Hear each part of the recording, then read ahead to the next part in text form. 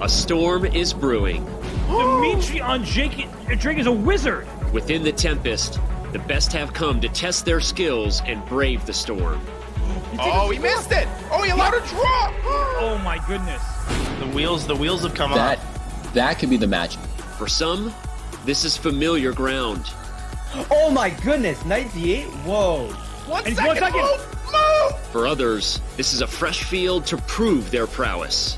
This is insane! Oh, look at Fabi, exhausting every last resource. The battles will be electric. 6-0! Oh! That was a sick tactic! The moves will be fast. It's game over. It's winning. Oh my god. Yes, it is. He's gonna make a queen! The stakes will be high. He just grabs his head. He can't believe it. He just gave away the pawn. The 2022 Speed Chess Championship is now. Fasten your speed belts, my friends. We're in for a wild ride.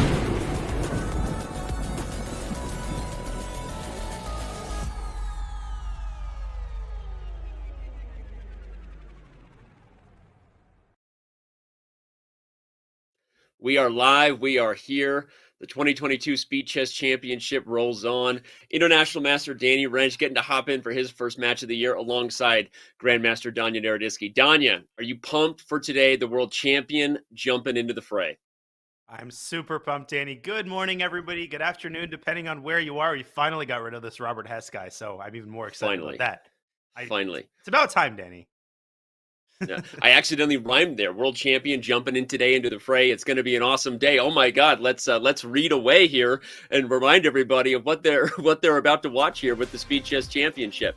It's the event you know and love, and we are in the round of 16. $100,000 at stake for all of your competitors. It's $2,000 to the winner outright, and then the rest of the money is split by win percentage. One of my favorite things about it. Keeps the match interesting throughout. A little bit of cash on the line.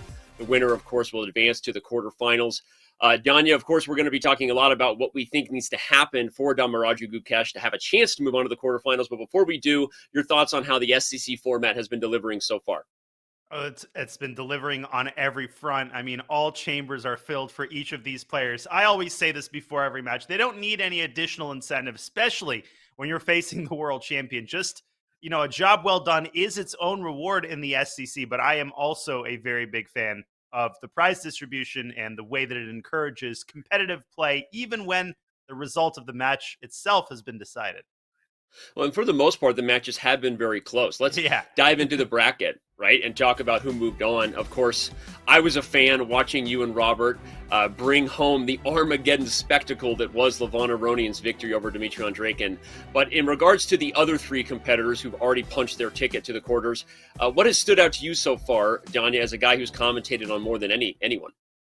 Yeah, I mean, from a purely sporting perspective, I think MVL's performance cannot be underestimated. Yep. I mean, he beats Jan Nepomniachtchi by 8 points. He blows him out of the water in precisely the format when most people thought the opposite would happen. That was an insane performance. But obviously, from an entertainment standpoint, you would be crazy to not go for Aronian and Andreikin as the matchup of the SCC season thus far. But the good news is that we've got plenty of more matches that match will have to compete with.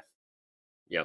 And of course, Ding Liren getting by Grisha. I'm not going to go fanboy, fangirl here and just talk about all the matches I had, because I wanted to jump in the ring and talk about maybe there was more to meet the eye with MVL having a stylistic advantage over Jan. It was a very weird match to watch, but okay. Let's talk about today's match. I don't think this is going to be a weird one to watch. Everyone knows that the world chess champion Magnus Carlsen is making his debut against the young Indian rising star Damaraju Gukesh. Danya, take it away. What are the things that jump out to you about this matchup on paper and what we're about to see? Listen, I think as commentators, it's important to be realistic. I would love to say that chances are this is going to be a very close match. It's going to come down to the Armageddon. On paper, that's not very likely to be the case. Magnus Carlsen is Magnus Carlsen, but something you like to point out, Danny, I'm sure you'll expand on this. Gukesh has defeated Magnus Carlsen in serious rapid play before. He's on an upswing. People forget that his FIDE rating, he's something like 27, 25. So this guy is a full-fledged member of the Super GM Club, Danny, and he's not an easy opponent for anybody. And he's young, so that bodes very well for him given the format. Well, you touched on, I think, the major point there. Whenever you have young players, you don't quite know what they're capable of. We'll be talking about these storylines throughout the day. But Damaraju Gukesh has also not even played that much online chess in the last year. He's been very focused on his classical and rapid form. The last couple of days, he's really been throwing down, though. And so what exactly is the youngster capable of in these fast time controls? But I'm with you. You got to be realistic in talking about this matchup. The world chess champion is that for a reason. He's also won most of the matches he's ever played in the SCC for a reason. And so this should be a very interesting matchup to see whether Gukesh strikes early. I think I'll say that. Gukesh has got to strike early. That usually is the case if you're ever going to see an upset. But all right, before we talk more about that, let's remind everybody again, what does striking early mean? What is the match format? Today's format will be what you know and love. Of course, it is a 16-player knockout. The players will score points as the clock ticks down. That's the real thing that makes the SCC so unique and so fun, especially if it is a close match when you see that clock ticking away. But we will have 3 time controls, Danya. Of course, 90 minutes of 5, 60 minutes of 3, and 30 minutes of 1. Your thoughts on which time control Gukesh maybe has the best chance to prove everybody wrong? Well, I think you hit the nail on the head. Gukesh has to go off to a good start. And that basically means I think the 5+1, those 90 minutes are the most important 90 minutes of the match. You dig yourself into a 4 or 5 point hole against the world champion, very likely you're never going to get out of it. I think Gukesh has to shock the entire chess world with a couple of wins early on, especially given that he doesn't play all that much online. That means the role of confidence is increased. If you're a perennial online player, you don't care as much about the first couple of games. You know you're capable of winning. For Gukesh, I think it's so important to set the tone in the first 3 or 4 games and then to maintain a close match all the way into the bullet. Yep. I totally agree. And also, of course, not just for Gukesh's confidence to get the win, but if you ever have a chance at rattling someone who throughout his career has pretty much been unrattleable, you have to do it, I think, early in this format. We've talked about it before, that the reason Magnus was 9-0 before losing to Maxime Vachier-Lagrave in the semis the last time he played is because he usually gets out, punches his opponents early, and then it's like, okay, here comes Magnus. Maxime, for whatever reason that day, was able to never let that be the case. If Gukesh is going to do anything, it has to be early. And it has to surprise the world champion with the A game, I guess, that he is bringing to the table. All right, but let's talk about the predictions. They're not going to shock anyone as we look at what Smarter Chess has broken down time control by time control in this matchup. Danya, that card kind of speaks for itself. It really does. A 95% win probability. Listen, I love to make fun of Smarter Chess, but I have to begrudgingly admit Smarter Chess is called Smarter Chess for a reason. Nobody's taking that name away from him. And purely on paper, a 95% win probability. If anything, I think that even might be an underestimation. But again, you look at that 5+1 score. That's the one that where Gukesh really has to defy the odds. Yep. And it's funny because, I think that the fans first looking in when they see those scores and those predictions, they might think that seems extreme. And in a single game between two super grandmasters, that would never be the case. But in a match format, it's almost like best of 7 NBA. The better team almost always wins when you have 3 hours. And that's why you see those predictions where they are. And as you said, maybe it's an underestimation because let's talk about what the community says is going to happen. More than 14,000, almost 15,000 if we round up. Last time I did my math good. Would say that Magnus Carlsen is going to win this. Yeah, I mean, 97%. That's a pretty big matchup. That's like in Who Wants to Be a Millionaire when you ask the audience on the $300 question. You better be right if 97% of you are predicting for the world champion to win. But it's a safe bet. Let's settle in. Let's buckle our speed belts. The games are about to begin, Danny. This is exciting. Yeah, we see. We've been watching here as Magnus Carlsen bounced around his room. He's got a lot of chairs, and a lot of chairs.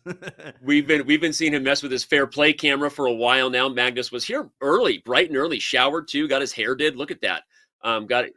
He's all ready. So, wait, are you sure that's showered Magnus, or could that just be I just got out of bed Magnus? Because that hair, that Magnus hair, could be two different things, I know my Magnus hair almost as well as I know my Hikaru Nakamura facial expressions, and that is a showered Magnus.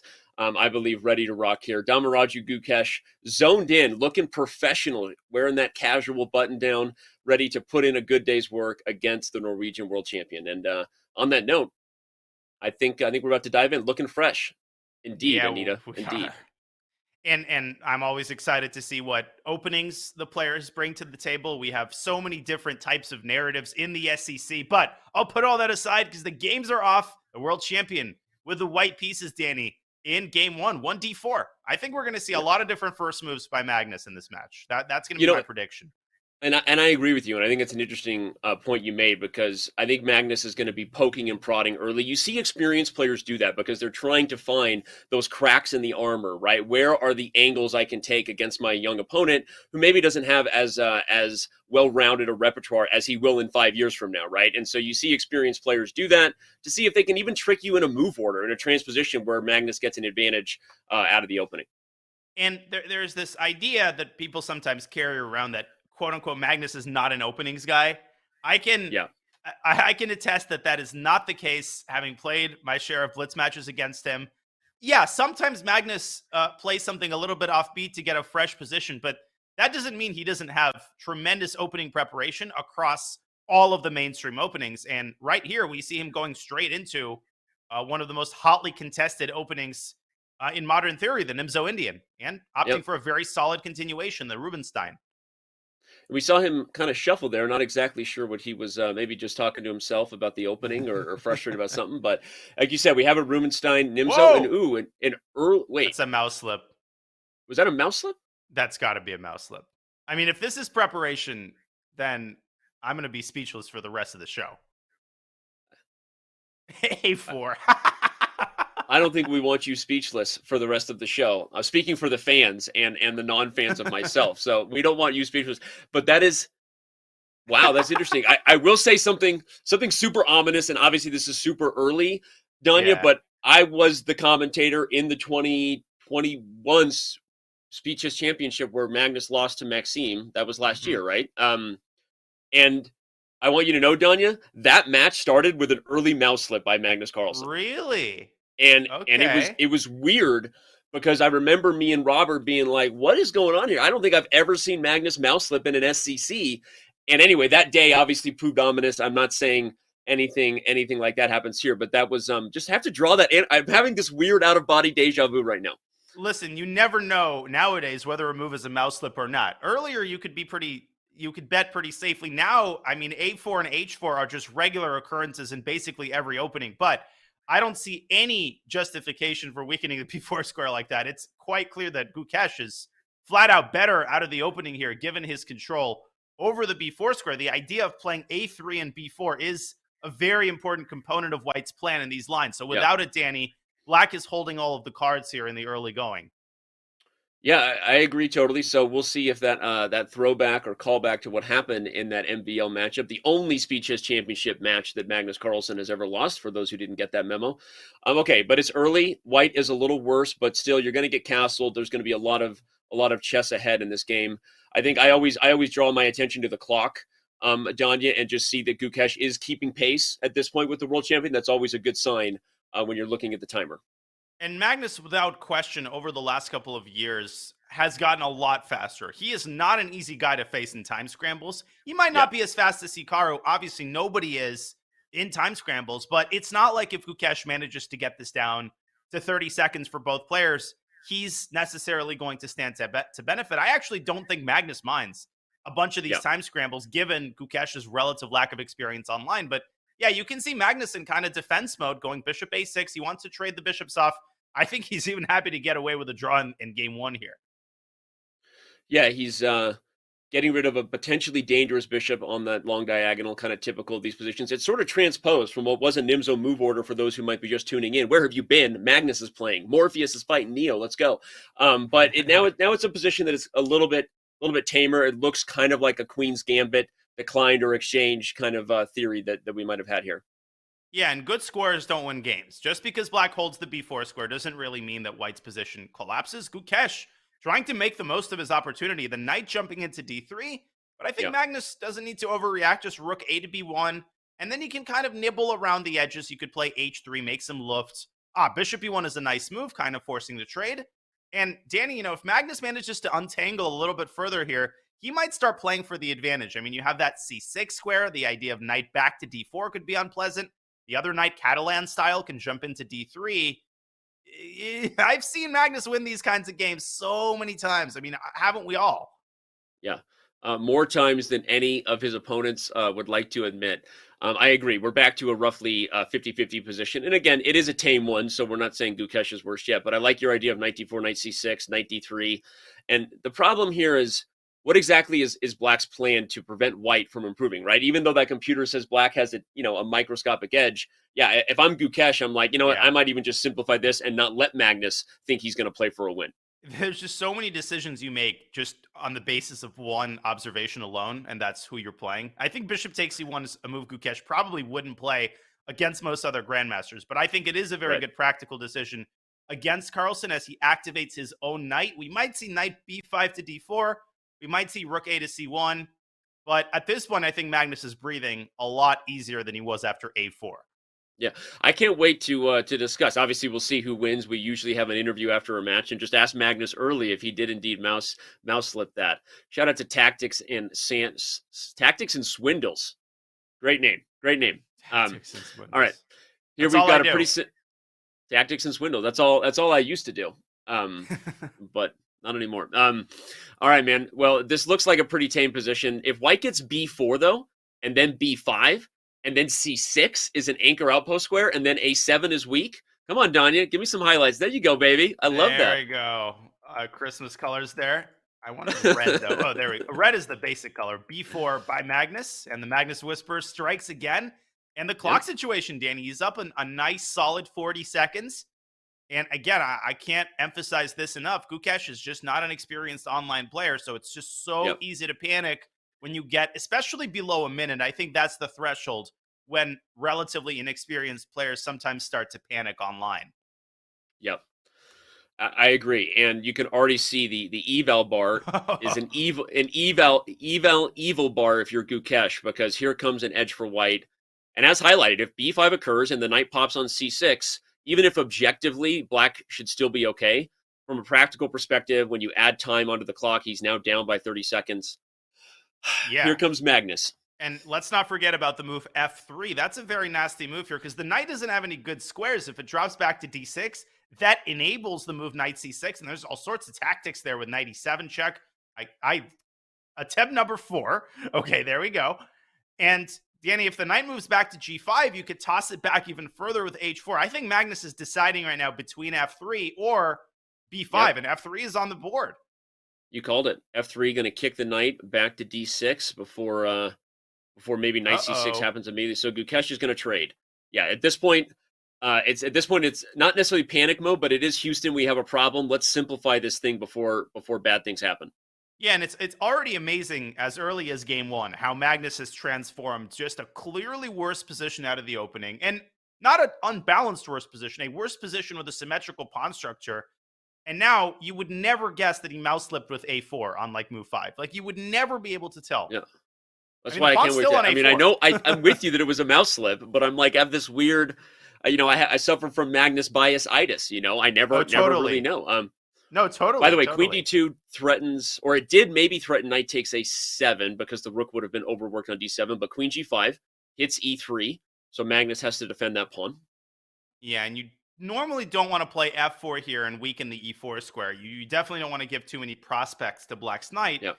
But, I mean, Magnus might decide on something a little bit more drastic given Gukesh's time situation. You could also see a move like rook to c3.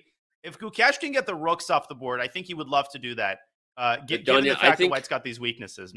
I think we got to show the line you're showing if we want to bring up the analysis, but we have to show this sacrifice coming from Gukesh. Knight e4, potentially with queen takes e3 check. I think we got to show that. Knight e4, queen takes rook c3 wasn't played. Rook c2 was played. Oh, rook c2 was played, but I think this illustrates the general idea, which is that white can go hunting for the queenside pawns, but e3 is always going to be a problem. But Danny, I think the idea of rook c2 is an antidote to knight e4. If you play it now, this looks very imposing, but after king f1, there are simply no checks. The rook's defending f2. Very important. Yeah, so rook c2 does stop not just queen f2 mate, but if the king had gone to h1, the infamous Venus flytrap mating pattern. So that's what I wanted to show, was that Gukesh had an awkward threat there. But okay, it doesn't happen. Magnus plays rook c2. We see in the live position, Gukesh has offered a queen trade. No, that's the worst thing to do against Magnus. You've got a worse endgame in game 1. And again, look at the time. You've got 30 seconds to defend it. I don't know about this. I'm with you, and I draw attention to the time control for those just tuning in. We got a long format ahead here. 90 minutes of 5-minute has just begun. We are only in the first game, but Gukesh under 20 seconds starts to become its own enemy, the clock. You got 2 enemies now, the world champion and the clock. And the third is the fact that you're a pawn down at a rook endgame against the world champion. I think Magnus would be playing for a win with black here. I mean, when you're the one down a pawn, Magnus is just going to kind of push his kingside pawns, maybe f5. There goes the second pawn. Now Gukesh is losing this. No way. Objectively, yeah, it's hard to be in a lost rook ending against Magnus. But okay, Gukesh, he will get white right next game, and that'll be interesting to see what the youngster brought to the table in regards to preparation, because players don't hold back in this format. Right. There's a lot at stake, and you see theory happen on deep levels in the SCC. I'm not saying this game's over yet, but I'm saying this game's over. I think I'm not saying it's over, but I'm saying you're kind of saying it's over. Of course, Magnus, he screws these up about one time out of every 100. And he's got plenty of time. Great time management in the endgame. Now it's over. Yeah. Now he's just going after all the pawns. No, 2 seconds for Gukesh, and he's simply going to resign. What a game by Magnus. That's just like a classic, old school, grinded out world champion game right there. Yep. Magnus, of course, will now take on the black pieces as they rematch. But no, that was why Magnus is Magnus, right? We expect this to be a tough one, an uphill battle where inevitably in the end we will all be rooting for Gukesh if we want to see him keep it close. But right now, you're right. That was vintage Magnus, despite the mouse slip in A4, and despite my call out to the fact that when he lost the SCC matchup versus Maxime Bachet-Lagrave, he also started with a mouse slip. But that didn't happen here today. He wins the first game, and we are sitting here waiting for the next game to begin. So, and the storyline beneath the storyline might be: will Magnus repeat A4 just out of spite? Just to show the commentators it may have been a mouse slip originally, but hey, this actually kind of works out. I mean, the greatest ideas in the world are generated in accidental ways. The clock has officially been paused. We see Magnus discussing things with our team. Shout out to the team working super hard. There's a lot of people bringing this to you. Our producers, our broadcast team, but also the fair play team, the events operations team. Magnus obviously having a discussion with them in some way. Maybe there's something going on with the webcam or with his second cam. And bye, Magnus. Love you. Yeah. Or his pizza delivery is running late. What's going on with Magnus? So, all right.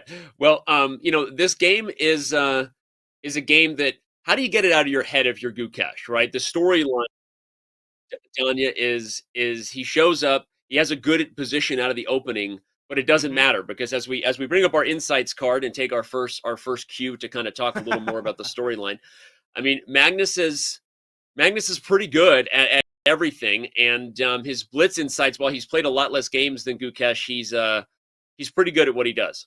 Yeah, what is his strength? Everything. What is his weakness? Nothing, and that's not an exaggeration with Carlsen. So when you're deciding on a match strategy, I mean, everything is relative, Danny. I mean, you're basically playing into Magnus's strength no matter what you do. And that's obvious. I think Gukesh's only chance of the 5-minute portion is actually to take a vast amount of tactical risk.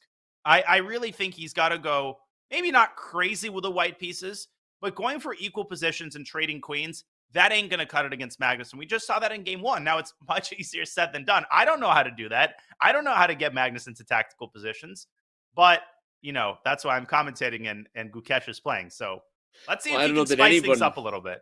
I don't know that anyone knows exactly how to get Magnus in positions he doesn't know how to play. But, I will say this too. While Magnus hasn't played as many games on Chess.com as Gukesh also played a lot of games early on and really didn't play a lot last year. So I want to give a shout out that his strength and accuracy is probably even better than it shows because he hasn't played a lot of online blitz over the last year until the last couple of days to try to get in good form against the world champion. So, it'll be interesting to see. But as we saw, it is a matchup that is a tough one for Gukesh because even when Magnus is worse out of the opening, he can come back, right? And so what do you do if you're Gukesh and you're psychologically trying to shake that off? Well, I think, to borrow a phrase I don't always like, you got to lean into it. And you got to remember that at the end of the day, and this is this is something I try to remind myself of when I get the great opportunity to play Magnus in just a casual blitz match. Hey, you're playing the world champion, right? There are worse ways than starting off a day or finishing off a day in Gukesh's case than facing off the world champion in a match. Obviously, nobody's necessarily expecting you to win, but that's kind of a good thing. Every single win against Magnus is a huge occasion, an occasion to celebrate. And I think that's how Gukesh should approach this match, as just a general learning experience rather than overthinking the final result, if that makes sense. It does.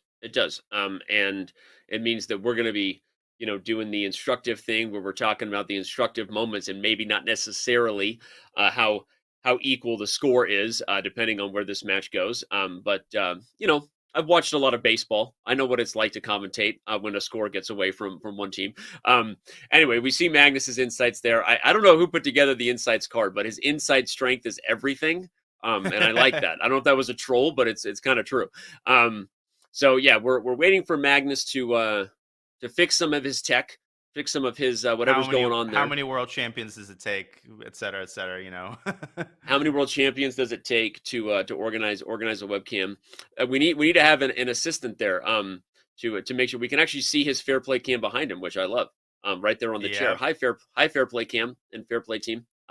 When he's on camera, we'll talk about that. So anyway, we see the SCC matchup record. We might as well even talk a little bit about what that means. I know that Magnus is probably not thinking about his loss to Maxime, to MVL right now, but I will say this.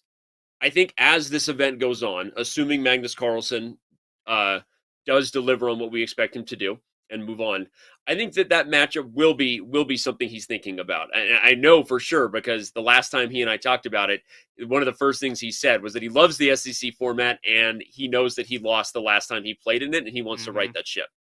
No, it's eating at him no matter how many, what the number is going to be in the win column. The fact that the number in the loss column is anything other than 0 is going to eat at someone whose expectation for himself is literal perfection.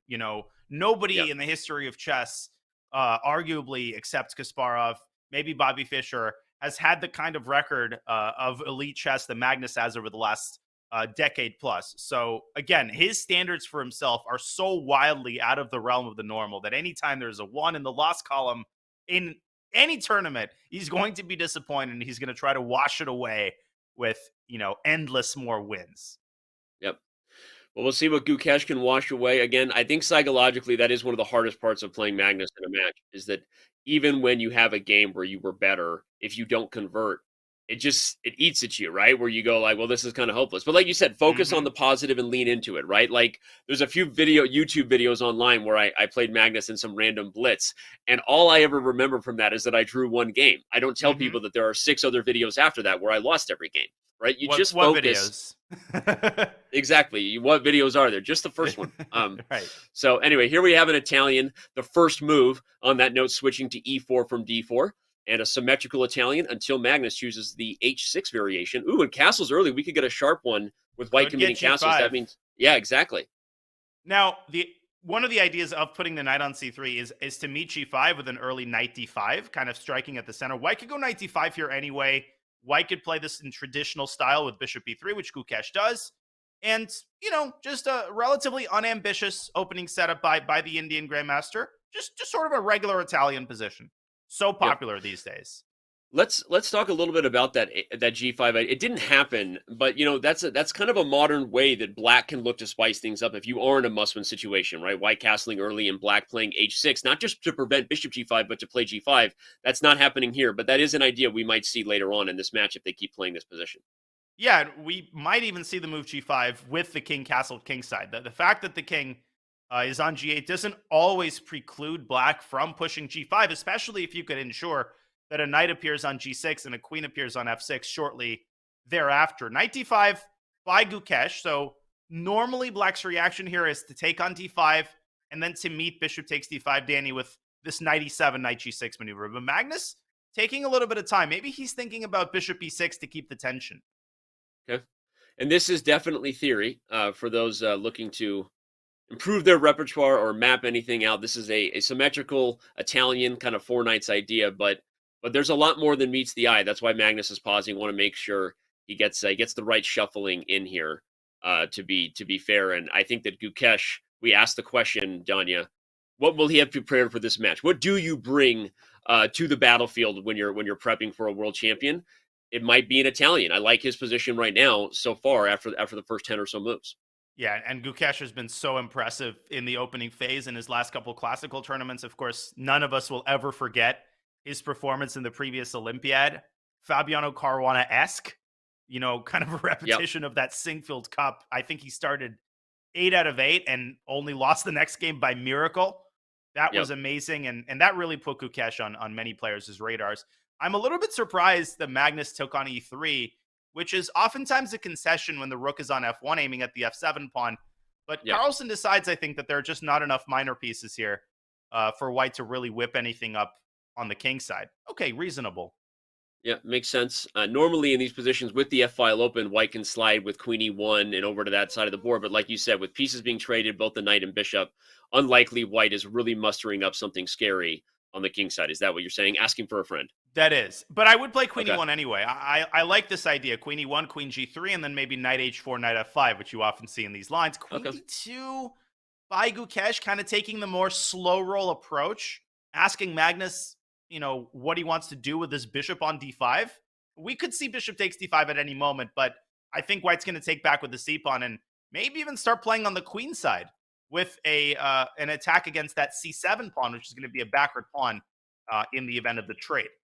I was going to say, on that note, what is Black's strategy? Are you thinking about taking d5, or are you trying to get White to blink first? Some maneuver where you move the knight from c6 in order to play c6 yourself and force White to capture on e6. What is Black's plan? Obviously, moving the knight might lose the b7 pawn. So again, asking for a friend, teach me what you know about this position. Normally, I'd say the idea is to get White to flinch first. Here, I would seriously contemplate taking on d5, and that's because of the presence of the b4 square. Magnus goes knight b4 immediately. I thought about this, but I didn't see exactly what the idea is in response to bishop takes b7 and then back to d5. Because if we pull up an analysis board, Danny, really quickly, I think Gukesh should take on b7.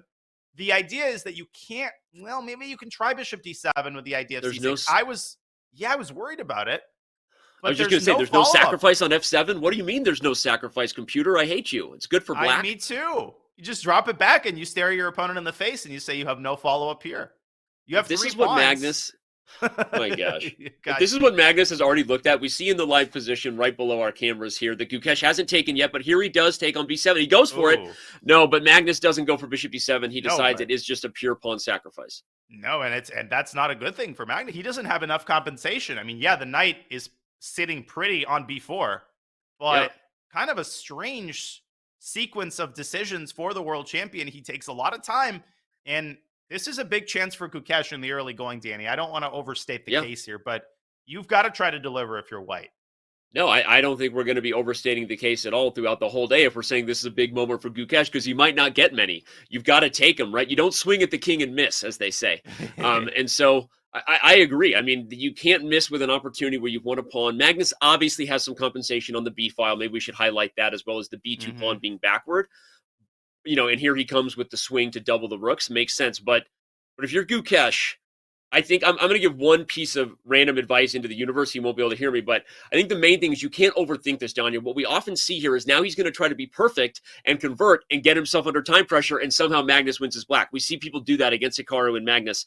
I think you got to trust yourself and try to play quickly, not trying to be too precise, because it is Blitz. Agree completely. He's been doing that so far. I love the way Gukesh is handling this so far. Rook ac1.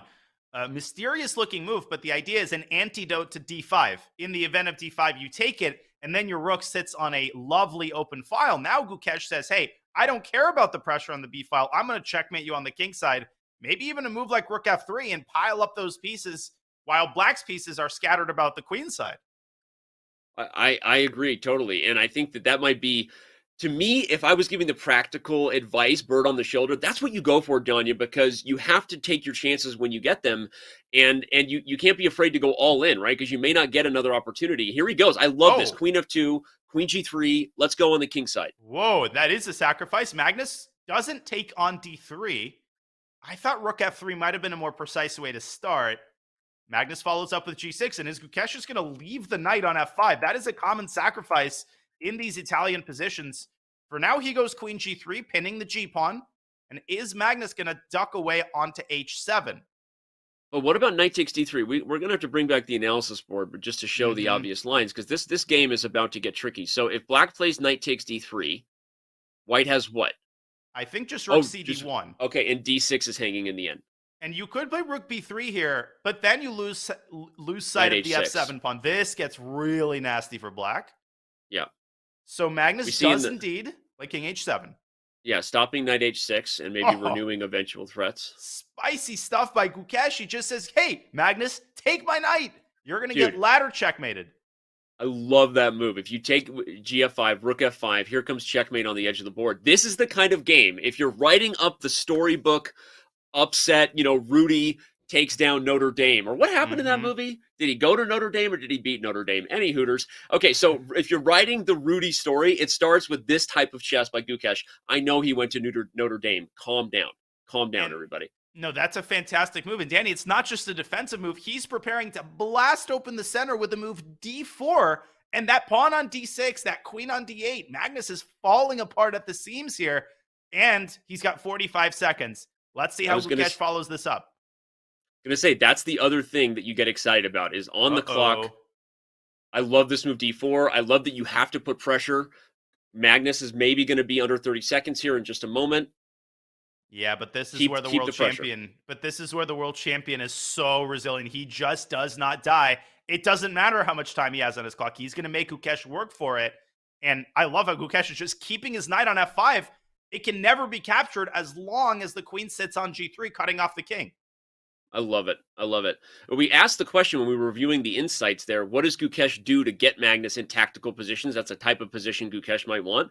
This is the kind of game you're looking for. This is exactly what you need. Magnus now under 20 seconds. Where's the beef, Gukesh?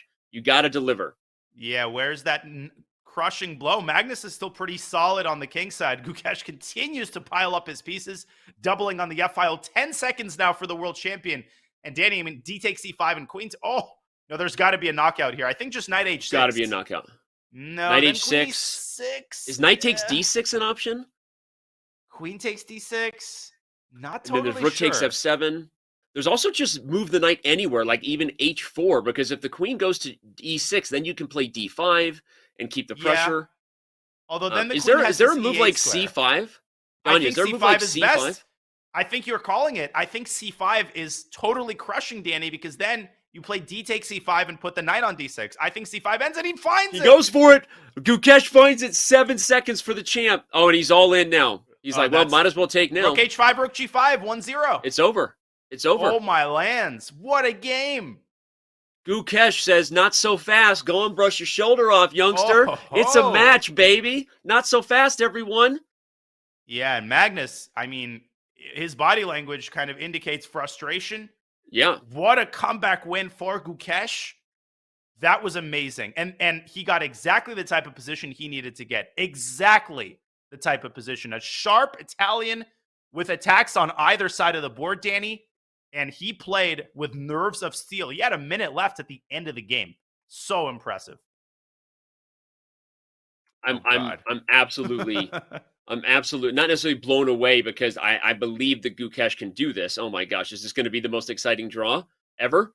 Remember, Danya, we commentated on the most. No, it's not the most exciting draw. This is Berlin. I've never seen this before. There's a rook on E5, Danny. Oh my god, look at the position. The pawn's symmetrical. The pawns are symmetrical.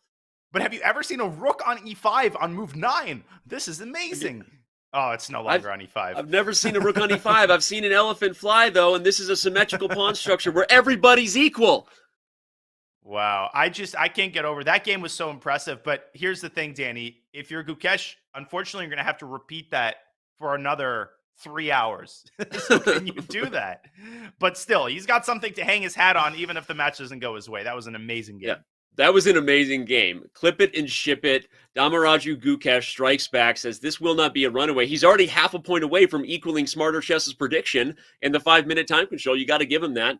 And I mean, seriously, we know this is an uphill battle. We know that we're going to be adding drama. So fans, forgive us for that. But the reality is, if we're talking about a storyline, which is our job to try to predict, what does Gukesh have to do with his style? What does he have to do to lure the world champion into some sort of deep, dark forest where he loses his way? It has to be great preparation, Danya, which he had in the Italian, tactical positions, as the insights showed, and then you have to deliver when it matters, under time pressure, and that's what Gukesh did. So, again, obviously it's early, but that's the kind of game you want to see if you're hoping for a close match. Yeah, and you want to catch Magnus in those casual moments. You know, Magnus doesn't seem too concerned. He's snacking. It's still so early in the match. I mean, nothing has happened yet. But again, it's all about the confidence booster, right? If you're Gukesh, hey, I can beat the world champion. I can outplay him. And I didn't just benefit, let's say, from a mouse slip. I outplayed him fair and square that game. You got to carry that confidence forward for the rest of the match. And right here, we've got a really interesting position, Danny. Magnus is down a pawn, but he's kind of buried the bishop on C8 under a pile of rubble. How is Gukesh going to get his queen side out? Well, and this is a typical kind of thematic sacrifice we see for white in these Berlins now. Maybe talk about that for the more advanced, astute fans out there to talk about the dynamics, because we see white doing this in this variation of Berlin, taking the opportunity to add dysfunction to the queen side in exchange for the pawn. And what exactly does black need to do? You have to get b6 and bishop b7, but when you do, there's tactics like queen e4. You highlighted it before I can save it. We're completing each other's sandwiches. You see, I learned, Danny. I learned. Yep. Robert has just got so jealous wherever he's sitting. He just got so jealous. Anyway, so yeah, exactly that. This is a difficult spot for black, and that's what Magnus is trying to go for. And the bishop pair notwithstanding, white does have the edge here. Yeah, what bishop pair? Gukesh Well, giving not away his anymore. dark squared bishop. And Yeah. he did that for one reason only, in order to be able to play b6. You called it, there was queen e4 Yep. on the immediate b6. Now, black is worse here. There's no question about it. White can basically win the pawn back on demand. If white suddenly gets the hankering to restore material equality, you can go rook d1 and queen d3 and whatnot. But I think Magnus is going to go for more. And Magnus could still play against the bishop with a move like bishop d5 and then c4. Black will develop to a6, but that doesn't solve all of his problems. I was just gonna ask for a friend and suggest bishop d5. I love that move. Here comes c4, like you said, the bishop remains in a cage. What you really want, if you're Magnus, is to somehow get the rook to e1, right? If rook e1 wasn't met with queen takes e1 backbreak checkmate, that would be overwhelming the lady on e7, because look at the queen and bishop ganging up on the f7 pawn. That's exactly what black has to worry about. So if you're Magnus, how do you create pressure against that queen on e7 so you can do work with the attack? Yeah, that's the right question to ask. You basically need to open up a second front. I think the long-term plan for Magnus is first to play c4, make some luft on the king side so you don't have the headache of the back rank mate, and then try to get the rook around, maybe via d4, either to e4 or to f4. And as you said, gang up on that f7 pawn, gang up on black's queen. I don't know how Gukesh is going to deal with that. He plays a5. I would be very worried about just like h3 and rook d1, and that's very Magnus style as well. Yeah, Magnus taking a moment to ensure it. I think the one thing is, if we bring up the analysis board, the one thing black has is that bishop a6, if it's met by c4, black will strike with b5, right? And that's the move that opens up the rook on b8 and tries to get some counterplay. So if h3, bishop a6, c4, b5, black is getting that play, and there is still no rook e1 because it's checked. So again, I'm just an international master sitting in for a grandmaster friend, but this looks like you can see black is starting to come to life here. So that's why Magnus is pausing. This isn't just a cakewalk at this point. Yeah, no, you bring up a great point. And one idea very much up Magnus's alley would be to play c4, bishop a6, and then a4, precisely to prevent b5 and to open up a pathway for the rook to e3. So, you know, you're doing a bunch of things at once, and I don't even have to make these moves on the analysis board. It's on the real board. He's played it. Oh, no, he's played a4. Yeah. A4 first, yeah. And there we go. And now he goes c4. So you were right that it was going to be on the main board soon. Just like we're going to see a lot of cash paid out. Reminder for the fans just tuning in. We got 18,000 plus of you already on Twitch. I guess people like watching the world champion play Rising Stars from India. I don't know. They didn't show up for me, okay? They probably showed up for you, but I think they showed up for the world champion and for the Rising Star from India. Welcome to the SCC. We got a long day ahead. So nice pawn structure for black. Black's got a long day ahead in this endgame. Gosh, this is like one of those. I feel like I was given an example as a kid by some, Russian trainer I had that said, let's imagine the worst pawn structure black could ever have in the universe. And then they set up a position pretty similar to this. Isolated pawn on h7. Highlight with me, Danya. Doubled isolated f pawns, double isolated d pawns. These are pawns only a mother could love. These are, I like it. And you're never going to go b5 ever as long as you're alive. So Magnus just has carte blanche here on the king side. You can go rook d3, d4, whatever, h3, f3. Literally put the rook on any file and it's going to be good. I just threw up in the back of my throat a little bit. If you don't mind, I'm going to grab some of my really cold coffee that's been sitting here. That's for like weeks. Bishop b7, though. I like how Gukesh is approaching this thus far. Get the bishops off the board first. That's step one. And Danny, you're probably going to have to give up at least one of your pawns if you're Gukesh, but you are up a pawn, technically. I know it sounds crazy. Wait, am I counting correctly? It's hard to count black's pawns. It is hard to count because they're that bad, but let's also draw attention that Magnus wasn't happy about whether he missed bishop b7 or not. He definitely believes that this maneuver of the bishop not being stuck on a6, now on c6 is an improvement for Gukesh, I think, based on his reaction. And the eval bar believes that as well. And Gukesh, he's not just sitting back and being passive. Rook g8, inducing the move g3.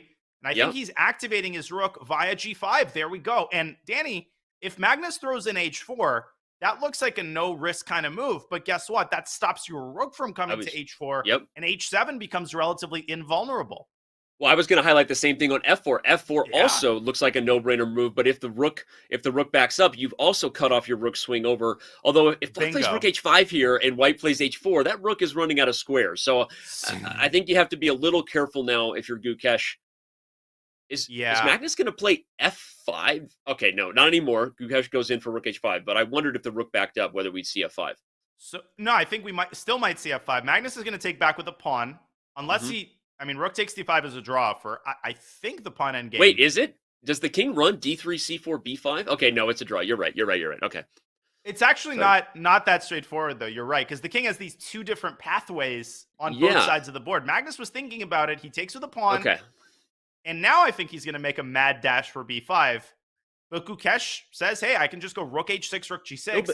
Nobody can. This weakness on g3. The rook will fall back to d3. This seems like a big improvement. If white is king d3, rook h6, king c4, rook g6, rook d3, white gets there in time. Is this really what Gukesh wanted?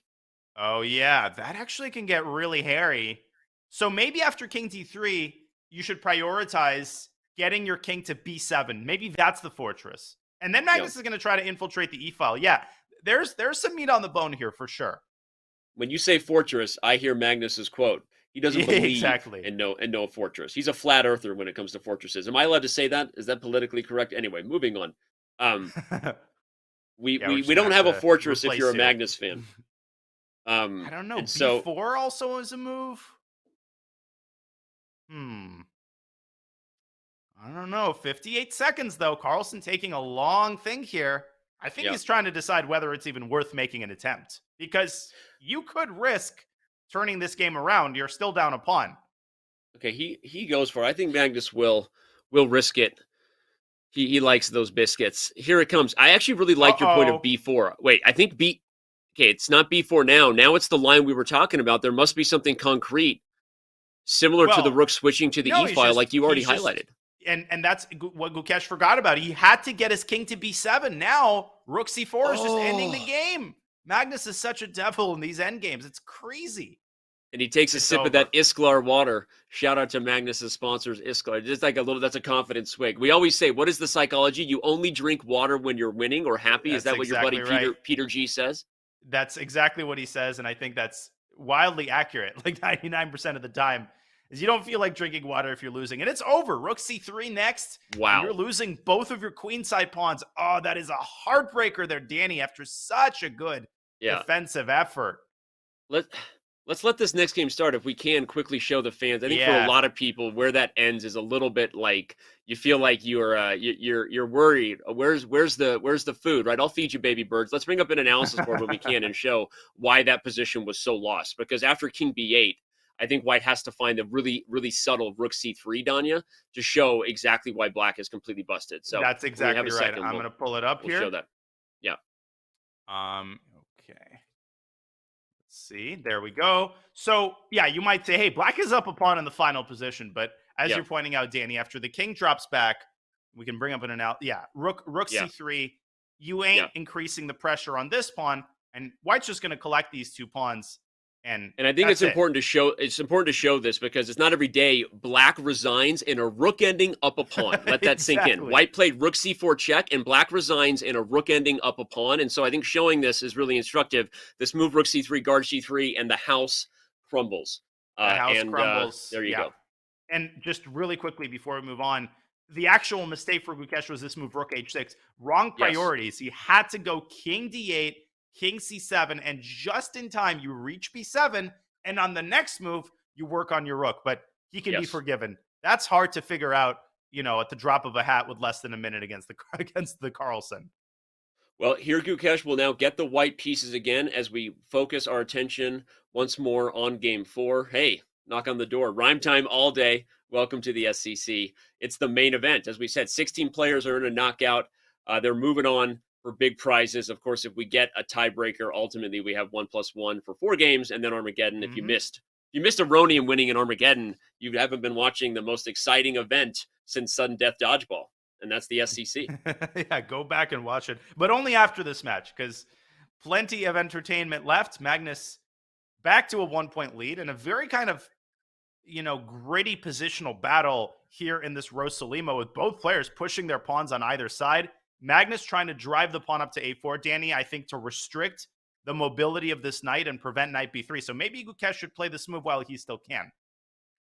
It's funny. I always struggle in these positions as black, as a Sicilian player, when you face a Rossalimo, because it just feels like it's only a matter of time before there's doubled C pawns are the focus of the game. It's like being on the white side of a Nimzo, right? So help me understand what tension, what dynamics is black trying to keep, so that now, because b3, there's going to be bishop a3. And at some point, black's going to play rook c1. And then if there's threats of c takes d5, where c5 is hanging, black has to do something, or those doubled c pawns become the focus. Yeah, and I'll preface by saying that I don't play the e6 Rossalimo with black, precisely because these structures are really, really challenging. And I think purely objectively, white's probably better. But black's got some things going for him on the other side of the board. First of all, this pawn chain is very, very strong. It's restricting the knight on f3. You've got the bishop pair. And at some point in the future, if you can get your knight somehow to f4, that's going to be a huge game changer, because then you're going to be able to apply pressure on d3. Of course, that's easier said than done. And that's precisely why Gukesh got his pawn to h5. I think a lot of people are like, oh, he's attacking. No, the pawn at h5 is fulfilling a purely defensive role. So you sometimes actually see black pushing g5 to try to induce en passant. Instead, Magnus taking the alternate route. I don't know exactly where he's going, though, Danny. Yeah. If I'm Gukesh, I'm just going bishop a3, and I'm saying, hey, what's your plan? And again, I've played the Nimzo Indian for my entire career as black, and this is a similar structure you see where black has parted ways with the bishop pair in a Nimzo in order to get these long-term weaknesses. And here comes bishop a3. As we said, rook to c1 will at some point be on the board. Whether you take right away or not on d5, white has this constant threat of cashing in, and that might force black to play d4, exactly. But if d4 comes, white can continue to maneuver and eventually try to capitalize against these double pawns. But maybe d4 ultimately is forced, and at the very least, white doesn't have a clear way to bring another attacker, right? Ooh, I'm surprised. I thought d4 is at this point kind of a no-brainer, and now he plays it. And okay, now he does it. Yeah, he waited for Gukesh to put his rook on c1, because now the rook kind of just looks dumb. But I think the eval bar was revealing that Gukesh maybe missed a chance to take d5. I wonder if, because now that d4 has been played, black is actually back in control. So again, for those who played this opening, or maybe some of our more advanced audience, you can back up and look at that. I think there's a lot of theory, a lot more subtlety there than maybe first meets the eye. And Magnus didn't hesitate to play d4 instantly when he had the second chance. And I think the nature of Gukesh's misevaluation, he thinks that by playing d4, black is kind of untying white's hands for action on the king side. The problem is black is the one who's in charge on the king side. Even though white has more space right now, and white has the more obvious maneuvers, black will eventually put queen d7 castles, and eventually black is going to have ideas of f5 and ideas of bishop g4. So let's see who ultimately takes charge on the king side. That's where the battle is going to shift starting now. I would play knight h4 without delay if I'm Gukesh. Agreed. Knight h4, before we even think about remaneuvering the knight on d2. Have they forgot about castling, Mr. Tonky? It's a funny question, but to be real about it, you might not only not see castling, it's possible you see black tuck the king on c7, even on the other side of the board, and then completely shift everybody to a kingside expansion. I see Danya's eyebrows raising despite that early in the morning. I know you like what I'm preaching here. I totally like what you're preaching. We're speaking the same language here, eating the same sandwiches. I think both kings might find their way to the queen side. But Danny, if white brings his king to c1, that pawn on b3 isn't entirely safe. I mean, there could be a sacrifice. We're talking like way down the line right now, but that's what you got to do. When the center is closed, you're switching from concrete calculation to more conceptual reasoning, because it's hard to calculate concretely. There's just so many candidate moves on every move, and I think that's reflected in their time usage. Ooh. Agreed. Bishop c1. Still a lot of pieces on the board for the time that is ticking away for these players. I kind of like the idea, as you're highlighting, of bringing the bishop to d2. But Danny Carlsen. On that note, Danny Carlsen striking, Magnus listening to my ideas. He's always listening to my ideas. He's going to put the king on c7, and then he's going to try to advance on the king side. The one asterisk, he might go king c8 also to keep contact between the queen and the pawn. Sorry, go ahead. Ooh, look at this. He's going to bring the knight to b4, which blocks the bishop's gaze on the a-pawn. That's a timely little maneuver there from that pony, making like a Luka Doncic Euro step. You know that when you do the Euro step in the NBA, it's basically moving like a knight? I thought about that the other day. Kind of in an L shape. I can see that. I can get behind that. 2 steps that looks like a travel, probably is a travel, but now that they haven't called it for 10 years, they can't start now. You know what I'm talking about, the Euro step. Well, they only call it when Steph Curry does it, but not when Luka Doncic Oh my and James gosh, Harden here does we it, 'cause go. Steph Here Curry we has go. the worst whistle in the NBA. But anyways. Wow, are you literally going to say Steph Curry has the worst whistle in the Oh my gosh. Of all the How many superstars, I championships believe do so. you have before you can complain? He's won My them in sons are spite of his heartbroken. whistle. Oh my gosh. All right, moving on. Hey, We you're are just a not going to Warriors get into hater. this. All right, Bishop Uh-oh. F7. Wait, That wait. allows a diagonal. A double take on G6, though, isn't there tactic? Can't G4. you win a pawn? Let's show it. To the back cave we go. Analysis board. Boom. HG, Knight G6, Bishop G6, Queen G4, baby girl. Oh, wait. Wait, what? Yeah, I just took on Okay, no, it's H1 still good for first. white. Yeah. Yeah, just to show that the knight on H1 doesn't impact the mechanism. Did Magnus overlook that? And Danny, this is where something you said is so important. I think Gukesh has to do this quickly. You got to not overthink it and just trust. Yeah, Magnus missed this tactic. Don't drop yourself down to 20 seconds before you do it anyway. Yep. And he's gone Queen G4 first. That's a big difference because now if you take on G6, maybe Black has Rook G8. Oh, Queen G8. I was thinking Rook G8, but Queen G8. Okay. Either. Yep. I think big missed opportunity there. Gukesh just could have won a pawn. Now I think Magnus could go Queen G8 anyway. And this is just a paper tiger. I mean, you don't have any way to increase the or this. You can never take on G6 anymore. And this is exactly what you're saying. I think that in hindsight, when young players look at those opportunities again, and maybe that's why a guy with more experience like MBL was the only person ever to oust Magnus from the SCC, because he's played Magnus enough where he's like, look, I know you're better than me, but if you blunder, I'm not going to be afraid to call your BS, so to speak, right? I think young players second guess, and that was a clear tactic that we all saw very quickly, and Gukesh misses a chance to cash in, and it'll probably bite him if Magnus comes back and wins this game. Although I do really, really like his last move, F4, fearless play on the king side. Magnus meets him at the top with F5, and we're about to see some major fireworks on the king side. G takes H5 is his idea, and then I think he's going to take on F4. Obviously, the queen is hanging, so you can't take the knight. Wow. Wild stuff. Knight takes F4. This position is about to blow open.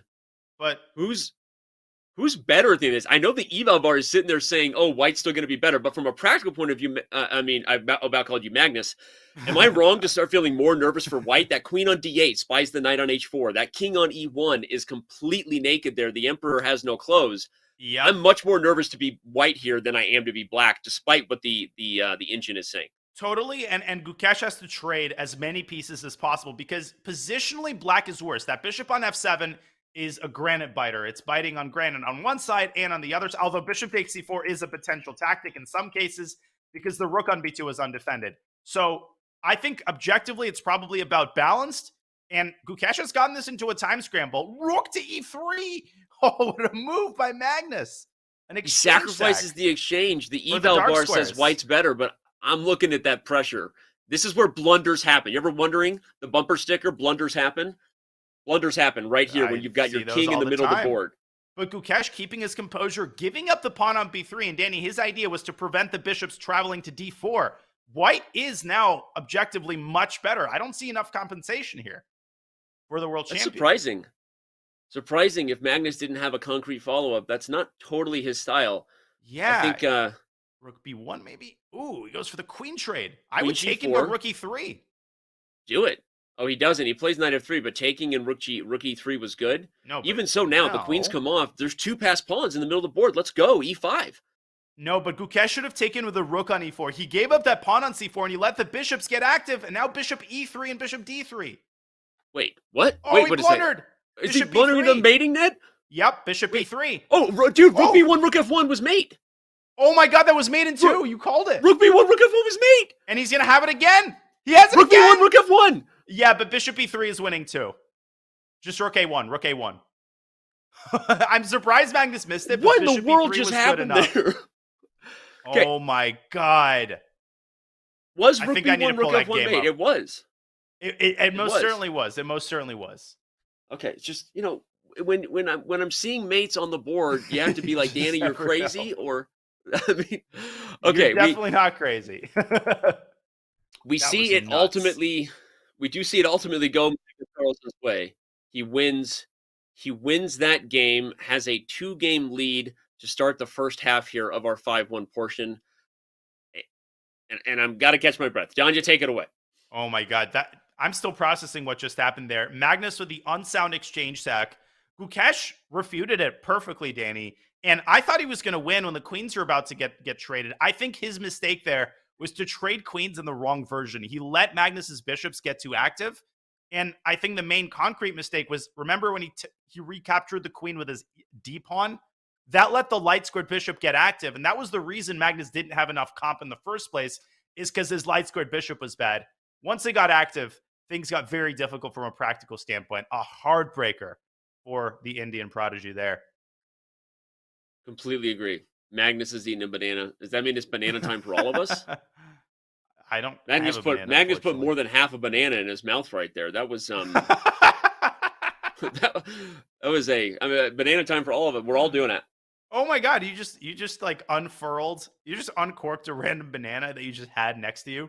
I always have bananas Only around Danny in Wrench. case Magnus says it's snack time. If Magnus eats a banana, everyone eats a banana. Hey, everybody at home, go get yourselves a banana. Good potassium, great for you. Thank you, What if Magnus, Magnus for that pulls cue. out a dragon fruit? Do you have that nearby too? You don't know what I have in the studio. Let's just say it's a bag of tricks. Not more than Beth Harmon wigs hanging around here. All right, so we have another Berlin, a different move order than what we saw in game 2. It was game 3. No. Yes, it was game 3. The second time Magnus had white. If you're just tuning in, Magnus started the match with d4, switched to a Berlin in game 3, and now in game 5, we see another Berlin for the world champion. I like to keep track of the storyline of what the openings are. Kind of tells us maybe sometimes what we're going to see, Danya, as the time controls get faster. We said Magnus would try different things. He would poke around. We've seen d4 and e4 played. Yeah, and I actually think this is a huge game because in the blink of an eye, it's now a 2-point lead. That was a 2-point swing right there. Gukesh wins the game. It's still a tied match. A draw here would go a very long way towards stabilizing things going into the halftime break of the 5-minute portion. A loss and the train, the Magnus train will start to leave the station. Talk about how hard that is as a player. You played chess at a pretty high level in your career, Danya. I don't know if you knew that. You're pretty good at chess. How hard is it? It always sounds easier said than done to say stop the bleeding, right? That's the phrase we were both given by our Soviet trainers. You don't want to lose more than a couple games in a row. But psychologically, you want to win when you're down 2 games. So how hard is that to gather yourselves, make the disciplined decision, which is you're black, and you need a draw despite being down 2 games, just focus on what's in front of you? It's super hard. And again, I want to be more sparing in my sports references, but I really think this is a good analogy.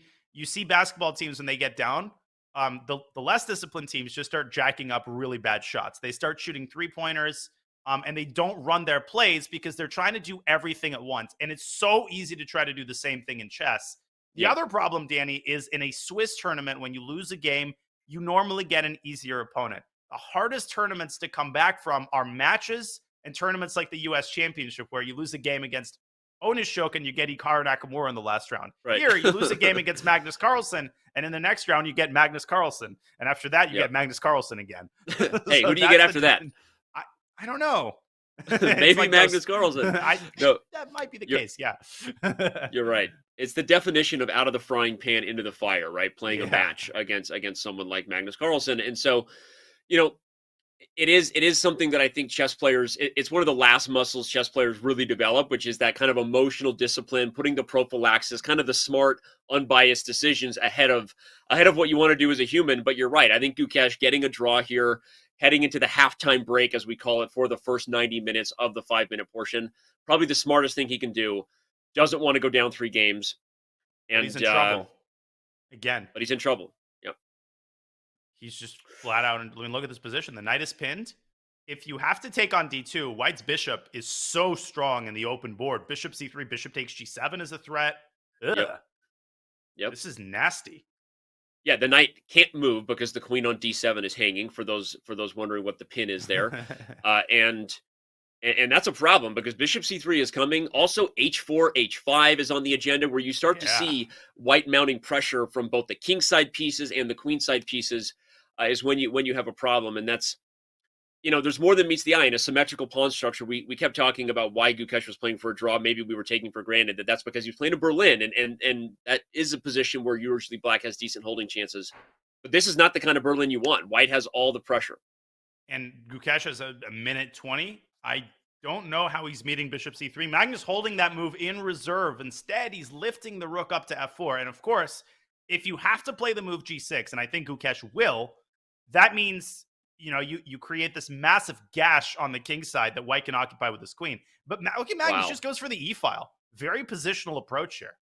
I love that. What a switch right there. It's the only open file on the board, which means whoever dominates it will get access to all the other things that matter. This is such an interesting switch from Magnus, giving up the pin, because rook e4 was also possible, and there was no rook e8 for Black. White could trade and win the knight.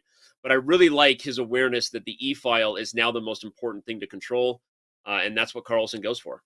And I would contemplate going back to g4 now that there's a massive outpost on e6 for the rook. So queen g4 and rook e6 looks really pretty. Gukesh, of course, wants king f7 and rook e8. And if he can get those two moves in, that's the danger of hanging your hat on an open file. If that file is taken away from you, your advantage kind of evaporates. And the bishop ain't too happy all of a sudden. It's kind of staring at a bunch of Black's pawns. So far, Gukesh defending pretty well. H3. It's funny. I was going to ask whether g4 was possible there for Magnus, because the knight didn't have any other squares besides h6. You could trade, shake and bake, and mom helped with queen e7, right? I mean, there was an idea there where, okay, he doesn't go for it, but whenever there's only one open file, I always told my students for years that open files are like commodities and that supply and demand are the principle that govern them. And so if there's only one, it's more valuable. So that e-file that Magnus is controlling is going to be the way for him to either, and he goes g4. So now there is queen e7 at some point. Yeah. There's also bishop h6. So rook e8 is kind of a semi-threat right now. It's not a real threat as long as the rook is protected by the bishop. Maybe bishop c3 is a good compromise move. Magnus shifts his queen to d4. That's such a nasty move to face, Danny, because now you can't play rook e8 because the pawn hangs.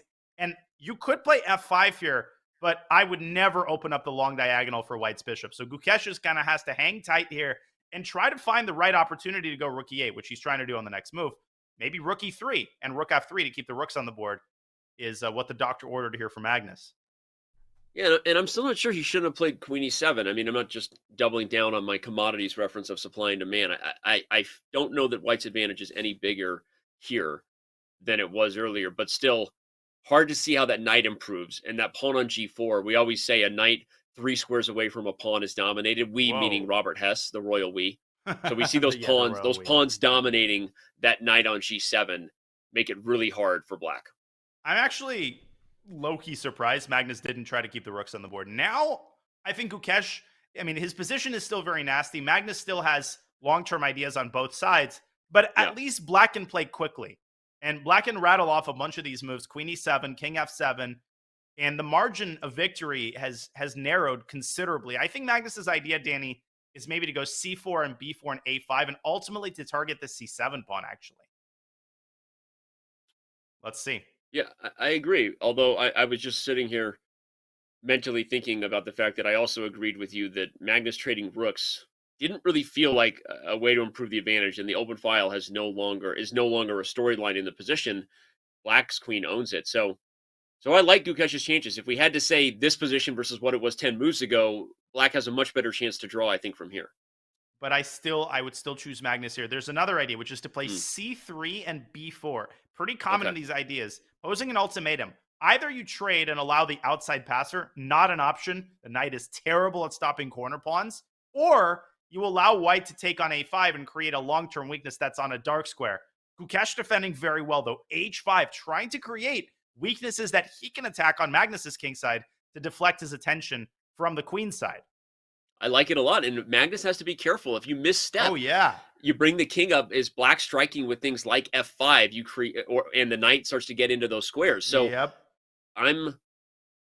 White is still in the driver's seat, but if Gukesh opens up the king side, it would even be worth, let's say, an imaginary pawn, because if he can get a draw, get a perpetual check against the white king over there that doesn't have defense, this is what Gukesh needs, and the time pressure is starting to become real here.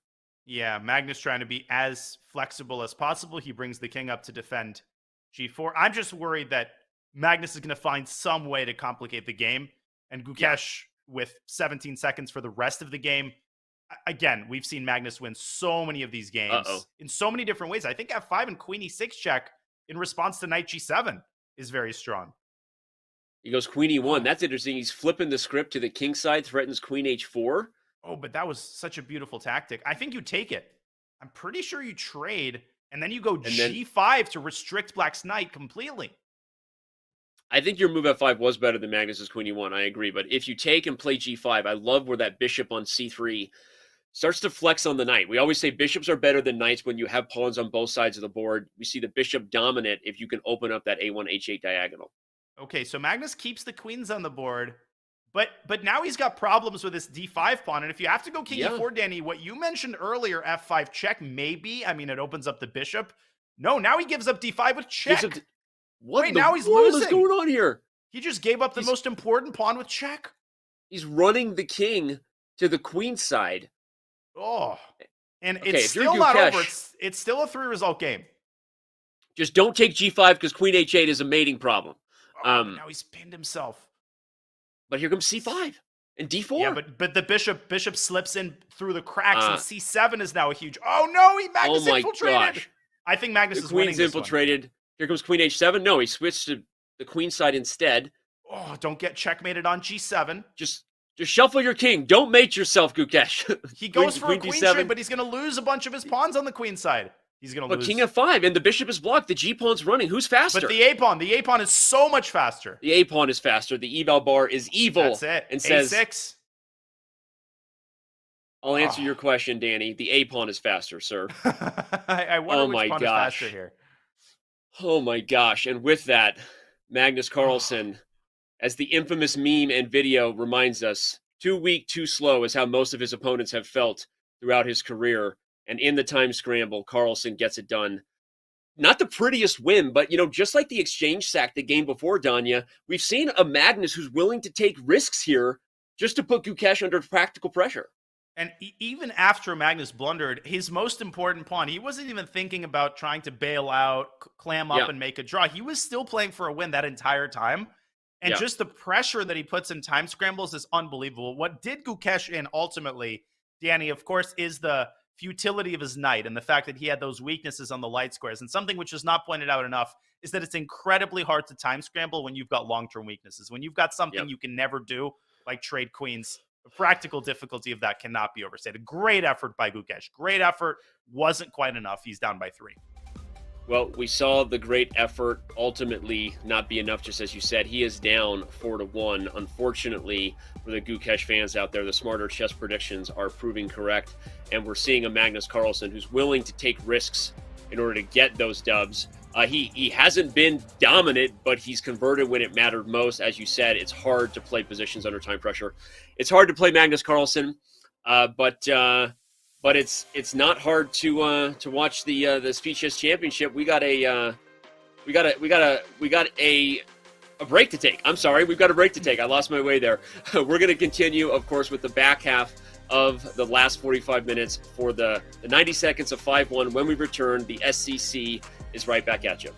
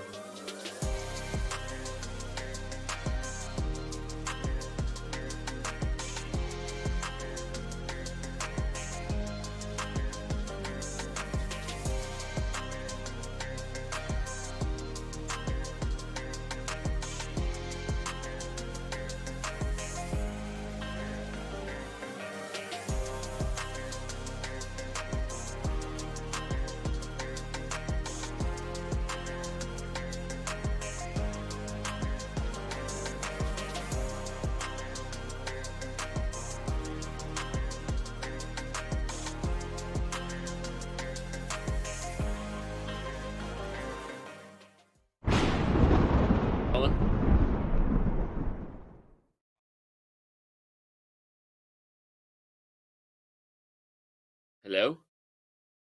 Welcome back to the Speed Chess Championship. We are watching Gukesh, the pensive expression on Gukesh's face as he stares down the barrel of a 3-point deficit halfway through the 5-minute portion. Let's remind everybody of our community predictions. 97% of you predicted Magnus Carlsen, the world champion, to win the match. And so far, that is aging pretty well. But the good news for Gukesh is that all of the games thus far have been really, really close. And virtually all of them have gone down to a time scramble. So I think it's important for Gukesh to kind of extract the positive out of the match so far. But as usual, Magnus Carlsen has been an absolute buzzsaw. It's been a pleasure commentating this round of 16 match for you alongside International Master Danny Wrench. We've got 40 minutes or so of 5+1 action, and then there will be an hour of 3+1, followed by 30 minutes of 1+1. All right, and here we see Magnus Carlsen. He's put his hoodie on. Danny resolving a couple of audio issues here. I think I can hear you now, Danny. Perfect, I can hear you.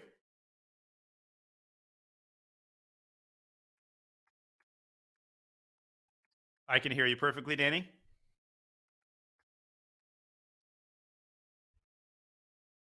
I can hear you guys. Awesome.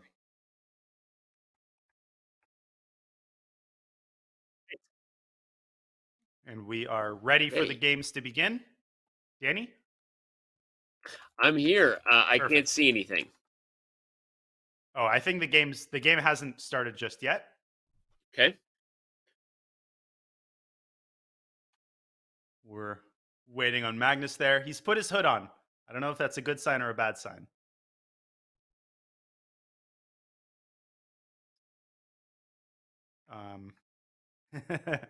I think we're back to muting Danny. No, but he's smiling. Wait, Danny, you can hear me, right?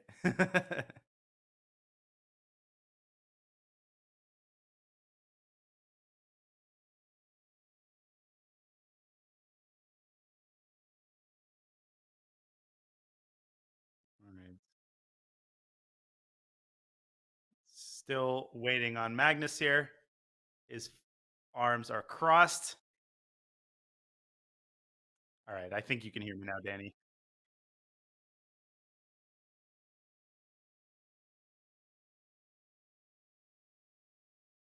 Awesome. The world is right indeed. I missed you dearly, Danny. I don't know how I survived these last 2 minutes. Honestly, it was a heart-rending moment, heart-wrenching moment. You got what I did there, right? Spell it with an SCH, just like this guy I know.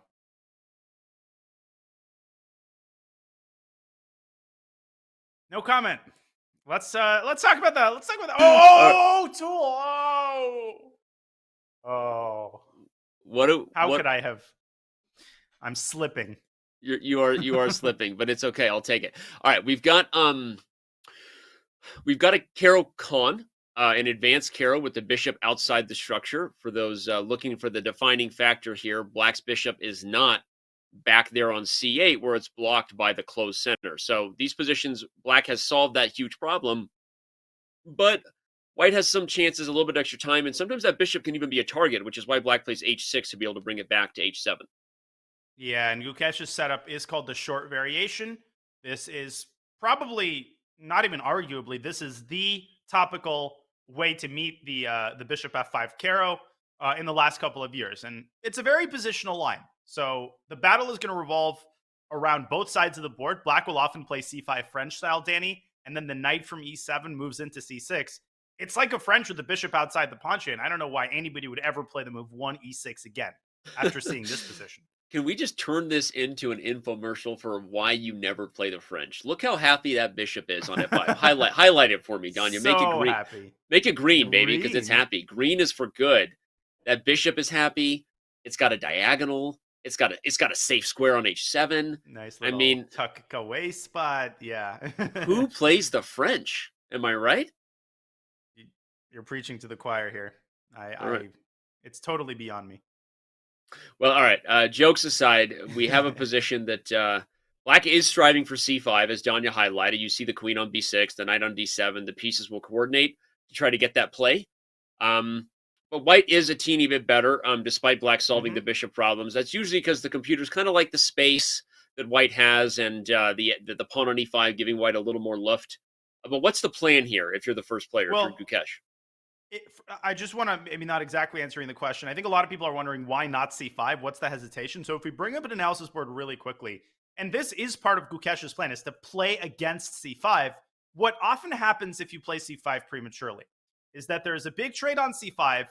White can stick a bishop on this really nice outpost and then follow up with knight d4, and then the bishop slides into e3 and the queen gets in trouble. So with the king side still undeveloped, playing c5 often contains a lot more risk than benefit. And that's why we see Magnus taking a fundamentally different approach. He moves his knight away to g6, and that clears the space for the bishop to come out to e7. But Gukesh shoving his h-pawn right down the board and knocking the knight back to f8 or maybe to h4.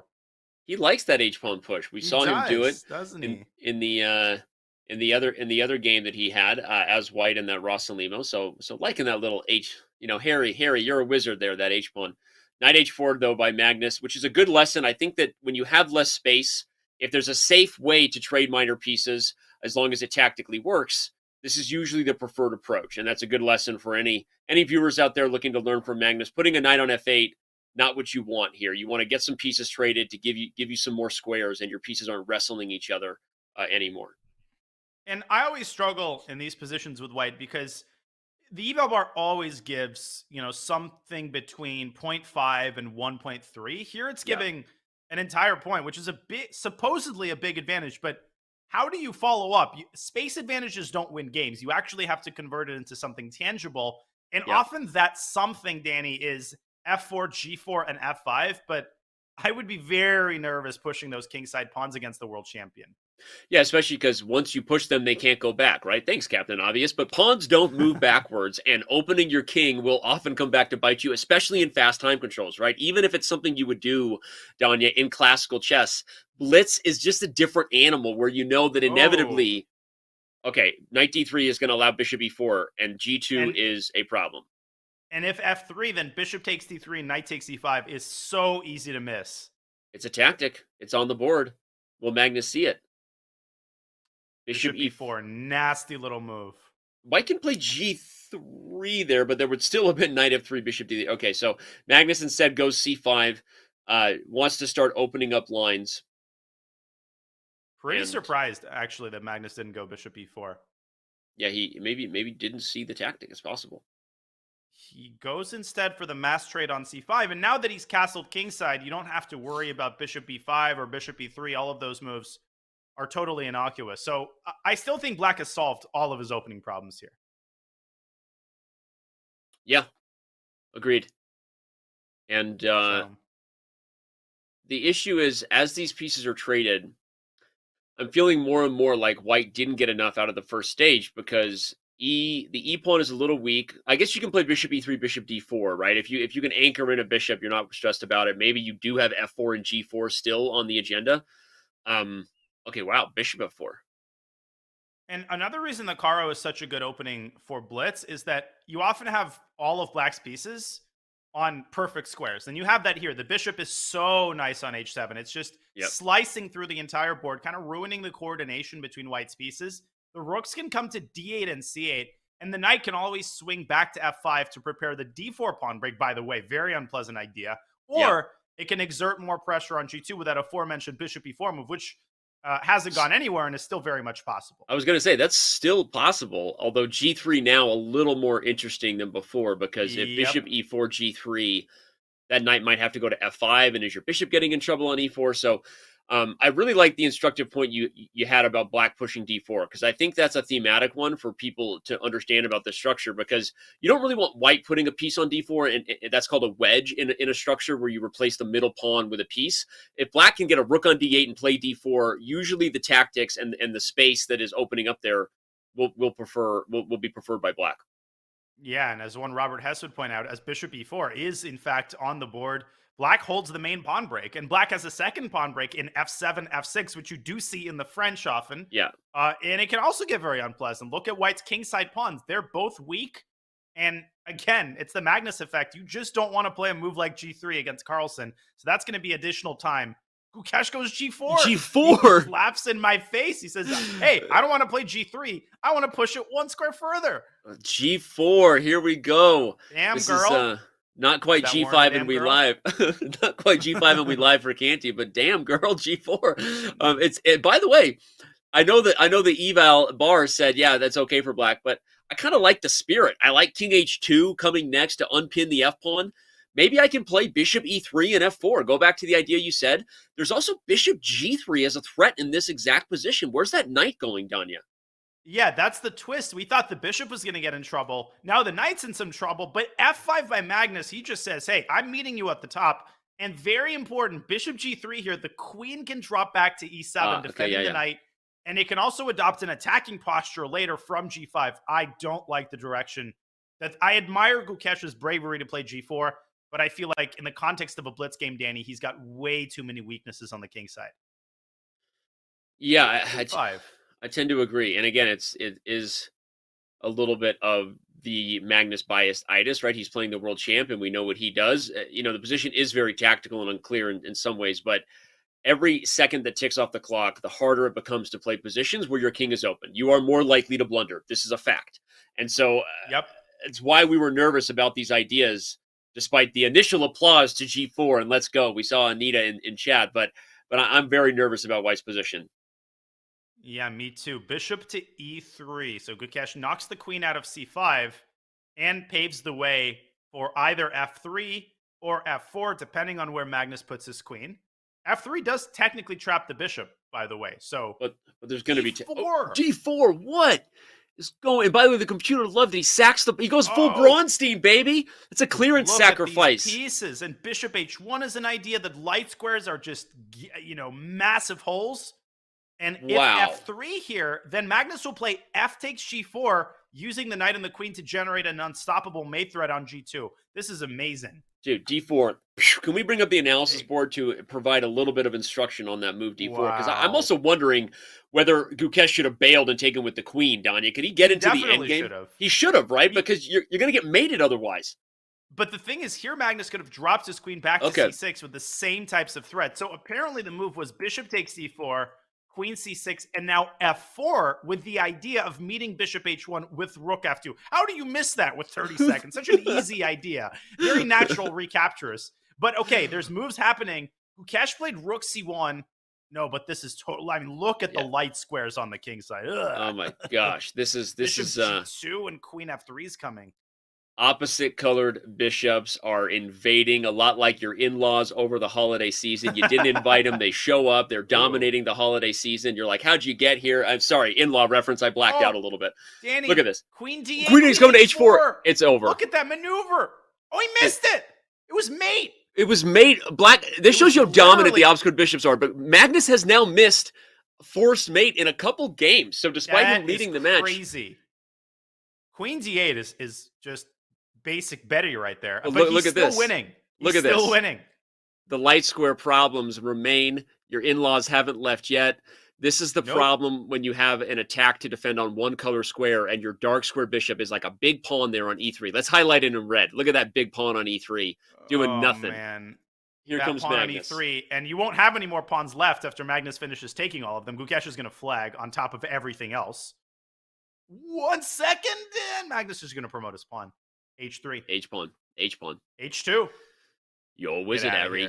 Yo, wizard. Danny, why can't I do that? I'm missing mate in like 3 and still winning in like 3 moves like that. That's the margin of victory that Magnus Carlsen has. And that's because he dominates all of the squares positionally. Total positional domination leads to scenarios where you can miss mate and still be completely winning. Yeah. Yeah, if you're just tuning in, Magnus missed a forced mate in a previous game. Again, also still won. And here, he misses queen d8, queen h4, but also still wins, right? But it is an instructive lesson of obstacle bishops and the problems therein. Your bishop was basically a bystander on the dark squares if you're Gukesh. Magnus shows how to convert those things, and he's got a 4-game lead to go with it. Man, and it's weird because the games are pretty close. The middle games are complicated. I wouldn't say that he's blowing Gukesh out of the water in any of these games. He's just getting the upper hand in critical moments. I mean, he's just outplaying him from dynamically balanced middle games. And that's maybe even more impressive. No, and we've both said the same thing, and it's not to necessarily disparage Magnus, but he hasn't been that impressive today, honestly. But I think in the time scrambles, he's just been that much sharper, has a little more experience, I think, than Gukesh does. And it kind of sucks to say that if you're Gukesh, because Magnus maybe hasn't even found his form yet. Stella hasn't even gotten her groove back yet, and she's up 4 games. But that's what makes, athletes like Magnus so impressive. When somebody at that level has an all-star performance, anybody can come up with a dominant victory. The real question is, how do you play when you're in mediocre form? Can you still dominate even when you're missing a lot of stuff you normally would see? Yep. And the answer thus far has been a resounding yes, but the match is very far from over. We still have 2 more segments. And a 4-point lead, it's not a 10-point lead. Gukesh can still, 1 victory, and we're singing a different tune. Yep. You've got to start somewhere. What do they say? 1 game at a time. Focus on what you can control. How many sports cliches can we fit in? It is what it is. Right, exactly. It is what it is. Do what you can here. Just bring your A game just down the stretch. all the things, right? Last game of the year, Dan. Can't hold anything back now. Anyway, this Team is effort. But okay, we're gonna keep. But all right, you get it. The point is, Gukesh, he does have a pretty decent position here as black. I mean, I know the eval bar favors white a little bit, but this is certainly a playable one. The problem is, we called for it a couple games ago, and I'm gonna call for it again. He needs to stop the bleeding. He needs to get another point on the board. If you're just tuning in, first of all, where have you been? Gukesh won the second game in fine fashion, by the way. It was an awesome game, and the score was tied 1-1, but Magnus has been on a tear ever since. And I think if you're Gukesh, forget about the score, hold, play a great game, get a draw against the champ, and then you can build on that. Yeah, you just need to not lose. And once again, I'm worried, just given Magnus's body language as he kind of sits back, his hoodie is on. He's in sinister Magnus mode right now.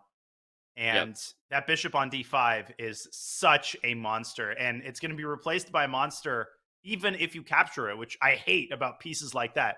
You take it, Magnus might even take with the e-pawn, Danny, and organize some serious pressure on this e5 pawn. So Magnus preparing a4, a5 on the queen side. Yep.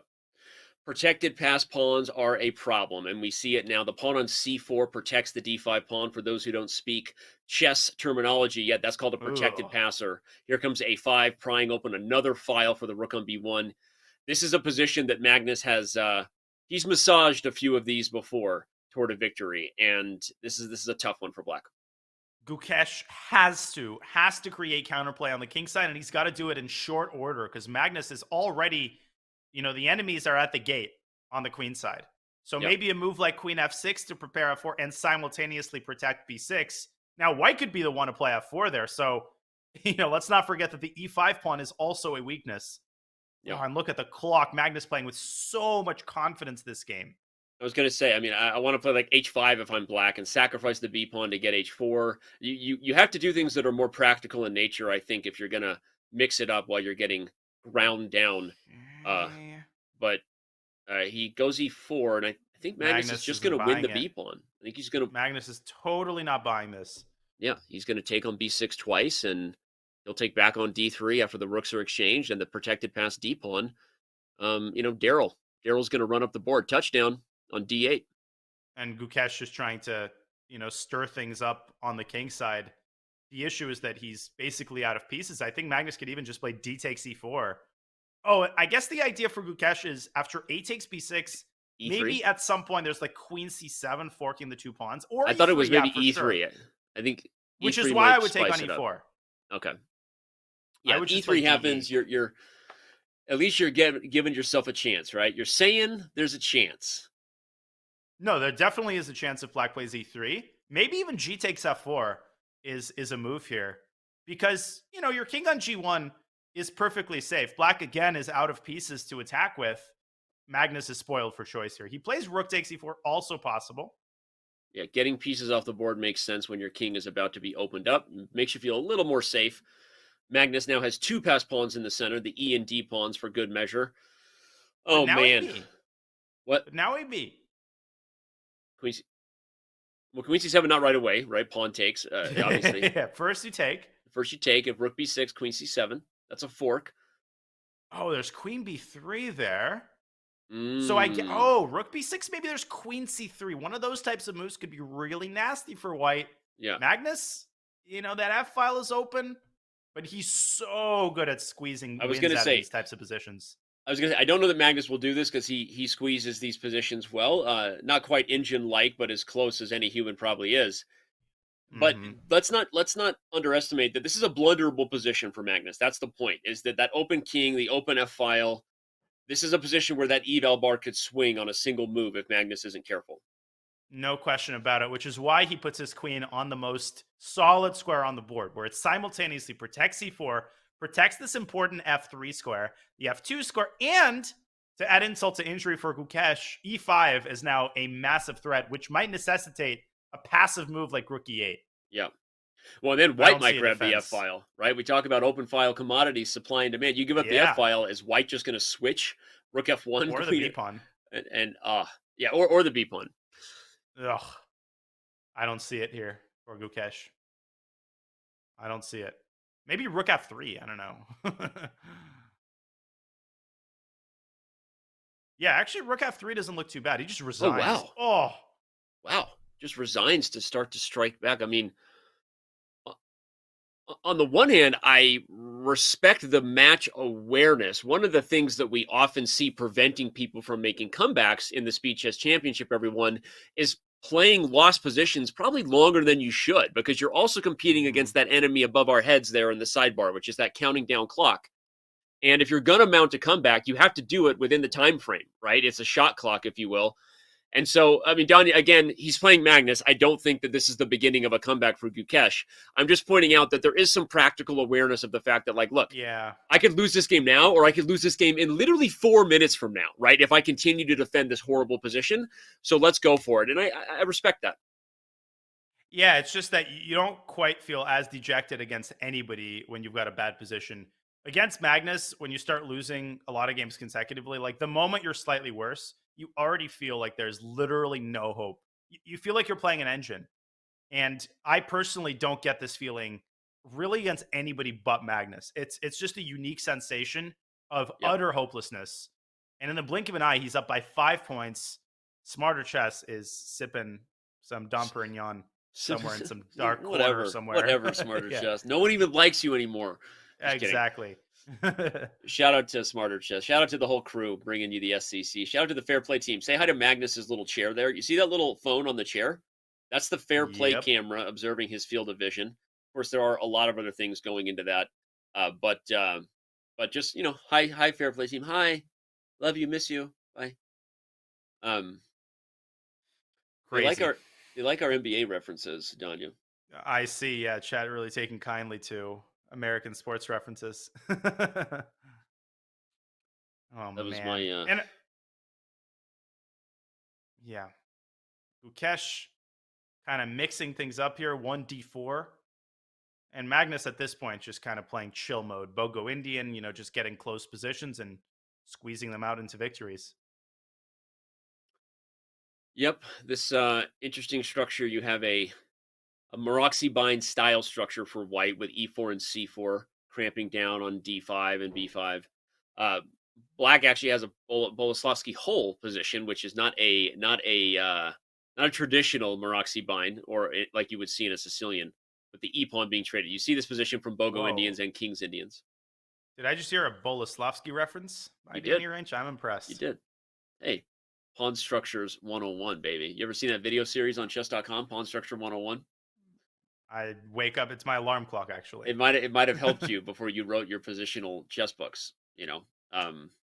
If only I'd known what to watch. It just feels like Magnus is already better here. It's so weird. Yeah. Like from a conceptual standpoint, anytime there's a Marazzi bind, White's supposed to have an objective edge. But the way Magnus has positioned his pieces is rook's coming to E8, the knight's dropping into C5. There's a hole on B3. You know, Magnus could secure it with A4. It's the Magnus effect. Again, you always just give him the benefit of the doubt. These complicated middle games. It's crazy. Yep. And despite the space disadvantage for Black's pieces have squares, and that's usually kind of a key indicator. You can have lack of space and your pieces are wrestling, or you can have a position like this. You've got the Black knight maybe has C5. The dark square bishop on F6 is comfortable. You can even play G6 if you want to keep it on that diagonal to back that thing up. The rook on E8 hits the E4 pawn. So Black's position is just fine. Gukesh going aggressive with F2, F4. The drawback is that now you've got the long-term weakness of the E4 pawn. But the plus side is that in some positions, E5 can be a tactical idea, opening up the light squared bishop. So Magnus can't fully fall asleep on that idea. Yeah. Black could trade everything on D4 and go queen F6. I feel like that's the kind of idea which is up Magnus's alley. Yeah. Simplify. Remember, the thing that happens to space as the pieces can no longer use it. If you don't use it, you lose it literally with space, which is that the squares become weaknesses and they become holes and they become targets. And so if you play imaginary chess and just do what Don you just did there, take all the pieces off of D4, queens come to F6 and they're traded, those dark squares on D4 and even E3 are weak. The F4 pawn, it starts to look more overextended rather than strong. And this is an important kind of instructive measure a lot of people can take in their games. If you're worse and you have less space, trading can kind of turn that space your opponent has into some open air for you to attack. Yeah, that's a great point. And of course, it takes the sting out of these tactical ideas like E5. Yeah. And Magnus taking a pretty deep think, and there goes the trade and queen F6. Takes the sting out of the position, just as you said. Takes the sting out of E5, takes the sting out of White's space. Now, if I'm Gukesh, I would actually go for the trade and then go knight E3 and try to stick the knight on D5 ASAP. Before Black has completed his development, using the fact that E4 is untouchable. We can bring up internet. Well, okay, actually not, because he's going for it. He's going for it. I think he's going to go. I like it a lot. And by the way, let's bring up the analysis board anyway, though, because after knight E3, let's show why knight takes E4 doesn't work. Knight to D5, and Bob's your uncle with a double attack on C7 and the knight on E4. There you go. Look at that. You were moving the pieces right as I was saying it. I feel so at home with you. I feel so at home with you. I feel so safe. It's hard for me to not be in control of the mouse. It's been my whole life, but I feel safe with you, Danya. Well, I have big shoes to fill in regard. My arrow drawing is a lot less accurate than yours. I will give you that. But I really dislike Gukesh's move A4. I don't get that at all. Because, the medicine is worse than the disease here. You're curing the problem of Black going A4, but you're creating just massive weaknesses on C5 and B4, more dark squares. You can't afford that. Agreed. And now you can't, you can still go knight E3 maybe, but at that point already knight takes E4 is on the table. He goes rook E3. Yeah, and the eval bar also agreed. I think you were right. You were right on the money that knight E3 was needed and timely. Now you're defending the E pawn, if anything. But this is a bit of a Magnus effect, right? It's hard. You miss opportunities because you're not looking for them. You maybe play, as you said, the cure is worse than the disease. You play a little more defensive than you should, and Black has solved all of his problems here. Yeah, and you just slip into defensive mode automatically, even if you're slightly better. You just assume you're slightly worse because you're playing Magnus. And Gukesh with G4, so he's still trying to build up some activity on the king side. Yeah. Obviously, with the queens off the board is a paper tiger, and one typical idea is for Black to later play G5 and carve out this massive outpost on E5 for one of his pieces. So you might see Magnus going H6. He goes G6 though to stop knight F5. Yeah, I really liked your G5 idea. Of course, it didn't work there because White would have played knight F5, but it is a good one. But here you see, again, it's less space for Black, but show me a bad piece for Black. The bishop and knight are doing what they're supposed to do. The rooks are doing what they're supposed to do. This is how you maneuver and play positions with less space. And like you said, White's, what does that phrase use? Paper tiger on the king side, the big pawn space? Tiger. Yep. Paper tiger indeed. And Magnus, you just know he's going to savor every moment of this endgame. He just, this is his jam right here. And his jelly. Jam and his jelly. I'm pretty Sorry, jelly of his endgame technique. I'm just gonna ignore that. I could take this so many different directions here. But all right, H4 is played. It is a crouching tiger, even if it is a paper one. Right? He's trying to pounce, create some kind of play. D7. That's an interesting move. He's kind of inducing F5, and then he'll probably just go right back to trying to use the E5 square if white plays F5. Yeah, you highlighted it. And if G5, he can go knight back to E6 at some point. Again, trying to. Well, okay, you can see him chipping away. And knight E6 is going to be unpleasant later. Because if there's a trade on G5, Danny, then the move F5 permanently weakens the G pawn. Mm-hmm. Mm-hmm. I guess if you're Gukesh, though, we keep talking about stopping the bleeding. Maybe the practical. I was just going to say the practical thing to do is just King F2, and do I just like sit and say, all right, I'm just taking a draw. Like I'm just going to play King F2, King F3, and what do you got here? Rook E2, Rook E3. Maybe that's the prudent thing to do. It is, and you've got to do it fast. He's taking 15 seconds per move. You cannot afford to drop to 20 seconds here and defend this for another 70 moves. So I'm very pessimistic about Gukesh's chances. Maybe try to trade everything with F5 or maybe even H5, but that requires calculation. And boom, he's down to 30 seconds already. This is why they play the game. Move. Time is part of it. And he's taking another 15 seconds on this move and counting. When it goes red, when the clock goes red, you got to hurry up. And you just know Magnus is going to find some way to mix things up here. You don't see it right now. Everything seems to be protected for white. Magnus is going to find the right time to go knight e6 and knight d4, and he's going to jump around, and he's going to win one of white's pawns. And he's doing it, inducing these pawns forward, saying, come and get me, big fella. Every pawn you push can't go back. Becomes a weakness. There's the blunder. Knight d3. He blundered knight d3. Winning the exchange. Don't tell me Magnus is going to miss it. Oh, he did! Forktown. He misses it. Magnus is missing tactics today. It's crazy. But he's still winning. It's like the same narrative repeating itself over and over again. He's so positionally dominant, Danny, that he can afford to miss this stuff and still win. It's good to be king. Bishop E8. I can't believe he missed knight t3. That was like... What's funny is bishop f7 is almost zugzwang. Down. Let's highlight the bishop on d1 has to guard both b3 and h5. Yep. He's stuck. Yeah, but the good thing for white, this is what's saving Gukesh. King h4, there's h6 and the pawn slips in. Aha! Taste the soup. Where's the spoon? But there's goodbye, city pawn. B3. B3. Goodbye. No, everything's collapsing here. Yeah. A4 falls. F5 will fall next, and we will likely get one more game in the 5-minute portion here. If you're just tuning in, maybe watching the SCC for the first time, it's 90 minutes of action of 5-minute blitz before we move into the faster time controls that follow, 3-minute and eventually bullet. We will get one more 5-minute game, I'm sure, after this. I don't think this is going to take another 3 minutes for Magnus to convert.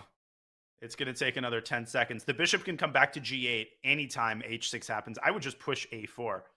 I think Magnus might be trying to bleed the match clock, but I don't think so. It's interesting. Okay. Magnus also very aware of the meta strategy that is that ticking clock you see above Magnus's camera. 2.5 minutes, 2 minutes and 45 seconds. Mm-hmm. There's no way he prolongs this game that long, though. You can take G4 and then take H6? Okay, no, he doesn't. Gukesh is going to flag. Yeah. Oh, just another clinical Magnus display right there. Just vintage Magnus game. Yep. Vintage Magnus game. Vintage Magnus hoodie. He likes to be all snuggled up when he's winning himself some chess games. You know, get him his blankie. He already took a bite of his banana. We're back to that Nimzo. By the way, proving A4 was a mouse slip. We see A3. If you're just tuning in, Magnus played A4 in that position in game 1, which we speculated was a mouse slip, of course. Yeah, and we're going to have to confirm it with him in the interview, of course, assuming that we interview him. Can't make any assumptions. It's still plenty of chess left to be played. But he has gone full circle here in the final game in the 5-minute portion. Full circle back to 1d4, which is what he played in game 1. The scoreboard slightly more dominant than it was in game 1. A 6-game lead for the world champion. And a 6-game winning streak. 6-game winning streak. It was tied 1-1 It was tied 1-1. It's crazy how this is all unfolded. And adoption is on the table if Magnus can win this one. We don't like to use that word around here. As a guy who's been adopted more times than he'd like to admit. Hey, I've been adopted, so more times than I'd like to. I was talking about real life, but that's why I'm in therapy. Lots of bouncing around for this guy. Different discussion.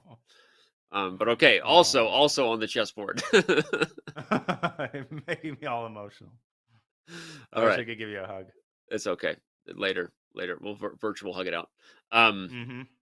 A Nimzo here for black. I like Gukesh's position. I know that the edge for white is there on the eval bar, but these positions are playable for black. You got to get bishop b7 in before white starts pushing e4. Oh, wait, it's white to move here. Wait. It is white to move, and e4 is a possibility. E4 is a possibility. But okay, bishop b7 in the attack center. Okay. No, white is better here. White is clearly better. I was looking at the position thinking black plays bishop b7, and it's all good. I played these Nimzo positions, but no. It was white to move. I don't get why white has gotten this move in. I actually think queen c7 is a very serious mistake by Gukesh. You have to go bishop b7 here and at least make it hard for white to go e4. And I wouldn't say that this is tilt, but I just feel like Gukesh, he's dejected and he's giving Magnus everything he wants out of the opening in every game. I agree. And it's funny. Everyone can see that, like, the way that whole thing went down in real time was like very revealing of what's happened. Like, I was just assuming, because you have to get bishop b7 in those positions. You have to stop e4. Queen c7 was a mistake. Tilt is the strong word to use, but it's probably a very real thing here. And this is a great position for white. This is what you don't want as a Nimzo, which is the position starts to open up. What are you giving up in the Nimzo, everyone? The bishop pair, meaning that dark square bishop is literally, this is not a paper tiger. This is a crouching tiger, hidden dragon. It's coming to g5, and the attack will be on. Black has to get queenside pressure before white starts expanding the space and using the bishop pair, but that's not the case in this game. I was thinking about a wild idea. If we could bring up the analysis board as Gukesh contemplates, yet another challenging position. CD, knight takes e4 is a worthy attempt. And I do see that after queen e4, queen c4, queen a8, white wins the bishop a6. There's also this move knight c6 here, which is actually really tricky. And if white plays a random move, queen takes f1 and bishop a6 wins the queen back with interest. So it's check on the king, and the black rook takes the queen next. There is also bishop a6 instead, and then knight c. It's bishop a6, rook moves, and then there's knight d2, tempo and defense. But then you take, and then both rooks are hanging. So you can see the eval bar is not giving as overwhelming of an assessment as you would expect, being down a rook. Maybe queen c3 also to keep knight c6 alive. But anyways, Gukesh, he probably explored that angle. He decided against it, and he's gone for the more sort of pedestrian knight bd7. Yeah. Well, unpleasant.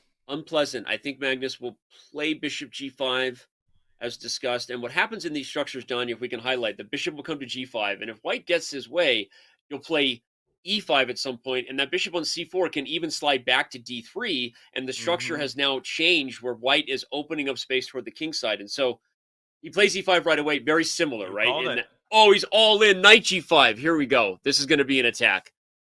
He just says, I'm going to checkmate you because you don't have a dark squared bishop. And after h6, the knight's going to swing back to e4. You see that so often in these positions. Are you going to d6? Not necessarily. You're actually just normally going queen h5 and then sack on h6, Danny. And Gukesh is just so passive here. Yeah, he doesn't even want the bishop to develop there. He's like, knight g5 first, MBD, which is obviously South African for I'm going to checkmate you. NBD, here we go. And knight g5, queen h5 is coming. Don't even care about the c3 pawn. By the way, the clock has reached 0, which means this is officially the last game we will see in the 5-minute portion. After our quick break, of course, we will have 3-minute blitz. And will we see adoption? Will we see an epic comeback? Will we see Danya slip in more awkward puns than makes any of us comfortable? You got to watch and find out. You're going to have to stick around and see. Always yes. Always yes. I should point out, by the way, knight takes c3. There was queen to d3, forking mate threat, and the knight on c3. There's that knight going back to e4. Magnus is 3278. That is quite the blitz rating. 32-78. I'm just foaming at the mouth looking at that number. I mean, come on. Danya looking to go on a bender and grab that leaderboard.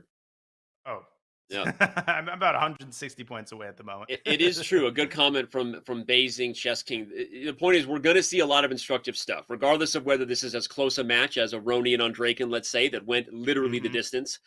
We're probably not going to see that. Let's be honest. But we will see a lot of instructive chess, and this recoordination of White's pieces and White's forces with Tempe, E5, Knight G5, Knight E4. It's super instructive stuff.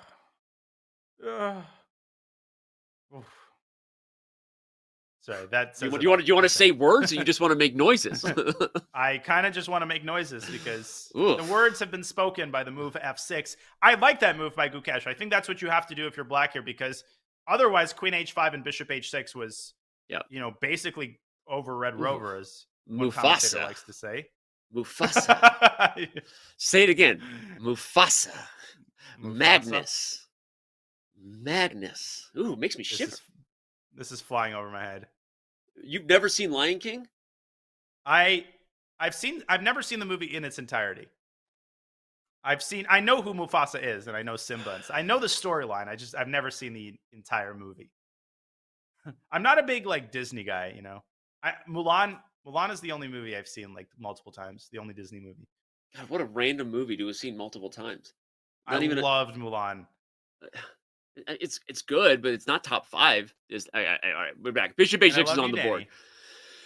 Bishop H6, Mufasa, Magnus. Here he comes. What is going on? Queen G4. Queen G4. He just gives up the bishop and he says, I am picking up this juicy little morsel on E6. And then D5 is hanging after that. The knight's under attack. If the knight moves, F6 is hanging. Oh my gosh. Well, that's the thing when you're up by so much, and Magnus doesn't take these kinds of risks normally, but he knows he's got nothing to lose. He loses a game by accident like this. Big deal. My lead is still 5. And that's the terrifying thing about facing someone like Magnus in this situation. Queen G6, by the way, is a totally viable alternative here to Queen takes E6. No, I went with Queen E6 because you pointed it out, but originally I was thinking Queen G6 was the move, I promise. And now what do you do? I mean, Queen takes H6 is coming next. In some positions, I can even just trade on D5 if removing that knight allows F6 to fall with Tempe, depending on the spot. This is no fun. By the way, Rook G8. Let's show Rook G8 on the board. We don't even need analysis, but just show Rook G8. Oop. Eval bar. That's checkmate. Boop, boop, bam. Let's get down to business. Wah, wah. To defeat the Huns. And Gukesh down to 10 seconds. This one's over. This one's over. Knight B8. Knight B8 might be the only way to connect the queen on the king side, but that drops F6. Oh, God. I would take. Or take, go back, and maybe go F4, Rook F3, which I think you pointed out. Yeah, Magnus pre-moving it all. He's not going to F4. The rook lift shall commence. Put the rook on the elevator, slide it up, right, Bob's your uncle over there in the H file. Get it done, right? All right, here we go. I mean, it's happening. It's happening. I think Hip to Hop uses the best word in such a situation, relentless. That's totally what Magnus is. He is relentless, and he just keeps pummeling you. And he does not let up. It's human nature to let up in these situations. But if anything, Magnus just plays with more confidence. Can we actually give a shout out that if Magnus wins this game, Smarter Chess was wrong. Smarter Chess predicted 7.5, 1.5. Take that, Matt. It'll be 8-1 if Magnus. And now what's up? Now what's up? Really missed the mark, didn't we, Smarter Chess? I mean, knight takes E5, Gukesh, not going gentle into that good knight, but Rook D3 is going to come anyway, I think. Yep. And then it's mate. Yep. Here comes Rook D3. Rook D3, Knight F4. There's Queen H6, and then Rook G3. I said it before you could highlight it. Take that. I said it first. You got me. You got me there. Magnus, though, what's taking him so long? Rook D3 is the easiest move of the whole game. Rook D3, Knight F4, Queen H6, King G8, Rook G3, King F7, Queen. There was Queen H7 and Bishop B5 check. Did he miss Bishop B5 at the end? Maybe that was it. But, I mean, Rook D3, Bishop C8 though. But then Rook G3 is over. No, that's over. Okay, it's over. Nope. Whoa, jeez. Well, 8-1 is the score, meaning Smarter Chess was wrong. First place is Steak Knives. Second place is you're fired, Matt. Just kidding, buddy. All right, here we go. Let's take a look at the match scores where Magnus Carlsen is currently dominating his round of 16 matchup versus Damaraju Gukesh. Danya, 8-1. What has been most impressive so far, in your view, from the world champion? The margins of victory. The fact that he has missed, 4 or 5 readily, clearly identifiable game-winning tactics, whether it's checkmate or like material. And all of those games, he has still won very smoothly. And that just tells you about the way this guy positions his pieces. Yeah, again, the margin of error that Magnus has is crazy. Like, he can miss everything, as Aquila said in the chat, and still win game after game. That's why we love him. That's why we watch him.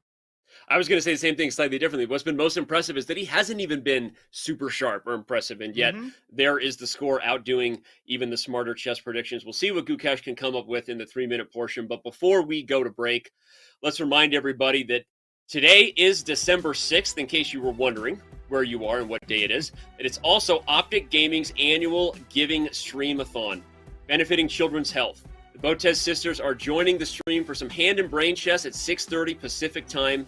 Check out our partners, the Botez sisters, over there. You can tune in at twitch.tv/opticgaming to catch their segment and support the Child Life program for children's health. So, all right, there you go. Now you know what you're doing after the show, but me and Danya still got a lot more of this show ahead. Don't go anywhere. When we return, it's more from the round of 16 matchup between Carlsen and Gukesh, and the 3-minute portion is just around the corner.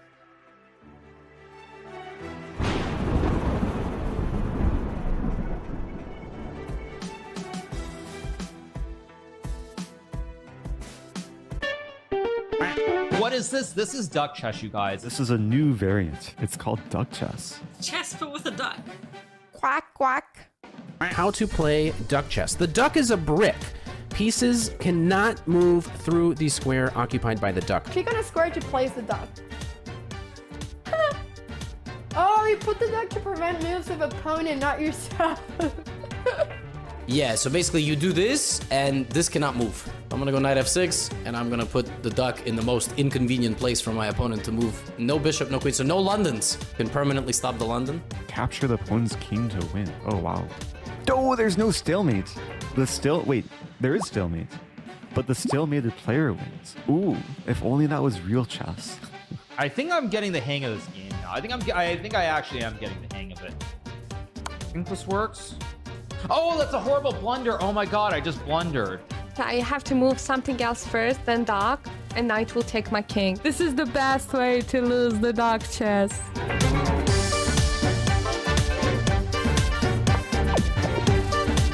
Those some real bullet skills right there, boys. This is the first time winning duck chess. That's so exciting. Oh no! No, mouse slip!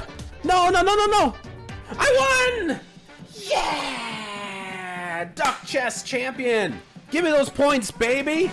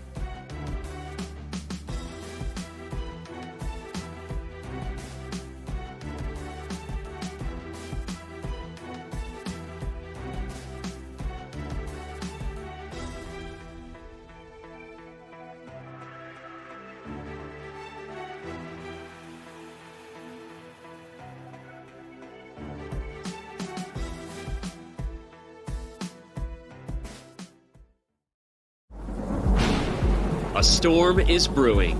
Dimitri on Drake is a wizard. Within the tempest, the best have come to test their skills and brave the storm. Oh, he missed it. Oh, he allowed a draw. Oh my goodness. The wheels have come off. That could be the match. For some, this is familiar ground. Oh my goodness, knight d8? Whoa. One And second. Move. For others, this is a fresh field to prove their prowess. This is insane. Oh, look at Fabi, exhausting every last resource. The battles will be electric. 6-0. Oh! That was a sick tactic. The moves will be fast. It's game over. It's winning. Oh my God. Yes, it is. He's gonna make a queen. The stakes will be high. He just grabs his head. He can't believe it. He just Oh, gave man. away the pawn. The 2022 Speed Chess Championship is now. Fasten your speed belts, my friends. We're in for a wild ride.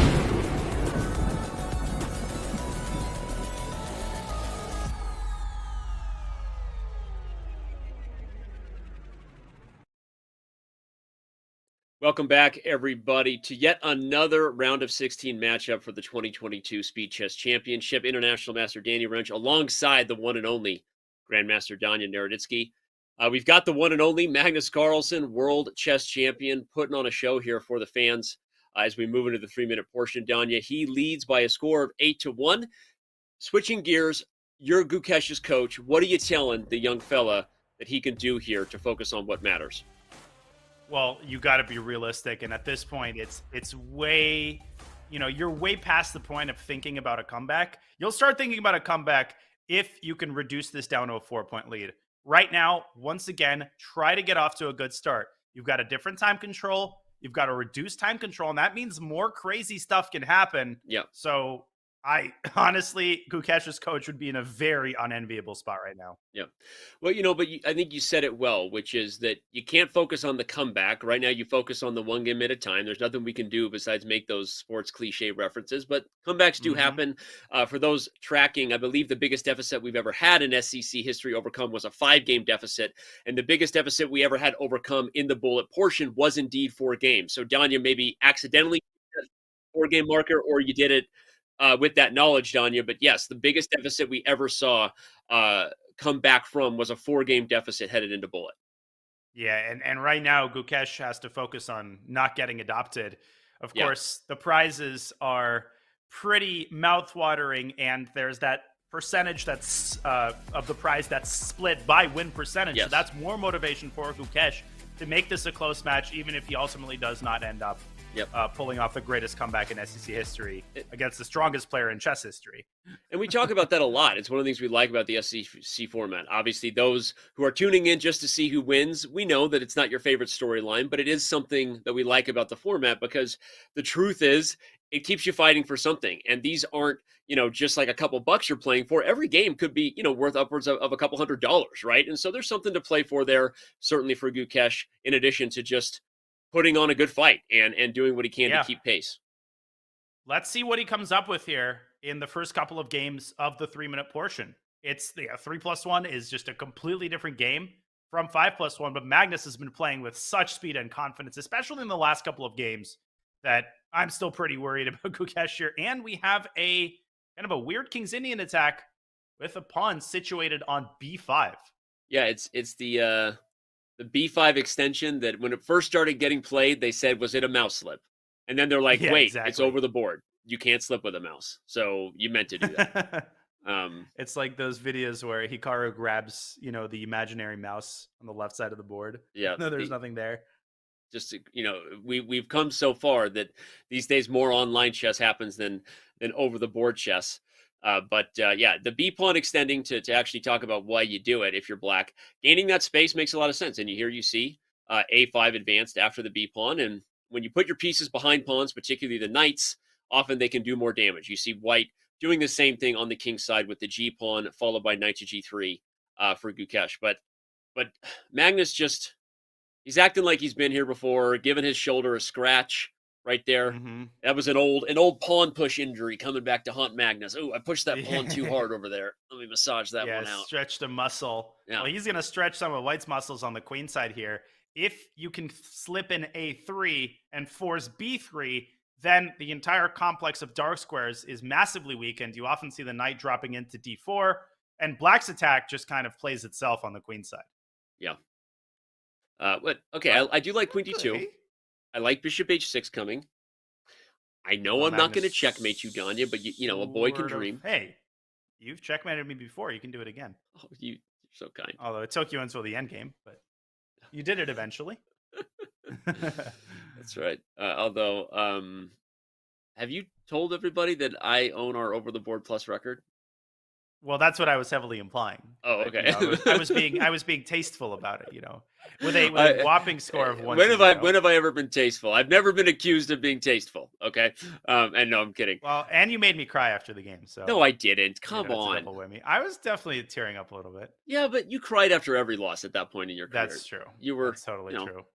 I mean, I'm pretty sure I beat you when you were like, 6 or something like that. Not quite. You were a master level player, but it was you were still little enough that you had to sit on a phone book, I think. Yeah, there was a sort of a gradual process of the object becoming smaller. At first, it was a booster seat. Yeah. Then there was a different booster seat, and then a phone book, and then finally I could just sit on the chair. Man. And now I have to bring the chair down. Now you do. Now you're a tall, lanky guy. All right, Danny, this is a disaster. 93 queen b1. I guess there's rook d1. It's a disaster for white. 93 rook. He goes for it anyway. Yeah, he just doesn't care. He just says, "I'm going to go after your a3 pawn. I don't need your rook. I'm happy to give up 2 minor pieces for the rook." Such an interesting point to show that the initiative, obviously the ability to create threats, more important than what we normally favor. The 2 pieces are usually good against the rook, but with black taking d3, playing queen b3, and if the trade happens, that b pawn just pushes up the board, and you don't or rook c3, right? The point is white just doesn't have time to bring that bishop on g2, that knight on g3, the ones you're highlighting, back into the game. So Magnus flexing, Gukesh already under a minute on the clock. He's got 99 problems, and Magnus Carlsen is one of them. Exactly. And that knight on g3 is just the worst piece in white's position. It has 0 prospect, and that's the problem with minor pieces. They're just not. Oh, but now queen b1 is over. Now queen bishop b1 is f1, I guess, still holds on. But I mean, there must be a knockout here. Maybe bishop c3 at some point can be thrown in. But even like queen b1 and rook c2, right? You just you bring the pieces in and you say, "Here you go. Here you go. How you like them apples, huh?" I mean, anything. Queen b2, rook c2 immediately. Oh, rook just c2 keep immediately. The pin. No, this is dead lost. And Magnus has so much time. His time management, Danny, we take it for granted. Yeah. But the world champion's time management might be the best of anybody at the top. Like, we almost never talk about Magnus getting into super severe time pressure in classical chess. And thus far in this Blitz match, his phenomenal just sense of when to invest a long think is just so impressive. Bishop d4 check thrown in. What's he going to do next? Move. Is it queen b1 or rook c2 again? I would predict queen b1 because that threatens mate on g1. Yeah. I mean, if you can believe that. Yeah, queen b1 threatens mate, forces bishop f1. In the same way that it was forced before, though, to be fair, to guard the rook on d3, and still rook c2 comes in. And so this is queen b1, rook c2, bishop takes d3, said by chat. Double Jared. Here it comes. Yeah, rook c2. Yep. Yeah, this position plays itself here, which is pretty dejecting for Mr. Gukesh. Yep. What a disaster of a position. And now bishop d3. Yeah, you can even play queen d1. Okay, no, he takes first. Wait. Queen. Oh, he's simplifying. Oh, this is just vintage Magnus. This is so vintage Magnus. Rook a2. Oh, and you can't take win on a4 the piece at the end. Oh my gosh. If bishop a4, rook a3, fork the bishop and knight on g3, everybody. That's why he had to give up the a pawn, and now Carlsen will push the a pawn. You got a baby girl, Anita. Anita's coming to a1, or Andrea, or any A name. I just made it up. Well, that's like Daenerys' dragons. They're going to grow pretty quickly, and Gukesh just resigns. Yep. And now we're entering adoption territory. Yep. That wasn't fair. Gukesh never got off the ground on the king side. Like, he got his knight to g3. He did everything you're supposed to do, Danny. He made all the right moves, pressed all the right buttons, and then his attack just evaporated. Yeah. Yeah, well, it is harder to launch those King's Indian attack positions, those style positions against a fianchetto structure, and Magnus knew that, right? That H7, G6. I mean, I don't want to get too abstract because it's not on the board anymore, but just your comments made me think in my head, going full chess player. Never go full chess player on a chess show. Robert Downey Jr. taught me that. Never go full chess player. But in my full chess player mode, the problem is, Danya, those types of attacks for white are much stronger in a traditional King's Indian attack where, let's say, black's bishop is on E7, right? The fianchetto structure is hard to attack with that type of formation, and we saw that Gukesh never really got anything there. No, you're absolutely right. And Magnus just kind of going away from theory with this move A3, stopping the bishop from developing to B4, and now he fianchettos, which is very popular now in all E6 Sicilians, to fianchetto the light-scored bishop and just get a Sicilian that's more on the positional side. Yep. Alexander Ivanov preferred these positions as a kid growing up in the you know what I'm talking about. A couple of kids growing up in the American chess circuit, right? Goichberg tournaments weren't healthy for anybody, let's be honest. But Alexander Ivanov, a grandmaster who played a lot of these structures. You can also play them with A4 for white. This is, as Don just said, it's positional. You still strive at times for the traditional. Here he goes. He goes back to A4. You can go for F4 at some point. The Scheveningen structure with the fianchetto setup for white is often very solid.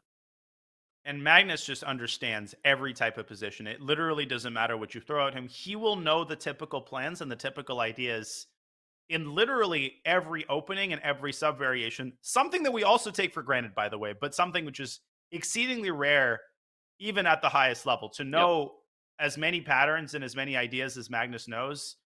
It's like a restaurant where the menu encompasses every single cuisine, and the chef, is the best chef in the world at, whatever cuisine you want. It's crazy.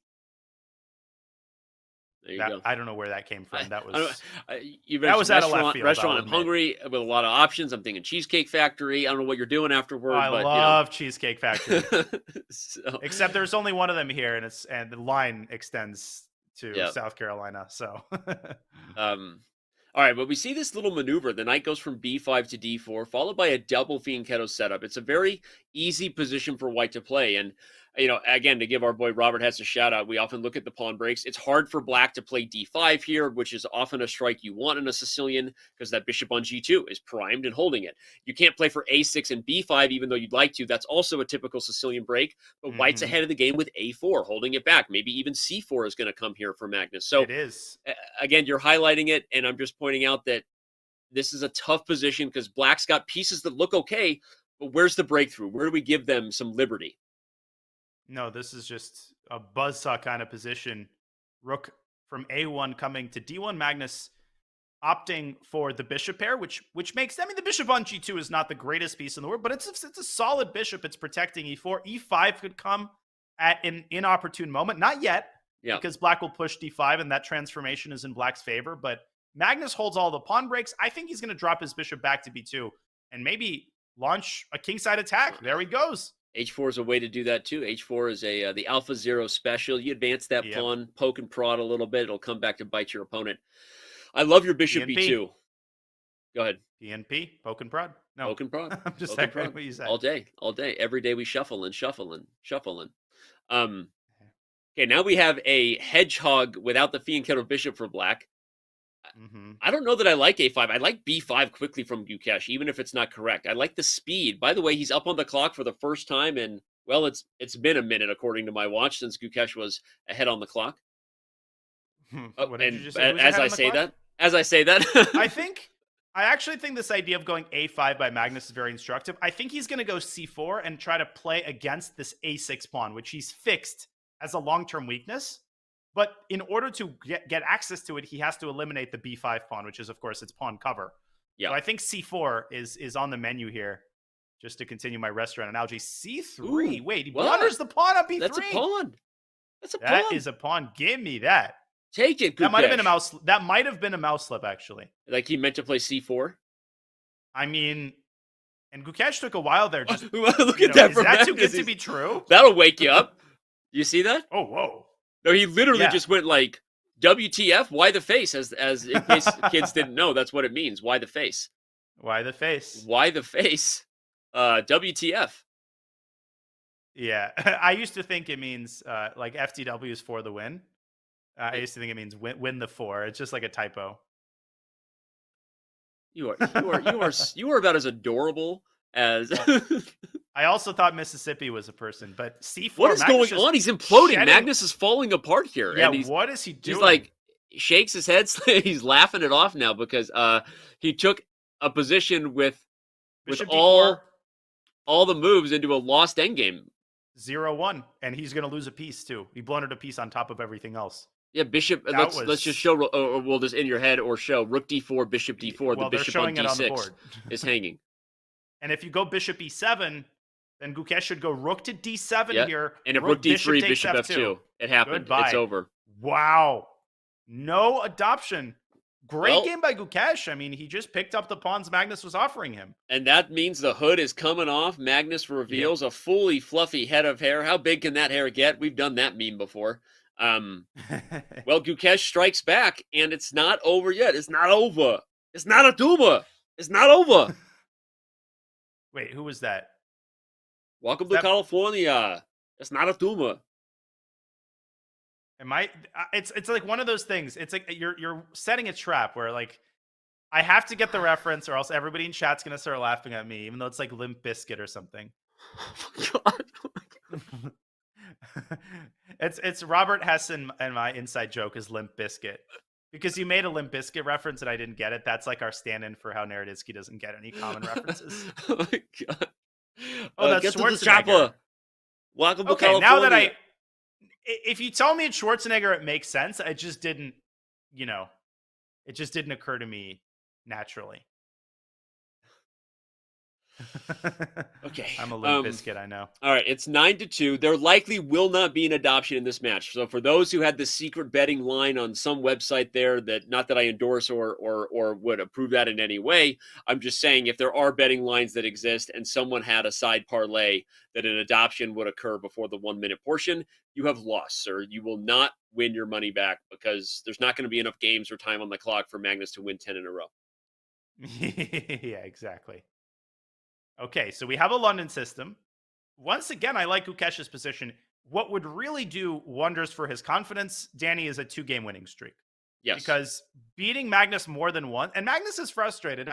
I've tried to make a conscious effort in commentary of making less observations about body language ever since Fabi gave an interview where I think he made an incredibly wise statement about like commentators overdoing it on the body language front.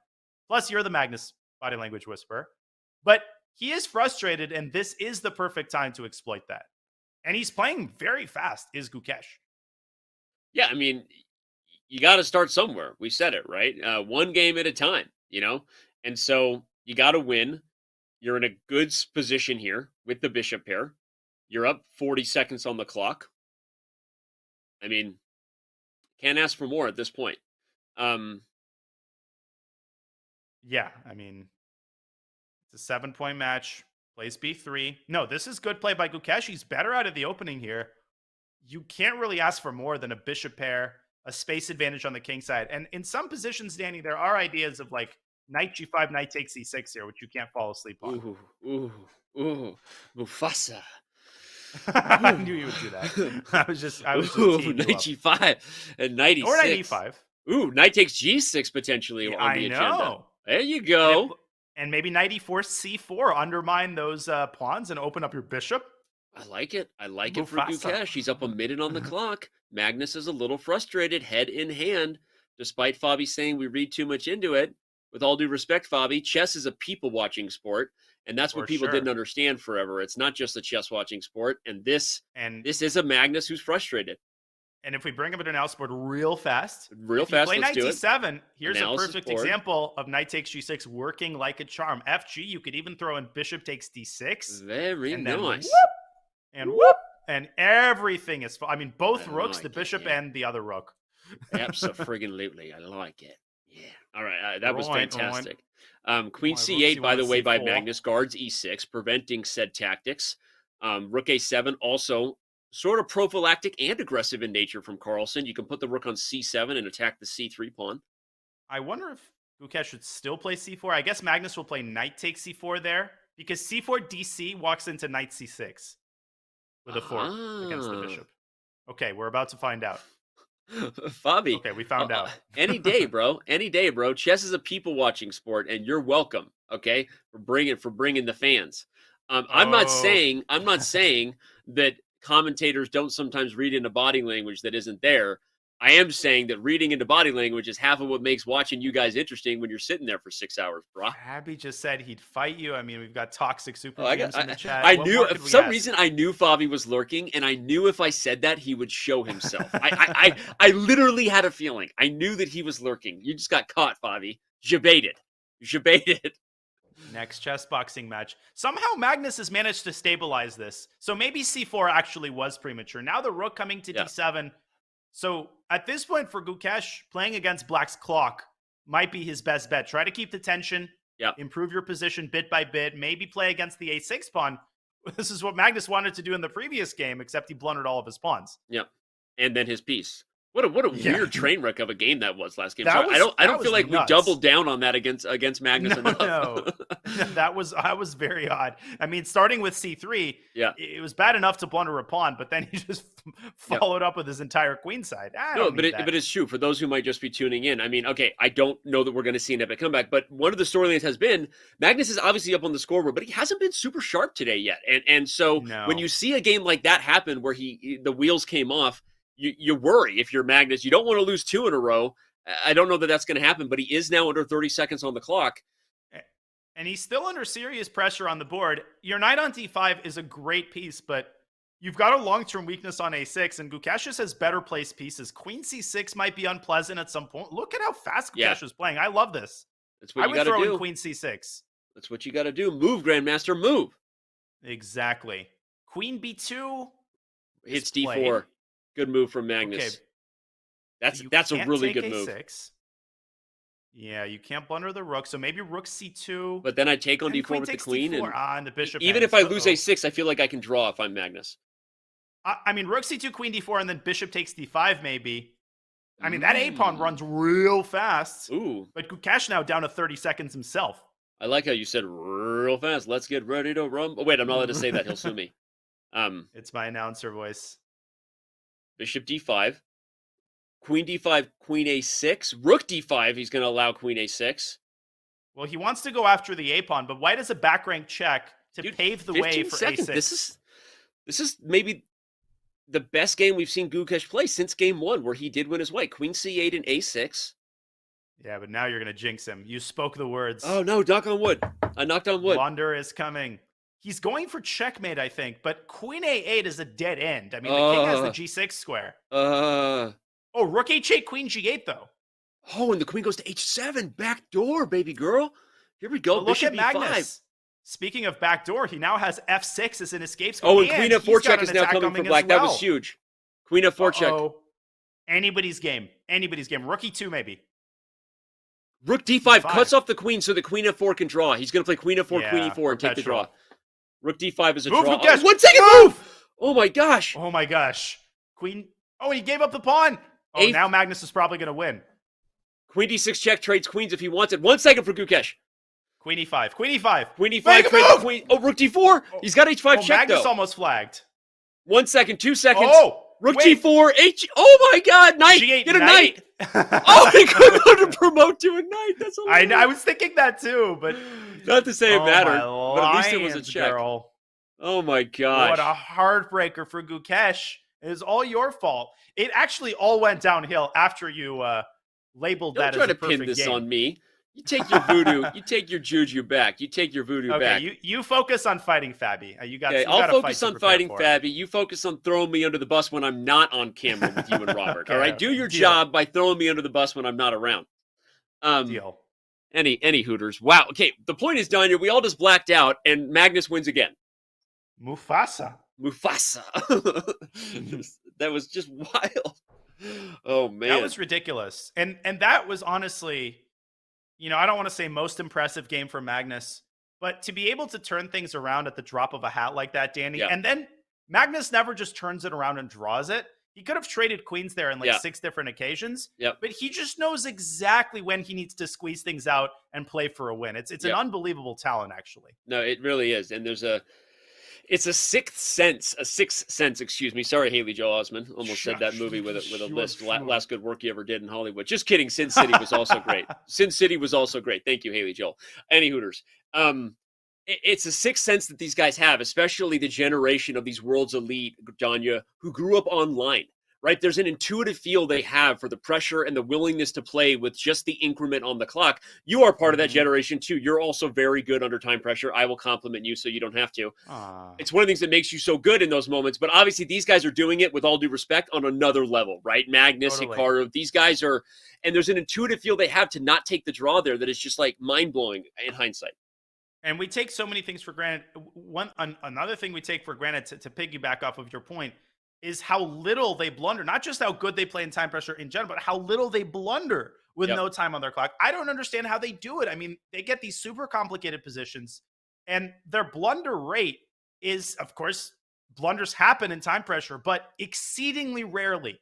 With 2 seconds for the rest of the game. It's just nuts. It's honestly, these guys are just amazing. Magnus inviting the G-pawn to fall, and you could already feel the wind being taken out of Gukesh's sail. Just look at the clock. What happened after that other win? Gukesh was confident. He was up a minute at one point in that last game, and then here goes Magnus stealing victory from the jaws of defeat, and now Gukesh is, kind of back in a position where he's a little worse, no longer up on time. Love the move Bishop D3. Chat, talking, remind you, if you hold Alt when you promote, you can under-promote, even if you have Auto Queen on. We've learned that lesson the hard way. Queen takes G2 would have walked into castle queenside, and you cannot afford to open up the G file with the White's bishops. I think they're called Horowitz bishops. This is how it was at least taught to me, when you've got one bishop on the long diagonal and one on the B1H7. I usually call them horror movie bishops, but, same thing. Gukesh is about to star in a horror movie once these pawns get set in motion. Are you a star in a horror movie if you die early in the movie? Hashtag Drew Barrymore. Hashtag, who was the famous actress who died in the beginning of Psycho? Oh my gosh. I'm not talking about the remake with Anne Heche. I don't even want to talk about that movie. No. You're talking about the 60s original, the good one. Yeah, Hitchcock. Anyway, are you a star if the movie starts with you dying because you set the tone for the narrative? I would argue yes. You were. Wait, was it Jamie Lee Curtis? Oh no, Jamie Lee Curtis's mom. That's right. It was her mom. Oh wow. That's right. That's how you remember it. I forget her name, but she's a famous actress. Tony Curtis was her dad. I forget the name too. Yeah. Anyway, Jamie Lee Curtis's mom died in the beginning of the original Psycho. Hashtag remembered that real good. Okay. Crane. Yeah, chat's gonna get Janet. Yeah. Okay. Janet thanks. Lee. Okay, it was Scream where Drew Barrymore died, yes. All right, so Knight B7 is played. The ponies are relocating, but all White has to do is Rekharovka, kingside. Here comes E5. Oh, nice. Here comes E5. No, but the knight coming to D6, I actually think Magnus's decision to play E4 was premature, as reflected in his time usage. Okay. Yeah, fair. Yeah, because the more you say it, when the knight comes to D6, if E5 is played, you can trade on F5 and D5 falls. Bingo. Yeah, okay. I feel you. Ooh. I feel you. Now there are tactics galore with a check on E3. Ooh, there's got to be something here. Maybe a sack on D5. Let's think. I'm drawing a blank, but you see what I'm saying. I mean, White's position is very flimsy, but if Magnus can castle kingside, everything magically resolves itself, and then White is much better. So Black has exactly one tempo to orchestrate something against White's king. Yeah. Good call. Sam Jackson dying in that shark movie. It was Deep Blue something. No, that was a band in the 90s. Deep Blue something. Shout out to you, counting blue cars. Deep Blue something, I think. Anyway. No, it was Jaws. Jaws. No, he doesn't. Sam Jackson is not in Jaws, bro. It's a movie where the sharks are super smart and they had some brain steroids or something. And Sam Jackson gets outside my. Yeah, it's deep. It's Deep something. I know it was Deep something. Blue. That was the computer. Okay. That's what we call a joke. G3 is played, and I like the dynamics of this position. Here's what's funny about this position, Don, is like if you give White two moves, it's like over. If White gets like bishop G2 and castles, and then just here comes everything. But black senses that and is going to make things happen now while the king is still in the center. I like F5, even if the eval says a little better for white. Oh, speaking of jaws, I mean, these two pawns, and Gukesh trying to kind of work his way around it. But okay, queen B3 hits the knight, defends the pawn. Magnus going more straightforwardly with rook D1. There's also a discovery against the other bishop, Danny, but I don't think Gukesh is going to be able to handle this with no time. I think now Magnus can just castle and even maybe allow knight takes G3. Or king F2. King F2. Oh, yeah, I love that do move. it like a badass. He walks into the face of danger, puts his running shoes on. Play now rook, queen E3 rook G1, I think. You could also just take D4. You could take D4, and then you give up E5, though. Wait. Now, maybe there's some sort of knight F4 action? I see that the Smarter what's Chess going prediction on? has reached 100%. 100%. I mean, that's not really fair, but okay. But Gukesh, Queen F5. Gukesh is losing the thread, and Magnus is consolidating again. But only 5 seconds for Magnus. It's not over. Blunders do happen. Come on, Gukesh, put the pressure. Rook C. Oh, G2. Wait, black was winning with Rook C2. Oh! What is going on? Wait, are you sure about that? D6? Magnus gives up E5? D7? D7? 1 second. 5 seconds. Rook E2 check and Rook D8. Knight G3. No, Knight G3 is Knight an G3. idea. Knight G3 is winning. It's a huge threat. It's a huge threat. He was in check, but Oh Knight my G3 is gosh. coming. Oh, 1 second move. flag. 1.3. He moved with 0.3. Oh, now Magnus has no time. F3. Move. Oh, he lost the time. Oh, no, Gukesh. Oh, no. Rook takes D7. He already did everything he had to do. He's totally winning. He's totally winning after Rook takes D7. Take D7 and you win. Oh, my gosh.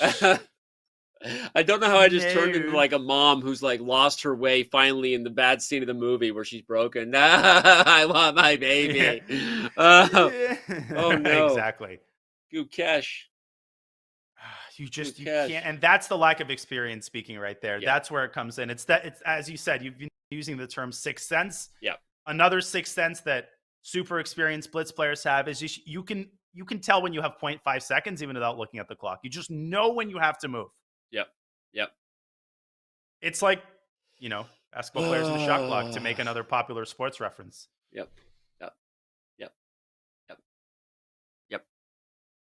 Okay.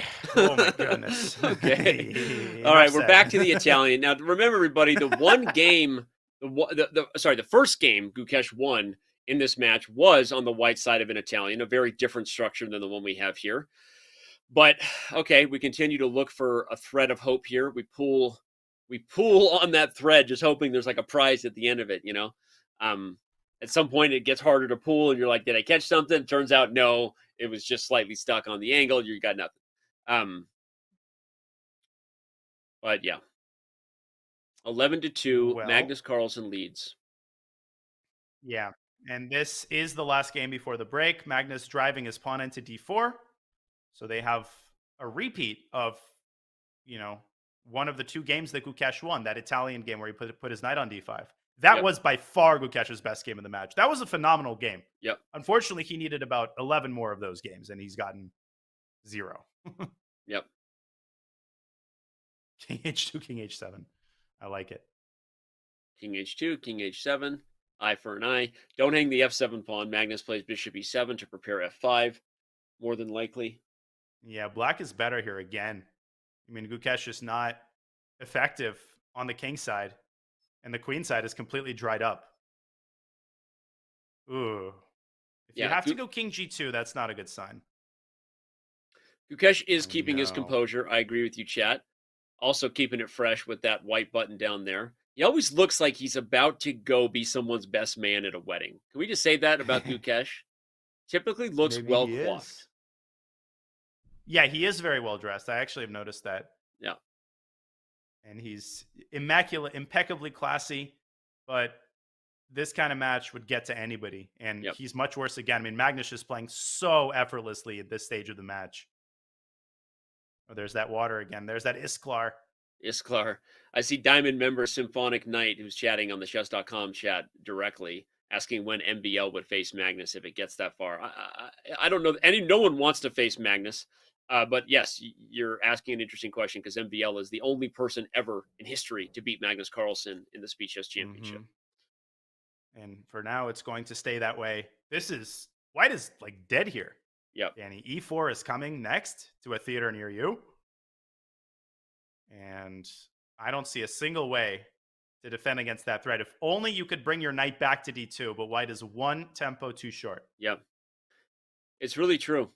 The little things start getting you here when you're one tempo behind always, one maneuver behind, one positional blockade behind. You almost have to play G4 to kick the bishop and then put your queen on you. I can't even complete it because it feels wrong coming out of my mouth. Well, G4 bishop takes G4 doesn't help.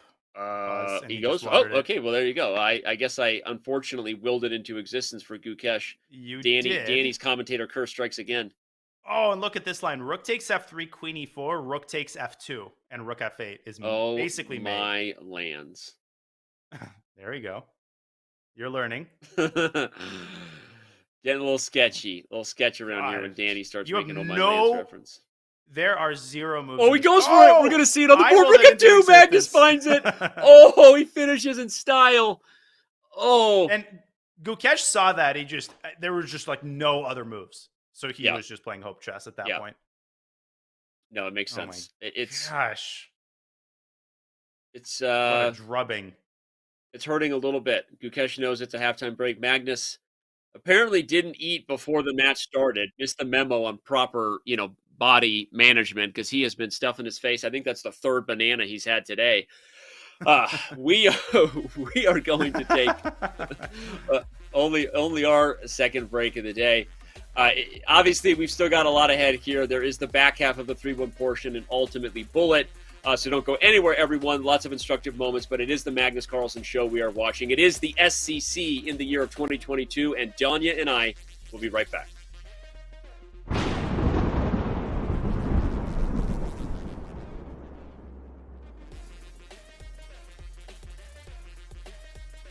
Chess Kid is fun.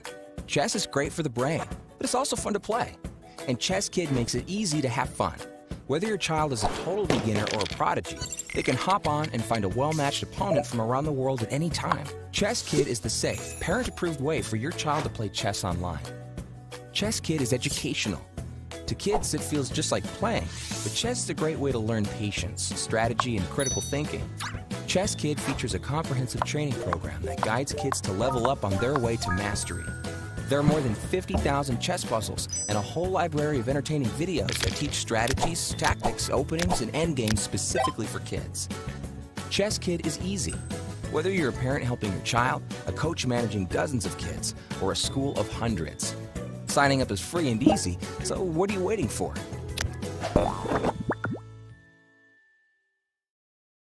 Chess Kid is fun.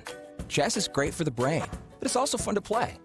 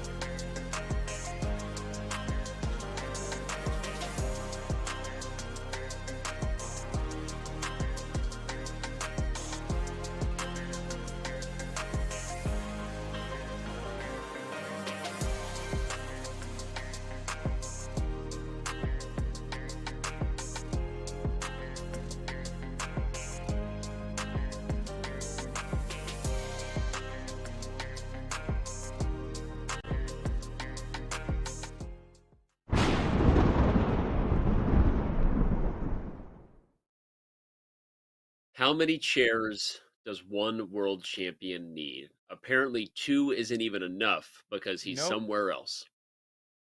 And there's a couch. There's a So couch. how many sitting surfaces and the floor? You can always sit on the floor.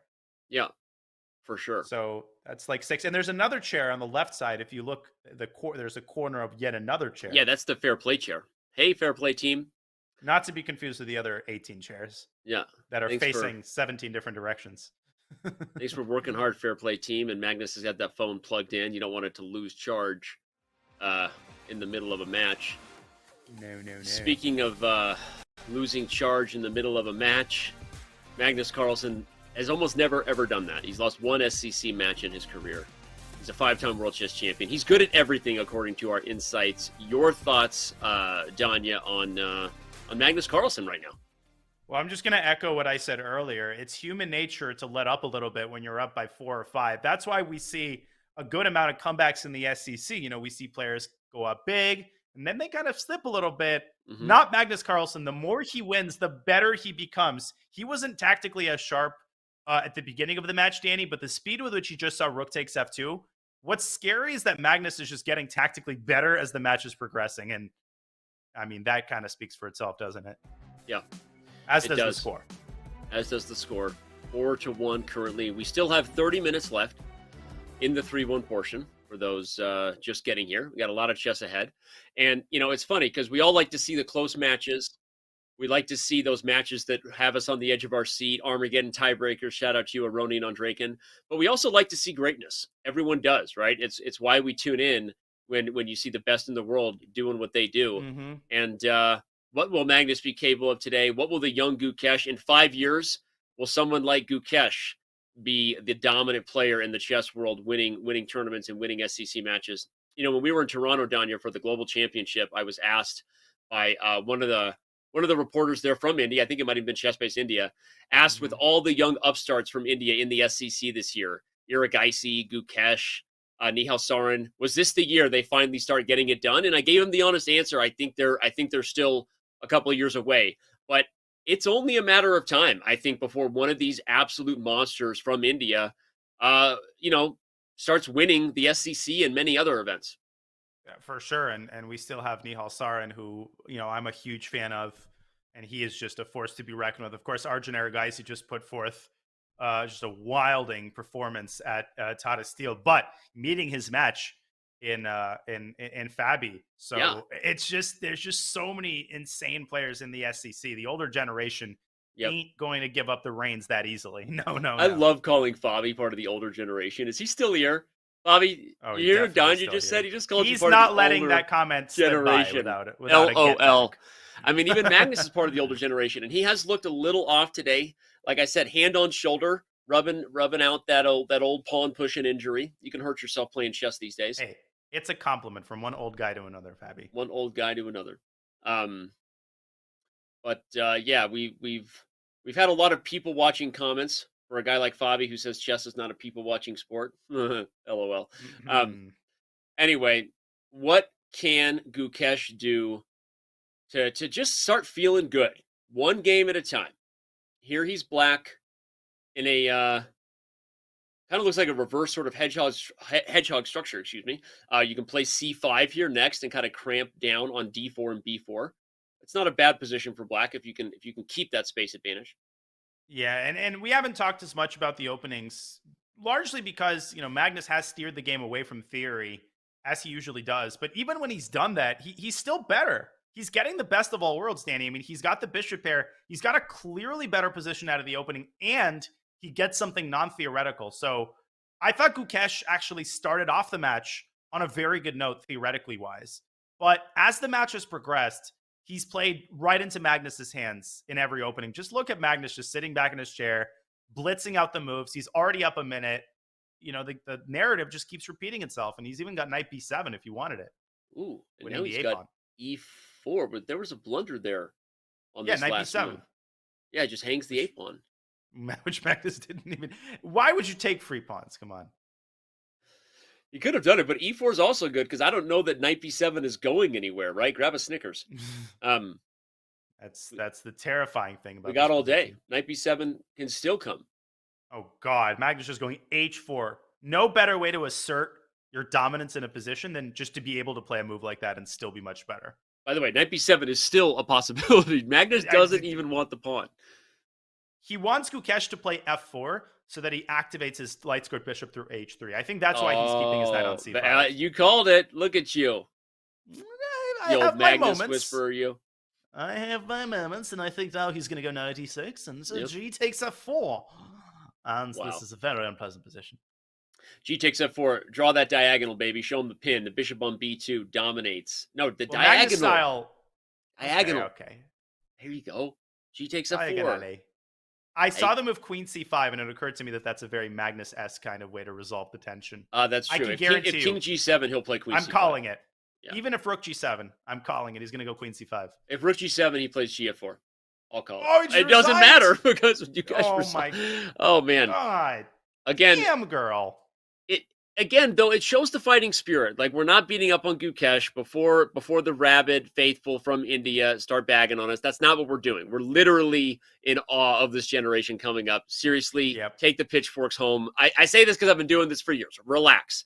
But right now, Gukesh is clearly, obviously up against it, as many people have been against Magnus. And I'm actually going to say complimenting Gukesh and saying that he resigns that game, Danya, because he still wants to have a chance in this match. He doesn't want to just get beaten over the head with a hammer. He wants another game to have an opportunity, right? You have to compete against the clicking clock, right? The counting down clock above their webcams there is just as big of a problem as the scoreboard. And I like that he resigns. Why torture myself? Listen, this isn't easy. And, no matter how stalwart of a Magnus fan you are, it's, you're down by 10. You're kind of walking into the narrative, and this is not how Gukesh envisioned it. So I have to compliment him for not tilting. He's doing his best, and just sometimes you're playing a confident Magnus, and there's just no scarier opponent than Magnus when he's feeling it. It's just unstoppable. It's crazy. Agreed. They like my word. Complimenting. It's like when you're trying to mentor and compliment, a mentoring compliment, or is it you're mentioning it? I'm not that I would be a mentor for Gukesh. But I was acknowledging that I think that he has it in him. He has the fight in him, and he doesn't want this to be, a cakewalk for Magnus. He wants more games. Give me more opportunities. Let's also pause for a second and note that Gukesh is still 16 years old. That's crazy. I mean, how many years he still has until we even start talking about him reaching his prime? Already well over 2,700, already established. I mean, some of these players just have such bright futures. It's nuts. Yep. Okay. Agreed. Another hedgehog. We've seen a lot of double fianchettos starting at the 3-1 portion. That's what the hedgehog is defined as for those who don't speak chess too good yet. You got double bishops on g7 and b7, double bishops on b2 and g2. Double fianchettos, double the fun. Taste the replacement of double mint gun. This segment brought to you by Double Mint Gun, who will soon be sponsoring double fianchetto positions in chess. Wow, that was beyond smooth. That delivery. Double mint gun is underrated. Double mint. I thought single mint gun was underrated, but that's not what the cool kids are talking about, apparently. Oh, man. Queen takes g2. The end game has been invited for Gukesh. I like it, actually. By the way, knight b5 is a move Magnus can't afford to miss. Right? There's a spot coming for knight to b5 at some point. I know e2 the rook falls, is in some trouble. But the rook is in trouble. Yeah, that rook is kind of similar to what Hikaru had trouble with in his pivotal game against Wesley in the CGC. When the rook is in front of the pawns like that, it's a very, very vulnerable spot because the rook can never really go back. Right. And here comes Gukesh with his knight. White is better here for sure. Magnus swinging it to a5 like nothing's the matter. b4, rook a6. Perfectly safe. What could be better? b4, rook a6. We're going to see it. Oh, he trades queens first. Can he go to g5? No, he's got to go to a6. This how is he playing this? This is crazy. And I was half sarcastic in saying that nothing could be better. That rook is actually very well placed, Danny, because b5, rook a5, and the knight on c3 is actually tied down to the pawn on a2, whereas you're going to have problems with the other pawn after rook c8. Super true. Oh my god. One instructive idea you can go for here as white is move like a4, and then you're threatening a5, and if b takes a5, you play b5, right? And you're trying to create a problem for the rook while you expand your sort of mini 3-on-2 majority over there on the queen side. But g5 doesn't look great. Now there's bishop takes c3 and rook takes a2 in addition to the g5 pawn. Exactly. And rook c8, the old idea. I think Gukesh was trying to squeeze in some sort of knight d5 move, but he's got weak pawns now on both sides of the board. And again, look at the clock. He's down 90 seconds in a 3-minute game. Magnus is not going to miss his letting opportunity to free the rook. Free Willy. Yeah, this is no okay. Rook a6. Maybe you can try to halt the progress of the a pawn. The last thing you want to allow is a pass pawn on the king side, on the queen side. Yep. If you could somehow get b5, rook a6, and then march that king from f3, e4, d5, c6, I understand. I'm playing imaginary chess, and Magnus is like, no thanks, Dan. I'm going to play a5 before you get b5. Yep. And Gukesh expanding on the king side, but with 16 seconds left, we've seen these types of endgames so many times. Magnus just never misses his chance here. Here comes the a-pawn. Here's Johnny. Do you think this might motivate Gukesh to play more online? Or is he just sort of focused on class? I mean, there's nothing wrong with that, of course. And his results speak for themselves. But I'm curious if this will be a slight impetus for him to play a little bit more Blitz. Maybe in preparation for next year's SCC. Yeah, I mean, it depends on how you view it, I guess. I mean, the truth is that with more and more money in online events and more opportunities to play in events that matter, right, online, I think, we've seen a massive changing of the guard. So the reality is the narrative that before that said, I'm not going to waste my time with online, just doesn't seem to work anymore because there's probably more prize opportunities, more events that matter online. And obviously the game is evolving that way. So, I mean, obviously, to me, the answer is yes. You should be looking to do that. But at the same time, I think we're in a weird spot, Danya, where I think some of these youngsters like Gukesh. Okay, by the way, this game is getting spicy. He's only got 5 seconds, but he is winning. So let's focus on that before we finish the answer. Gukesh is winning, and this is one that he could actually play despite the time. Knight f5.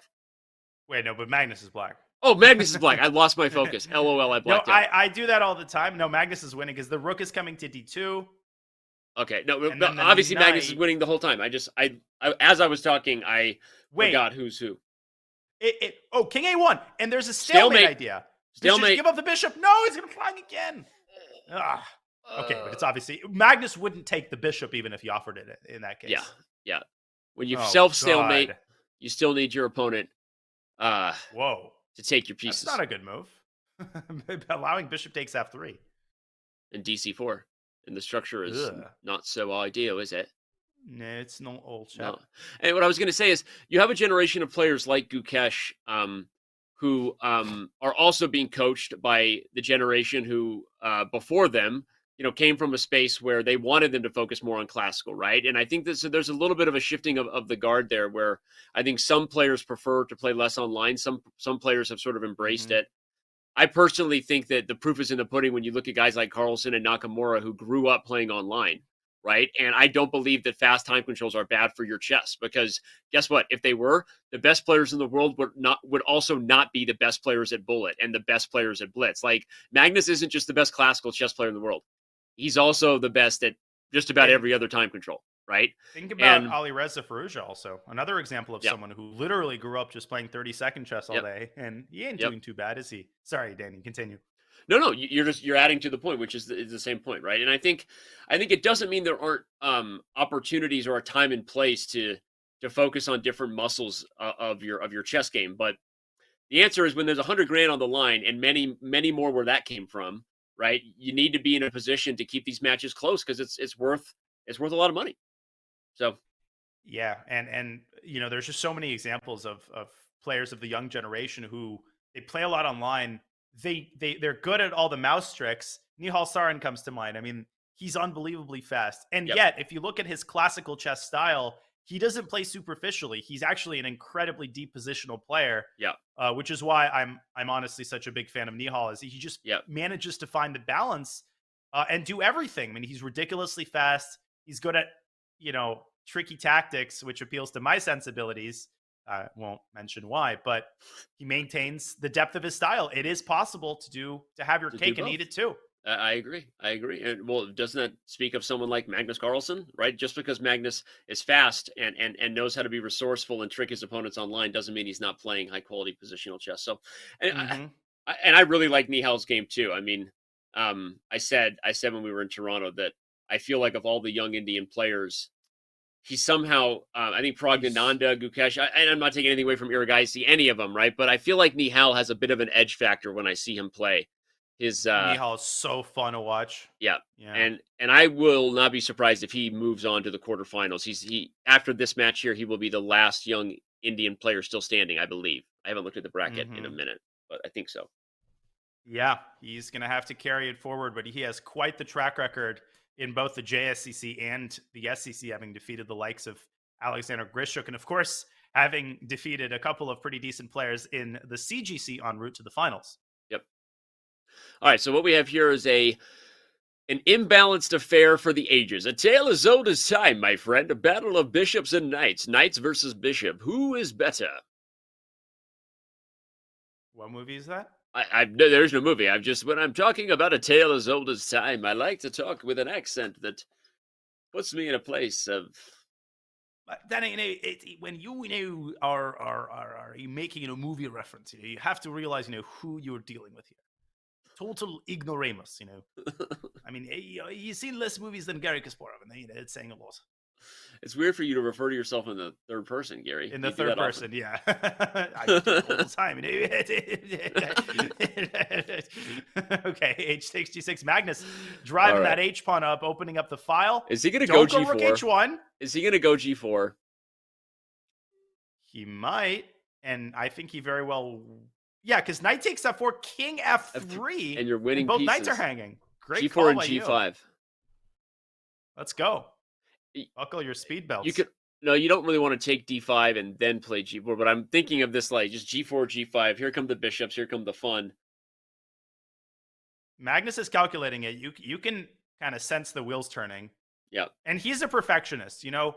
A lot of players would just kind of, in this match situation, whatever, I don't really have to calculate it. Magnus wants to strive for perfection in every game.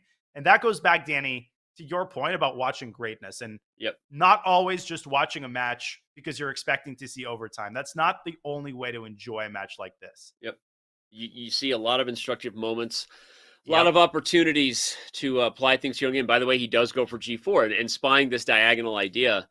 This is super tricky for black. G4 may have been better before Bishop D5. I don't know, but we won't criticize Magnus here. He's in a pretty good spot. Yep.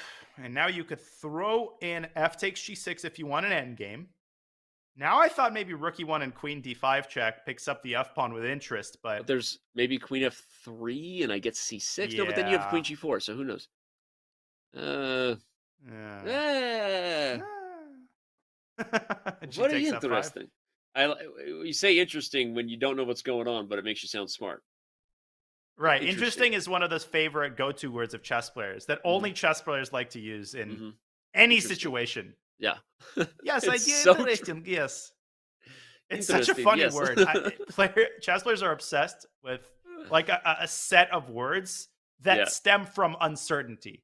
Right. Right. But you don't exactly want to say you're uncertain. So, by the way, we're getting the line comes from the same thing. I agree. You're getting the line I was calling for with Queen F3. But okay, Gukesh trades what?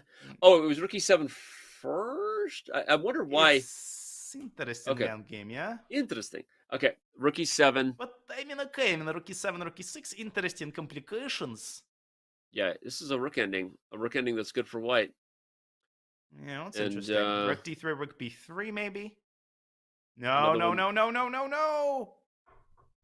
That's not the way, Gukesh. You can check on C7 or play Rook B6 first. Yep. Oh, wait, hold on. It's C6. Rook F7, maybe. Rook F7. That'll do the trick.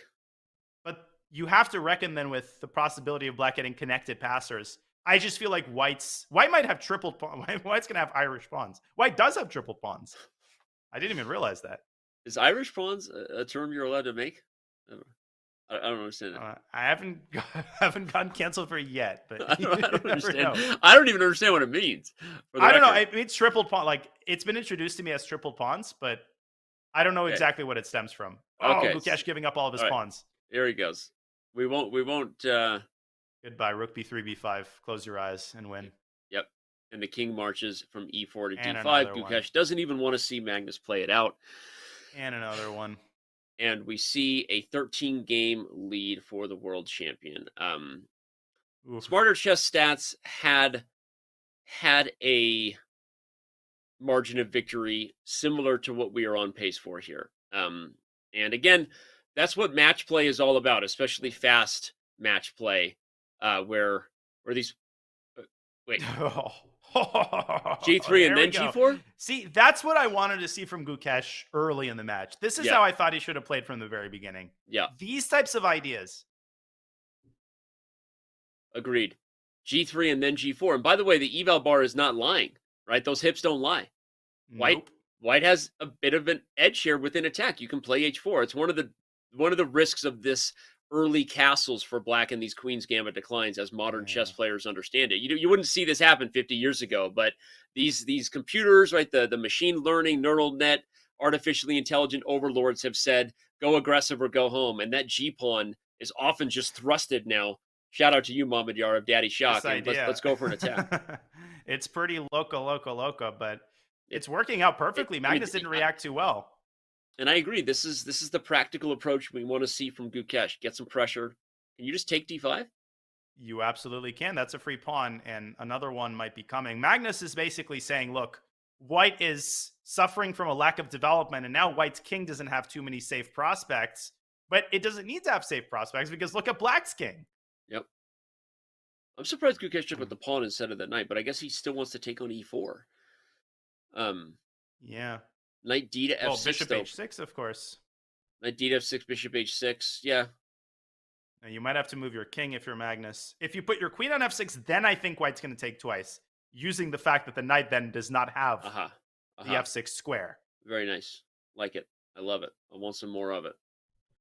This right here is exactly what Gukesh wants. You have to drag Magnus into positions where he's relatively uncomfortable. And Magnus and uncomfortable don't really go together in any sentence, but this is as good as it gets. Because if they do, he'll just switch his chairs or switch to the couch. He's uncomfortable. He just switches chairs or couches. Okay, knight f6 allows bishop takes h6. I couldn't tell if that was a fake laugh by you or not, but either way, I appreciate it. My kids do that for me too. My laugh is always genuine, Danny. When you say something funny, I would never stoop so low as to engineer a fake laugh. Takes e4 I just wouldn't first. laugh. It wasn't funny. Why not take h6 first? I think knight g4 maybe was on the horizon. Okay. And there wasn't like rook g4, f g4, queen e4, takes h6, queen g6. A lot of minor pieces hanging, though, including the knight on f3 in that position. Okay, fine. Touche. Okay, now bishop h6 again. There's knight g4, and then maybe your idea is more pertinent in that position of queen e4 right there. No, but queen e4, knight h6. You have to play rook g. Wait, no. Okay. You can play bishop g7, and if king takes h3 and the knight is pinned. That's a cool idea. I don't know. I mean, knight e5 is more pedestrian, but also probably possible. Let's show bishop h6 on the analysis board. Yeah. Bishop h6, knight g4. Yeah. Queen e4. Uh-huh. No, but queen e4 I can play knight h6. That's what I was saying. So you have to take g7, but then but you don't have time for h3 because the knight is saying so you have play to go queen e4 here. now. Yeah, but this type of position is already okay. Maybe not queen f6, maybe bishop f5. But then is rook this g4. really necessary? So rook f4. Rook f4. That's a nasty one. I mean, you still see the eval bar being as close as it is, just to show that it's not an easy position for Black. And given that Magnus is down a minute on the clock, I'm still giving Gukesh pretty good chances here. He didn't go for the most aggressive option of bishop h6, but you have to keep the pressure. You got to keep the funk. Let's go. The problem here is that if Black can consolidate, then White's finally going to, pay the price for that early g4 move. Of course, Gukesh could orient himself toward queenside castle, but clearly that doesn't solve all of his problems. Well, Bishop he's doing F5 it. is coming. He is doing it. Maybe Orienting he E3. shall, and he does. Uh-oh, knight Rekarovka, takes Длинная Rekarovka. Длинная рокировка, молодец. Nice. Хорошо, хорошо. Okay, knight takes d5. What is he waiting for? Whoa! Wait. No, that knight is pinned on the D file. Give me pins or give me death. Let's go. Come on. Come on, Gukesh. Maybe there was a better move than e3. Maybe bishop b4. That's what I wanted. I wanted pressure on that knight while there was still a pin with the queen and the rook. Rook on d1 spying them. Oh, bishop b4 is coming. c5, but after bishop c5 and bishop g8, Danny, I could take and then pin your queen in the end. Oh, that's the it downside hurts. of Analysis castling board. queenside. Analysis board. We have to show please. that real quick. Bang, bang. Knight b6, bishop b4, c5, chop, chop, queen g, bishop g8, Bang! in the lady. But and the rook line c8. isn't over. Rook ac8 and pin the queen. So frustrating. And pull me a Guinness, please. That's All right, literally not what you would say there with that accent. That is literally not what you would say. Gosh, we have so much work to do. The Irish are not happy with me today. All right, knight Irish b6 pawns, played. Bad accent. Okay, Magnus is 53. under 10 seconds, though. I'm openly rooting for Gukesh here to get the dub. No shame. Let's go. I wonder what kind of pawns we're going to get after f takes e4. It's my island. What does he say in Braveheart? He's like, that's my island. I can't even do the Irish accent right now. I'm the right person to ask what somebody says in an obscure That guy movie. saved that movie. You know, we were way down the rabbit hole of Mel Gibson monologuing. Whoa! Oh, he takes and plays c4? No, he didn't take. Why didn't Gukesh take on e4? Now queen takes c6, and he's given Magnus a chance to consolidate. Unbelievable. And you can even take f3 now if you're black. So white has to take back with the queen, but now Magnus is totally fine with this bishop out of the game. Okay, but here comes rook g7. 5 seconds for Magnus. He has to defend that pawn. Queen e7 probably. Whoa! g5. And we live. Hey, Canty, here we go. Play e4. Don't take. He can play e takes f3. He can get away with that. Only Magnus. Only Magnus. Play e4. And then h4. E4. E4, because the queen guards f2 as well. Yes. Now h4. Just do it. You called it. I think h4 is the only way. You have There to you get go. the Let's bishop out go. of g6. But Magnus is going for his vintage queen trade. Ah, Magnus! Ah! So frustrating. And now I think Gukesh is losing control of the game, but he gets his king up just in time. Okay, 5 seconds. Rook f1. No, he's back Bishop in a7, charge. rook f3. No, okay. White has the bishops. And e5 is coming, but careful, don't blunder your bishop. I like this remaneuvering of the bishop. Here comes This e5 is now. great- Bishop f3, great bishop play in c6. time pressure. Bishop g2, bishop h3. I love this. Good play by Gukesh. Bishop c5 check. Yes, force the king back. King e5. Yeah, but here you go. Knight d7. No! Oh no, did I messed it up. Now I Magnus messed it has up. the outside passer. I don't know who's better here. White's got two passers and they're more Yeah. mobile, but Black's got the outside passer. And you have to be careful of this a5, b4, c3 idea. Here it comes And from there Magnus. it comes. He's got to go back, but now bishop f7, bishop e6 is so nasty to trade off the bishops. No, he's going to lose. No. He's let the h-pawn slip. No. Oh, Magnus blundered. He had Okay. h3. What's going Yeah, on? 4 H3 seconds for Magnus. immediately. 3 seconds. 2 seconds. He goes b4 first, and whoa, he breaks He's going to play through. a4. Oh my gosh. He's got trousers, but so does Gukesh. G7 Who's is coming. winning? G7. White's winning. Who's winning? White's winning. It's mate for white. Where's the mate, though? I don't Queen know, but F8? it's got to be there. Oh, he got Oh my mate! god, he made it Oh in oh my gosh. Oh no. Oh no. He cannot catch a break. He did everything to win that game. What was King D6? He was completely winning. Just Queen F8, Queen D6, Danny, and then E6. Like, Oh. literally anything was winning there. And, oh, my God. And Magnus takes a drink of the water. I slide down in my chair. That is absurd. Absurd. Absurd. Absurdistan. Mufasa. Oh, Mufasa. Say it again. Dude, after that game, I have 3 mice on my table. I think they would have been in 800 pieces after that. Oh my Mufasa. gosh. It's 16-2. Mufasa. That is ridiculous. Magnus.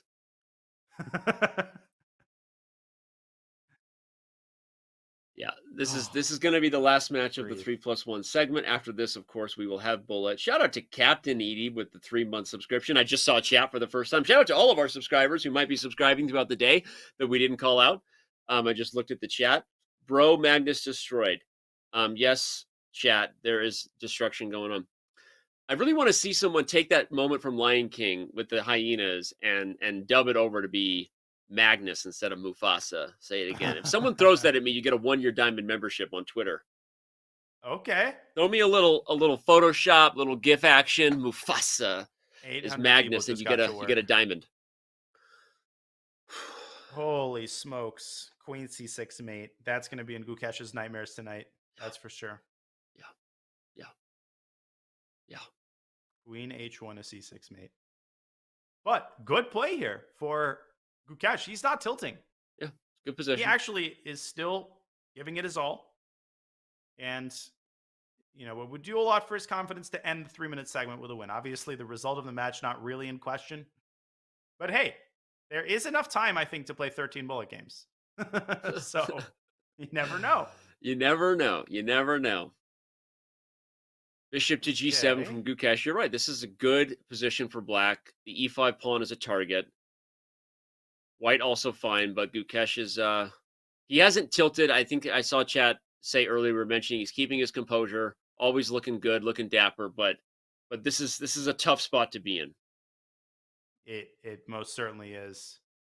It's unenviable. You're just looking at the match score, and again, you don't get an easier opponent in the bullet. You just get the same opponent again. Same opponent.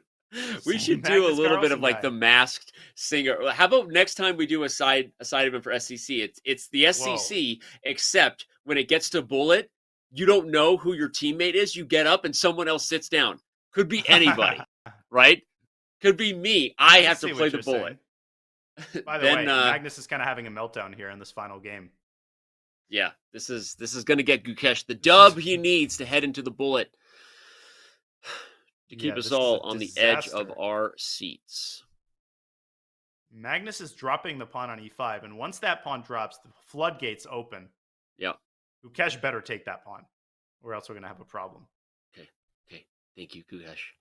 Thank you, Gukesh. ASMR. If Magnus recovers from this game, I'm running out of adjectives to describe how I'm going to be.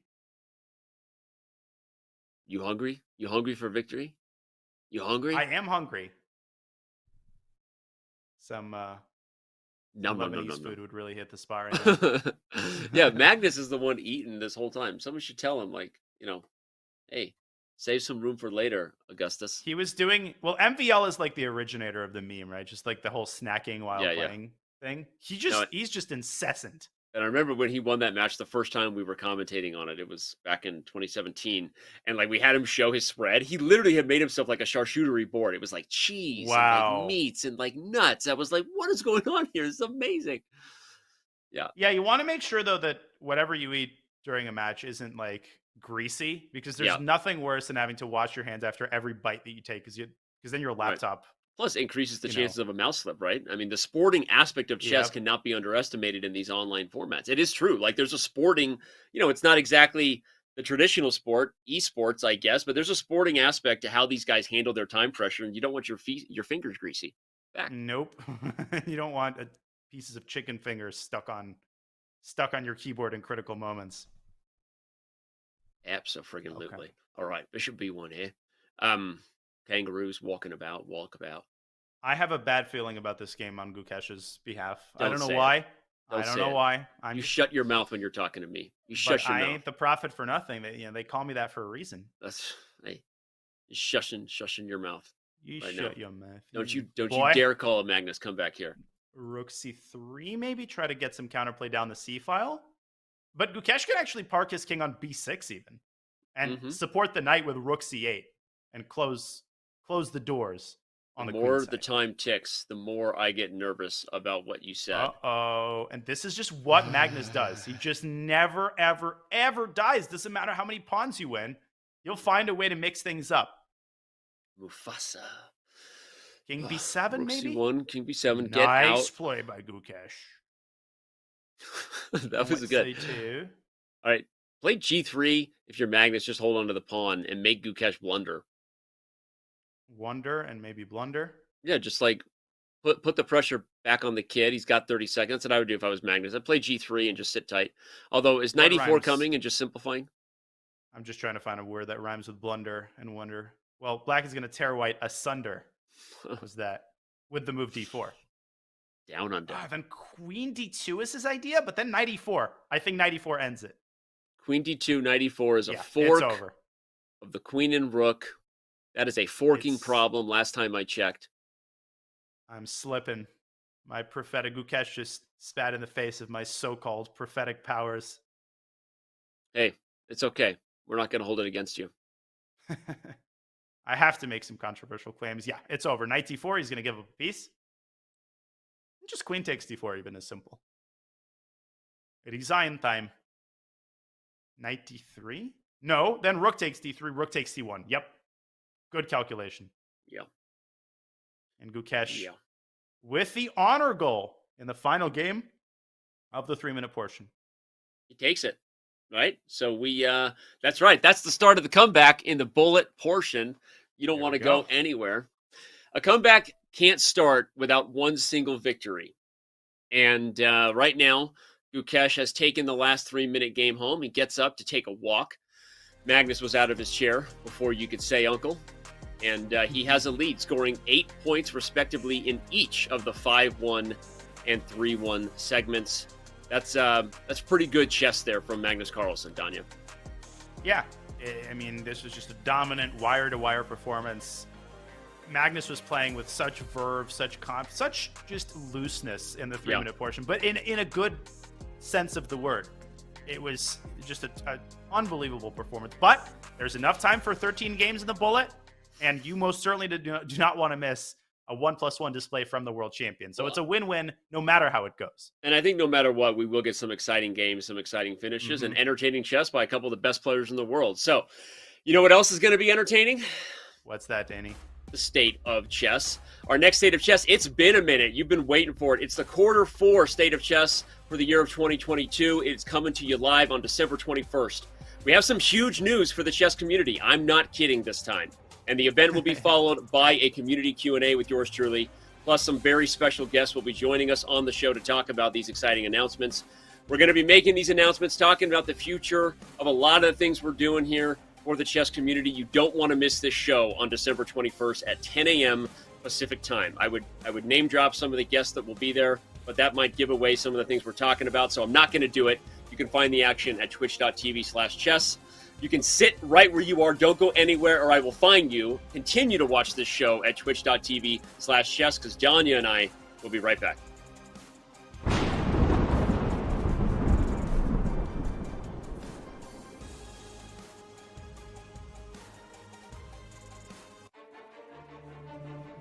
Any move can be the last you make. In a war of the mind, you must adapt to change. Every mistake made, an opportunity to strike. Check. And when the ashes settle, only one will be crowned the victor.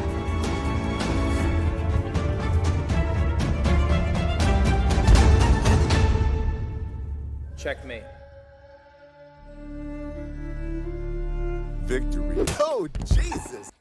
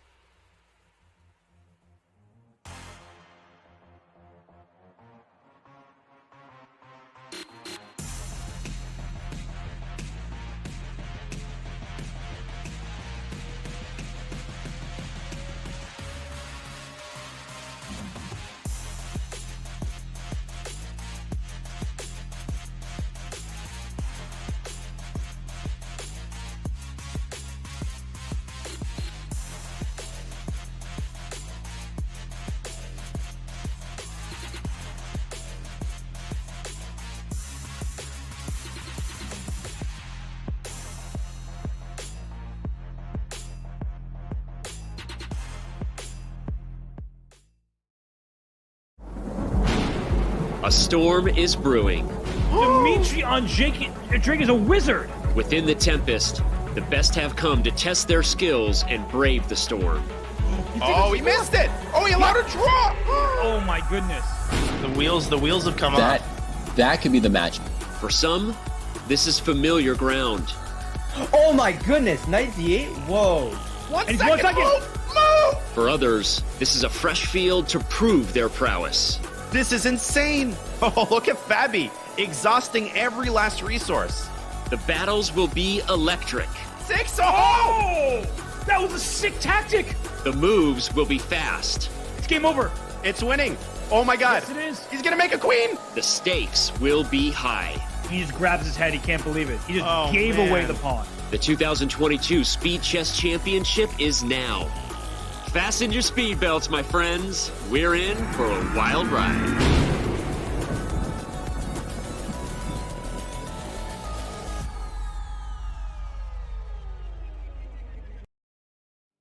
It is the Speed Chess Championship in the year of 2022. Danny Wrench here alongside Grandmaster Daniel Naroditsky. We've had quite the Magnus Carlsen performance today. We still have Bullet ahead, Danya. What do you expect the final score to be at the end of the upcoming fastest segment? Man, I mean, Magnus has scored 8 points in both of these segments. If he keeps it going, he's going to score more than 8 points in the Bullet. At this point, I think Gukesh's goal should just be to make the Bullet competitive, try to go 50%, and keep this lead to what it is right now. Score a couple of nice victories. Yeah, you want to score a couple of nice victories. Unfortunately, if our pre-match prediction holds up, which is that Gukesh probably had his best chances in the slower time controls, that really wouldn't spell good things. But we'll see if we were wrong, and he can impress the crowd here in the fastest portion of the Speed Chess Championship. Our players are back at the board. Magnus has, I don't know what he was tussling with at the break, but his hair is it's like he's trying to lean into the meme here. You sure he came out of the shower in the beginning of the match? I mean, every you time know, that hair you gets shower, crazier. You shower, you put on a hoodie, you take off the hoodie. Yeah, but you comb your hair after the shower. You should comb your hair. That's actually the point of showering. Yeah. Your hair is more combable. But Magnus not too stressed about that, given the score of this match. He now has the black side of this kind of Pierce-looking position where White's going to attack on the king side. This should be a fun, spicy one to kick things off in the Bullet. For sure. And Gukesh himself has been known to play this with the black pieces. This time he's on the receiving end of a modern. A great opening for Bullet, honestly, because it's easy to rattle off a bunch of moves if you're black. There's kind of a stock queenside attack. Yep. And Magnus opting for the early trade. Ooh, I don't know about queenside castle here. Yeah. You're walking in to the attack. But at this point, anything you can get that has double-edged chances, right? You want 3 result positions if you're Gukesh to give yourself a chance to get a victory. You might lose, but you still want those types of positions to give yourself any kind of fun, even if we're not talking about a comeback, right? Here comes E5 and F5 and launch the attack, young fella. Yep, and I like Gukesh's speed in the early going. He's not overthinking it. He goes F5 and then E5.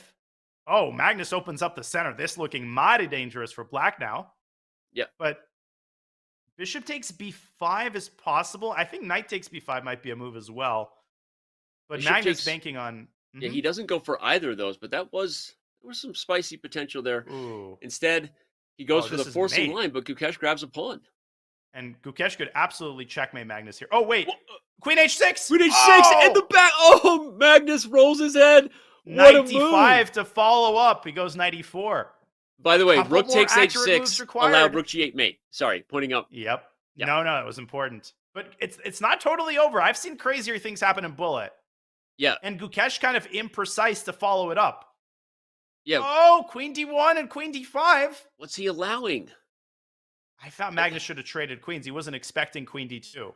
Gukesh is still up a piece. Let's let the record state, right? No, he maybe didn't follow up correctly, but he's still up a piece. But there's a lot of forks here, and Magnus has quite a few pawns. So he's got to keep his has composure got here, to win this one. Yeah, if he doesn't win this, that would be a travesty. Yeah, bishop. You Bishop just play F1. bishop F1 if you can. Just keep all your pawns. Yeah, Get greedy. I don't know about that move. Magnus is going to start pushing his F pawn. Bishop. You're suffering from a little bit of Magnus bias-itis, I think. Totally. I think Gukesh is going to get this. D3. No, but that's why. He's blundered his piece. Oh, no. It's still winning. It's still completely winning. Okay. He's got to check. Push your A pawn. No. Knight D4? It's going the wrong way. God, he's losing all of his pawns, and here comes the F pawn. Oh, now it's anybody's game. What is happening? What is my happening? Gosh. King G7, and if A7, Rook A6. Magnus is playing for the win. Magnus is winning? No way this just happened. No. He's still in the game. He can give up the H6 pawn for Rook F8. I think Knight F5. But then the king moves and the bishop can step into B5. Yeah. So it's Gukesh now the one hanging by a thread.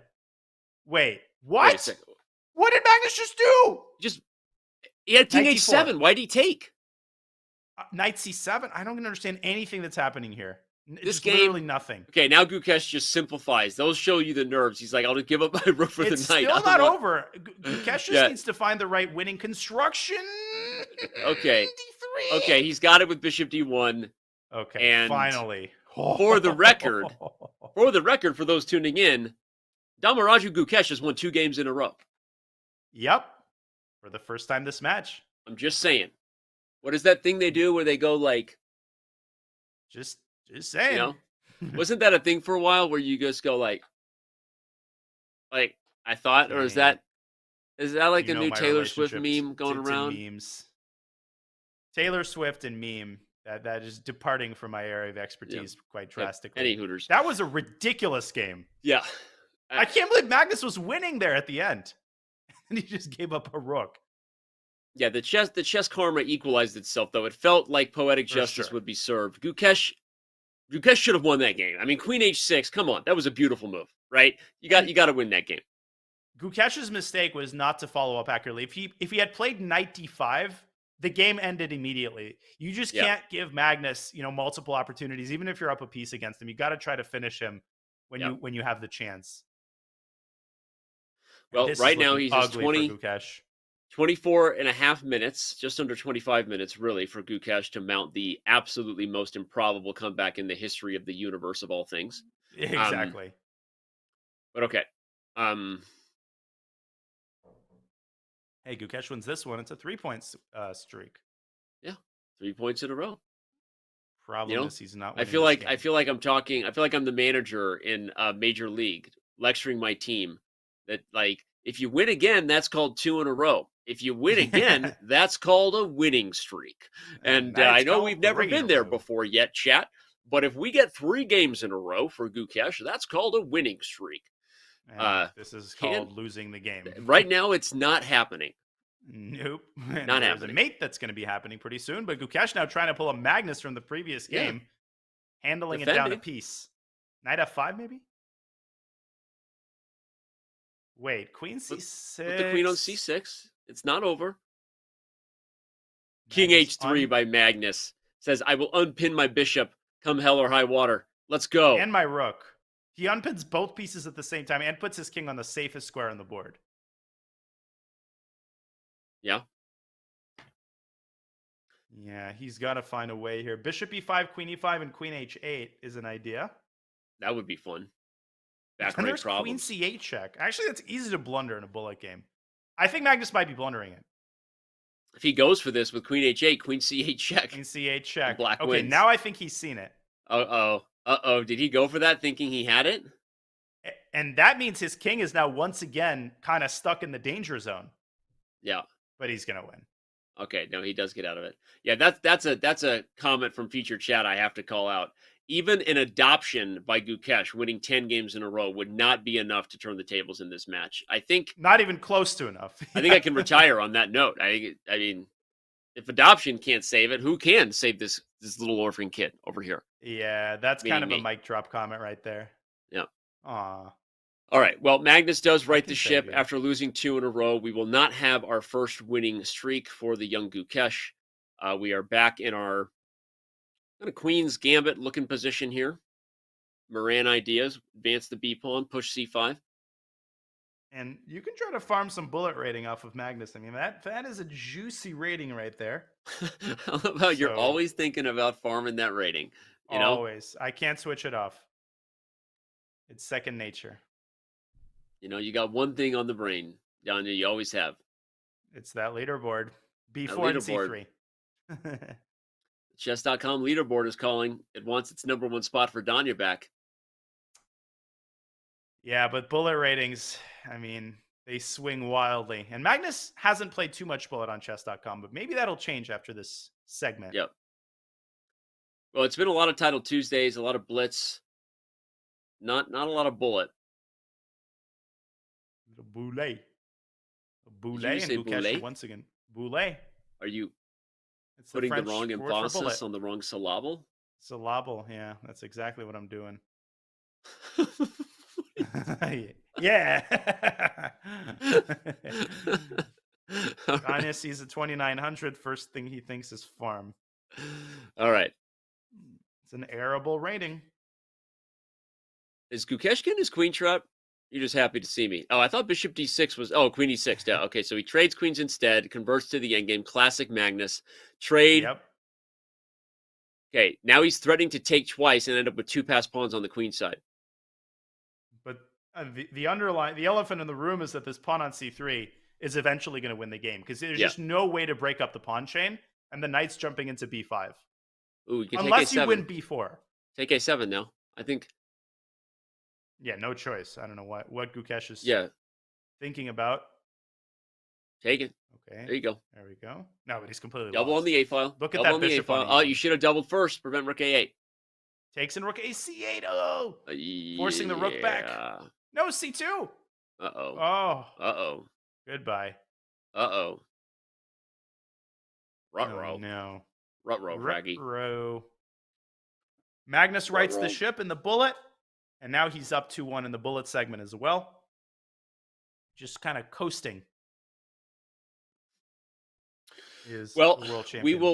we will likely have some exciting games here for the last few minutes. We will also likely have an interview with the world champion Magnus Carlsen, so you don't want to miss that. Don't go anywhere, of course. We have under 20 minutes now remaining in this match, and also remember the new rule this year. For the first time in SCC history, I finally relented and allowed the option to resign a match if you want. Before that, it was forced. I don't know that Gukesh will. I think he wants every single game he can get against the world champion. And I'm like Russell Crowe screaming, are you not entertained here? I'm happy to get more games no matter what the score is. But no matter what, we will have an interview with Magnus Carlsen, so don't go anywhere to see that. Yeah, and as Gukesh should want every game possible against the world champion. It's just such a treat for anybody to face Magnus, and it's not in the greatest of circumstances here for Gukesh. He's not going to be happy with the score, but you always just get a rush from playing Magnus in any time control in any situation. Yep. And I think he's finishing the match. I mean, I'd be looking at that score. I'd be thrilled, right? Okay, we're not talking about me here. I'd be like, I got 4 points. What, are you kidding me? Yeah, exactly. I ain't going away. Yeah. Unfortunately, he seems to be going away in this game. The knight potentially jumping into d6, forcing bishop f8. But Gukesh has this f4 square for his own horsey. Okay. Whoa! What is Magnus doing? That's a free knight. He just killed up the knight on f5. I don't need it. I love when he raises his own hand. Like, I don't know what I was thinking there. I mean, that doesn't make any sense. I guess he wasn't expecting g6. This is still a little double-edged, though. Danya, I don't know if this has been mentioned yet, but there hasn't been a single draw in this match. Oh. That's nuts. I didn't stop to think about that. That's a great observation. Only decisive games have been played in this match. Has that ever happened in the history of the Speed Chess Championship? Stat Boy, yo, give me Vaughn. That's right. Give me Vaughn. Can I get Vaughn in here? Can I get Stat Boy? Can we get someone on that stat? Oh, Gukesh has let this pawn slip into a7. Uh-oh. And to your point, Danny, I think the answer is no. I mean, if I had to bet, I would bet that the answer is no. That it's crazy for a match this long. And we could still get a draw. I mean, probably I'm jinxing it right now. Classic commentator Dan. As we speak.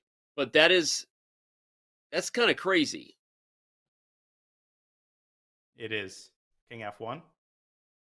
What's crazy is that Magnus might win this down a full piece. We're not going to see a draw here. If we see a draw in this game, that would be absolutely nuts. I would go F4. Okay, Magnus going after the piece. Takes on F2. Where's the attack coming now, though? Got H3. This could somehow fizzle out into a draw. I could see this getting into a perpetual. It'd be hilarious if right when we call it mid-game, that game ends up being our first. We have an end game. Bishop We have an end game. We have an eval bar sliding back. Magnus back on the prowl. No, but Gukesh the deep just on completely runs. lost his mind here. Donna is Bishop dancing B5. on D8. You know? No draw. Donna, as in Donna Summer. It's a problem. It's not Donna Bishop Summer. F6. Dirty dancing on Oh! D8. Taking Bishop C7 too. Oh, Bishop F6. Oh, that Danny. was sick. King takes F6. D8 equals Bishop mate. Mate. If you please. OMGs If or you snaps. please. Under promoting to a bishop for mate. Oh, G5 by Magnus, which Okay, is not here a we bad go. bullet line. Here we go. For the Alekhine. Will we get a bond cloud? Can we get a poll for chat? Will we get a bond cloud before we're done here? Who do you think he is? Jan Krzysztof Duda? Jan Krzysztof Duda. Krzysztof. I'm sorry. I didn't mean to correct you. Forgive me. I didn't mean to do it in front of still 15,000 people on Twitch and Please lots do of people correct on me. YouTube. I love being corrected. I'm sorry. I'm sorry. Okay. Al Jorgens And another defense. queen trade. Black. You have this G5. G5. Okay, my G5. bef- La Yeah. Diasebosum. Wow. Chest. Not bad. You didn't know I spoke as much Russian as I do you? I did not know you know all the pieces and you know all the squares. I have some little bit of vocabulary still left. Do you know how to say F takes E6? Biot is Beautiful. F bьет E6. Ошибка. Or you Ладья. can just say F4. Ошибка, very nice. Ошибка. Mistake. All right, here we go. Do you know how to it's- say blunder? I do. Just stop squeezing me on the spot. Ошибka's good enough. It means mistake. Leave me alone. It's the same as the word for yawn. Oh, really? Like you're Yeah. tired? Like yawning? Yeah, there's a funny story. My coach told me an old guy was playing. I don't know if this is like apocryphal or what. An old guy was playing a game, and he was so sleepy he yawned so widely that he had a problem with his jaw and had to be transported to the hospital. And when he woke up, the doctor told him, "Well, you're in the hospital because you yawned." And literally in Russian, he said, "What did I yawn?" Because it's the same as "What did I blunder?" Oh, I get it. I love it. I love it. Hilarious, I know. Everybody's This is laughing like uproariously. the old proverb of sacrificing a knight. What is it? You come to like the crossroads and you either have to lose a knight or like choose death or something. What is going on with those knights? I don't remember. I don't know. Yeah. Someone was talking to me about their feelings. I wasn't really paying attention. In the meantime, Magnus has slipped in another victory, so still no Slips it draw. in Luka Doncic style with that Euro step with the Knights moving in. That's my new thing. Is I was watching Luka Doncic dominate my Suns last night. Bit of a Luka fan here, despite him consistently dominating my Suns. He plays on Chess.com every day. Wait, your Shout kids out are to in you, the Luka. NBA? Shout out to Luka playing on Chess.com every day. But I was watching Luka dominate my Suns. Wait. He does? Yeah. Luka Doncic plays on Chess.com? Did you not even see his interview from a couple weeks ago? I did not. Yeah, and I've been they out of asked the him loop. if he's following the Twitter collapse of Elon Musk, and he said, "I play chess on my phone." Wow. But, so Luka plays chess on doesn't? Chess.com, but he also dominates the Suns for a living for breakfast. And I was watching him do a Euro step, and I was like, "That's like a knight move, bro." So I'm bringing it in. I'm bringing sexy back. I'm bringing Luka into every chess match. Golf clap. Exactly. Okay. Here we go. Here we go. Magnus has the white pieces here in a Rosalimo. A rather Rosalimo. dignified opening for a bullet game. They went from Alekhine with G5 to like a mainstream Rosalimo. Yep. And I don't even know what to make of this pawn structure. Those double D pawns are dirty. You can take it if you're Magnus. You can. Okay, he does. I was gonna say you could also Only just gonna be leave one it there. D-pawn. And there's going to be no e-pawns after Gukesh finishes taking it.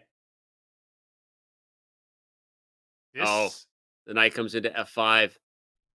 Black is up a pawn, though, so I don't exactly know how that happened. I was too busy talking about Luka Doncic, but Black is up a pawn.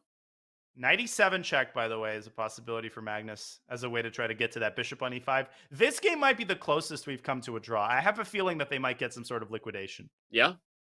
Okay. Will we have the first ever SCC match in history without a draw? He says before checking stats. I asked for Vaughn. Give me stat boy. Check on that, but I'm pretty sure I'm right. He says before all the pieces get traded and we get a draw. Or will we have a blunder? That This A6 is still pawn a is weak. double-edged endgame. Yeah, That it's A6 pawn is weak. It's a 3-result game for sure. Yeah, bishop coming to d3. I don't know. We're getting a draw. I think Magnus is going to pull this one out again. Bishop d3. Here you go. You called it. Oh, bishop b3. Oh, he goes back. He into rook f6. Very nice. What about Rook, that twist? Okay, he's going to put the king on d4. And that rook is going to be ensconced on f6. Look at that. Anchors it in. Gukesh can't move, and he gives away a6. Oh, no! Why? Why? He's just collapsing here again. Magnus is going to win this again. Why? Rook takes b4. Give me those pawns. I wonder why he did that. Yeah, why? Exactly, Jen. Exactly. Yeah. Yeah. You know, in 1972, Mikhail Gurevich. Yeah, I was talking to him. He was playing in a Robert Hubner, who at the And time was Hubner visiting a came museum. in. And the funniest thing about Hubner, Jen, exactly, Jen, was that, yeah, sorry. And Hubner, he came to the board and he adjusted his glasses. And he said in this thick German accent of his, "What opening are you playing, Jen?" It was the funniest scene.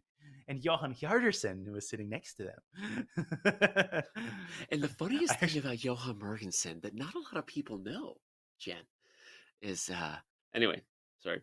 Here we go. Mufasa. No, you can just do this forever. I want to see your Yasser say Mufasa. You want to see what? Yasser say Mufasa. I feel like he'll say it in the most soothing Jen, possible The Lion voice. King, if you didn't know, is actually the highest rated animated movie of all time. Yeah, exactly, Jen. And I love the scene where the hyenas say Mufasa. Ooh, it reminds me of when I was scared. The one time I was playing for the Olympia team, and Gary Kasparov came in the back door. Gary Kasparov. Which is funny because no one was allowed to go in the back door. Mufasa. But Gary had special privileges in the Dubai in 1980, and I remember the paparazzi, shouted me out the door after I beat him. Oh man. Okay. In the meantime, Magnus. This has become a full internet baseball problems? show where one team is up by 15 runs, and we're just thinking of stuff to talk about at this point because yeah, because 9 minutes to go. It's funny. I feel like every year we get some of the most incredible chess and just nail-biting drama you get when you watch the Game of Kings in the SCC. Not kidding. I mean, you get Armageddon, you get Liren Nakamura of last year, right? But you also get a couple blowouts. And, let's hope this is the last one we see. And again, Gukesh, obviously awesome. Very bright future for the young man. But you mess with the bull, you get the horns. And sometimes the horns look like a giant mop of hair. Yep. And it's just brutal to face Magnus Carlsen in some of your first online Blitz chess in a while. Magnus is having some internet problems. He's going to flag this one out. He's lagging out and flagging out. Internet catches up with him. He has this bad Wi-Fi. He has to fix this. Reset what you have this call it. It is in America. You have this. It makes a signal. It puts out. It has a router. Okay, you're routing your things to Router, this yeah. internet. Modem reset, yes, because Magnus Carlsen have a problem with gigabit fiber connection. Yes, very good. Duh. Uh-oh. Well, we've got 17,000 of you with us here. We're about to interview the world chess champion at the end of this segment. That is Magnus Carlsen, to talk to him about his Assuming his victory internet as well holds as how he sees the rest of the Speed Chess Championship playing out for him. He's currently got a 16-game lead, Danya, as we head here into the final games of the 1+1 portion. I don't know why you're talking like a football announcer all of a sudden, but I'm going to join in. I don't know why you think that was football. score. Like, what? God, we have got to... We're just all over the place, Danny. We're all over the place here. We do have some internet technical difficulties. They don't make a pill for that one. And Magnus is going to have to do some things the old-fashioned way to maybe hit that reset button. When you call tech support, they're like, have you plugged it in and unplugged it and plugged it back in? And you're like, just upgrade me to level 2 tech support. Like, I don't have time for you. Don't tell me to plug it back in. Give me level 2. Speak to the supervisor and the manager, please. They're like, I'm sorry, sir, but I have a list of checkpoints that I have to go through before I can escalate you to technical level 2. Agent. Agent. 0, 0, 0. 0. Yeah, 0, 0, 0. Okay, 0. thanks for telling me that. Can you give me a little more information before I can pass you on? When you look at your router, is the green light on? Press 1 for yes, 2 for no.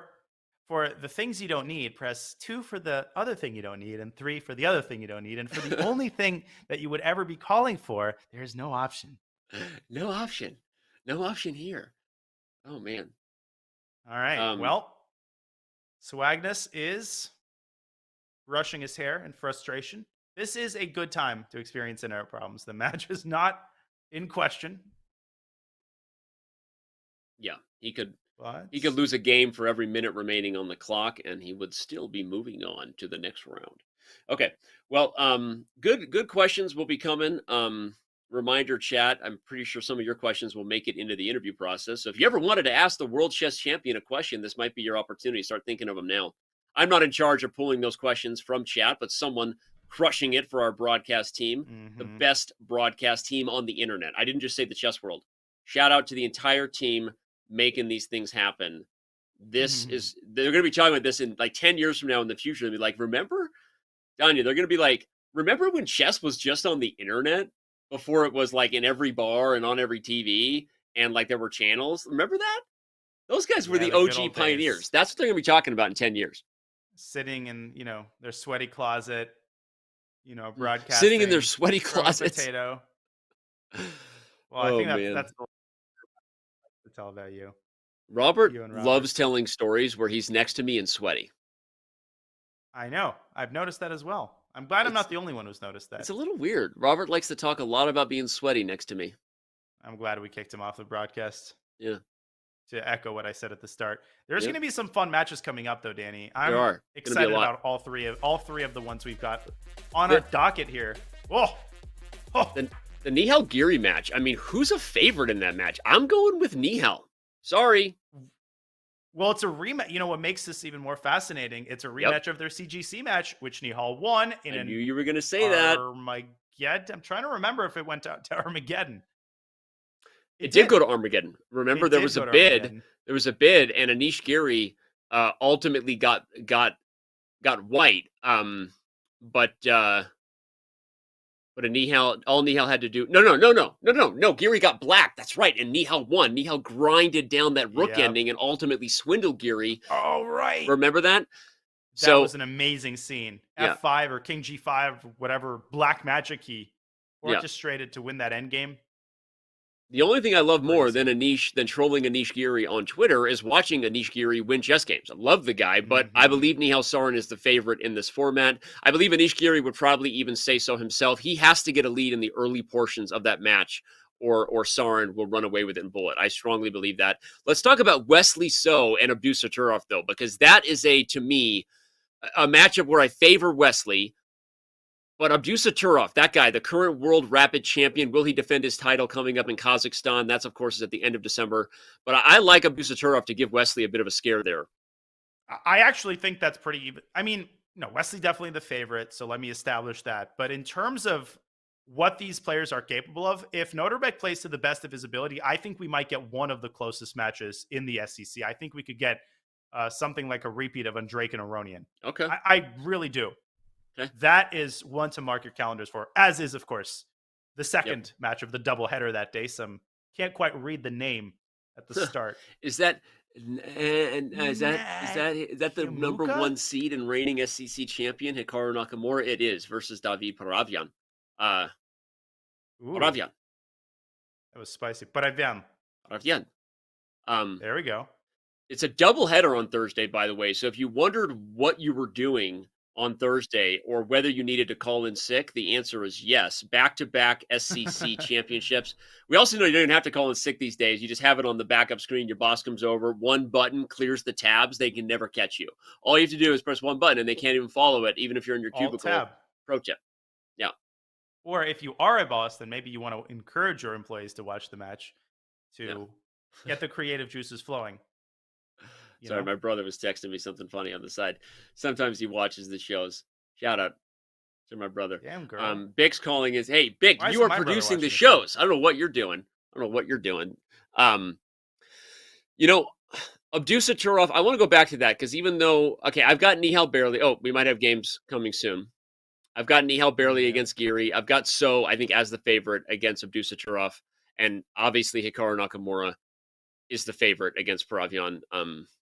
No disrespect, Whoa, Danny, controversial takes, man. Controversial takes.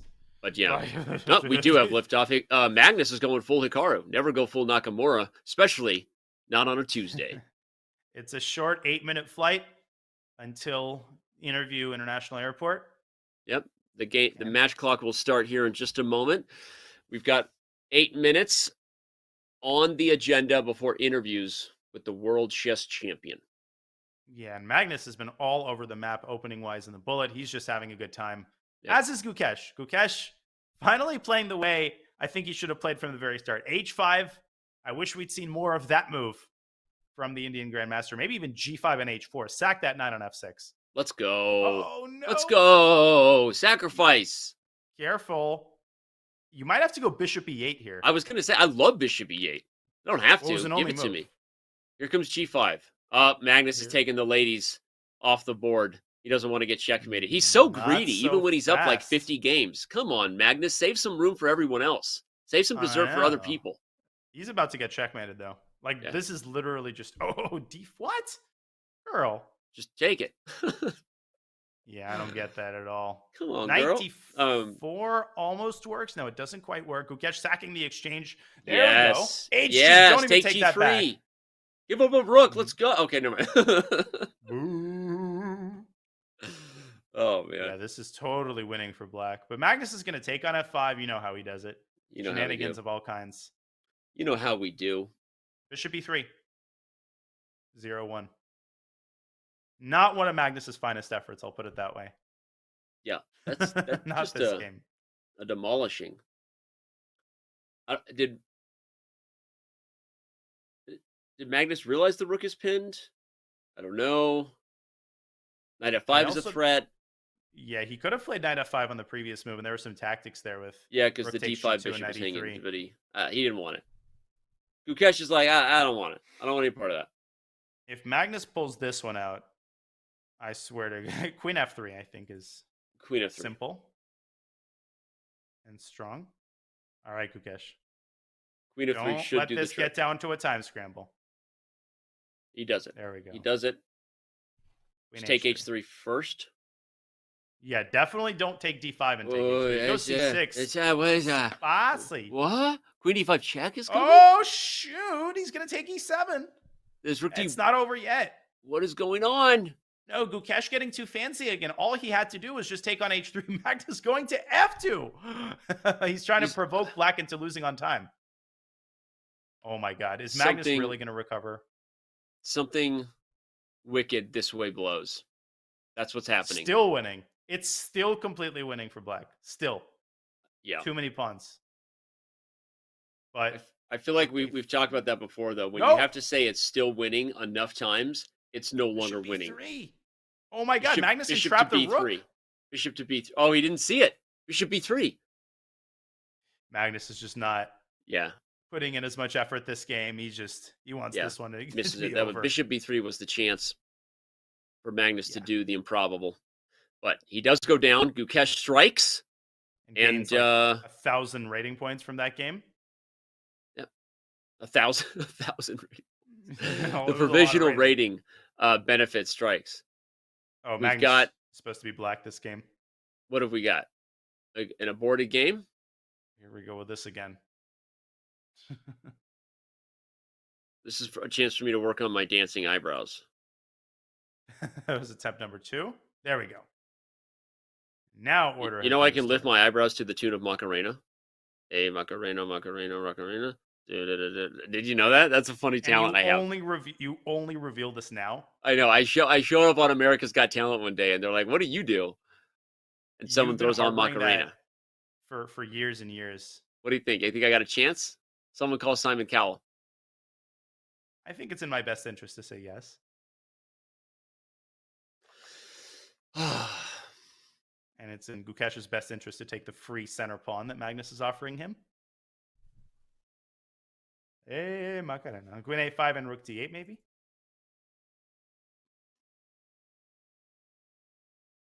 Uh-oh. What's Gukesh doing with this bishop of his?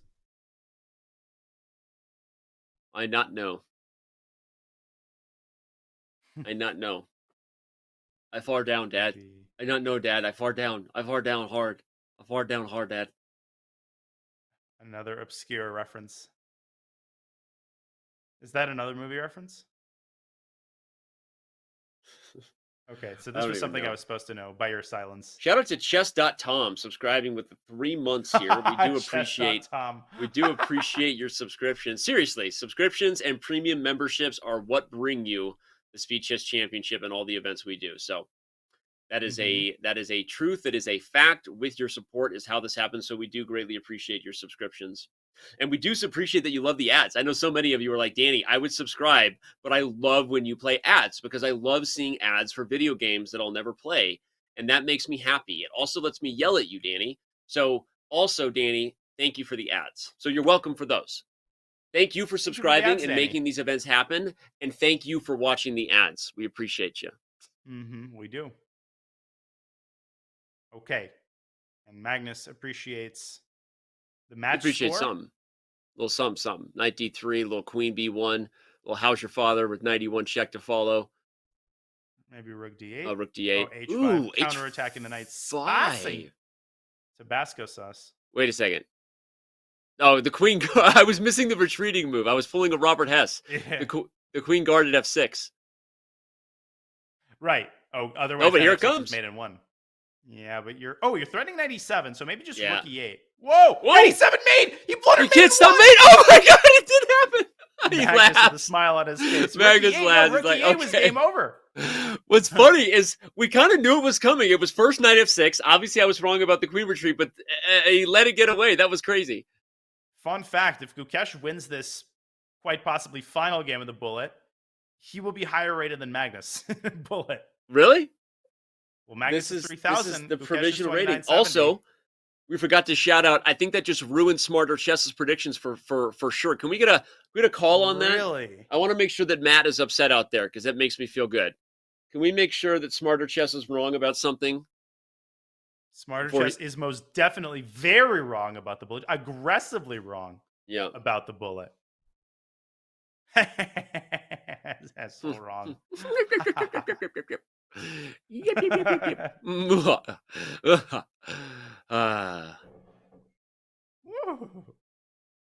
Okay, this is going to be the last game of the match, and it's purely cosmetic at this point.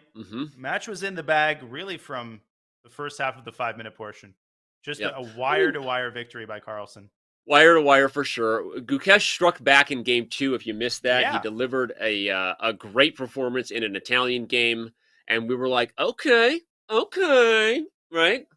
But wait, Gukesh he wants one more. He just resigned that one. He wants one more game with the world champion, and we do again. Those are those Smarter Chess scores we had. Okay. Producer trying to bring us the Smarter Chess scores. I love it. Yeah, let's just say that Matt was wrong. Smarter Chess, not so smart today. And if you think about it, like after Gukesh won game 2, game 3 was also really, really close. If you think about it, Gukesh could have won that one. He would have been leading in the match.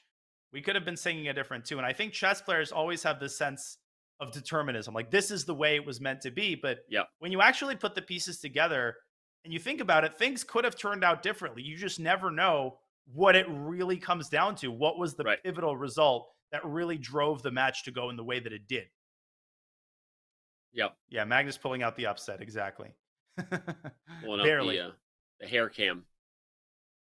Pulling out the hair cam, getting close there. Magnus might Might lose this one to he's I don't know what he's yelling at. He's yelling at something, yelling at himself.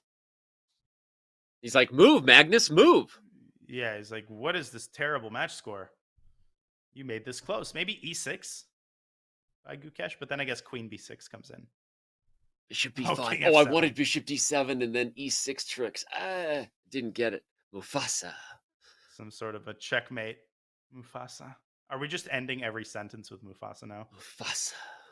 Magnus. It's fascinating. Someone's going to give me a tweet replacing that scene from Lion King with Magnus G3. instead of Mufasa and get a 1-year diamond membership. Someone's going to do it. No, it's a bygone conclusion. By the way, the game is over after queen h4. That turned quickly. It's -8 because of the Oh threat my of G3. gosh, here comes G3 and it's just over. Flat out -8. It's just mate. Queen h2, queen h1. I think Gukesh is going to resign this one, and he is. And that's how it ends, folks. What a match. What a performance. Yeah, that escalated quickly. Magnus Carlsen brings the queen to h4. He's threatening g3 with checkmate. That brings our bullet and therefore our match to a close. Magnus Carlsen takes it by a final score of 23-7. With all of our trolling aside, we do appreciate Smarter Chess and the stats they bring because most of the time they're right. And Danya, they were pretty close again. Yeah, Magnus almost managing 8 points in the bullet segment. They play exactly 30 games. We talked about it. The score was 1-1. Yeah. Gukesh got off to a great start. He did what he had to do. But at the end of the day, the pressure the world champion puts on you from the beginning of the match to the end, to say it's relentless is to say absolutely nothing. And Gukesh did his best.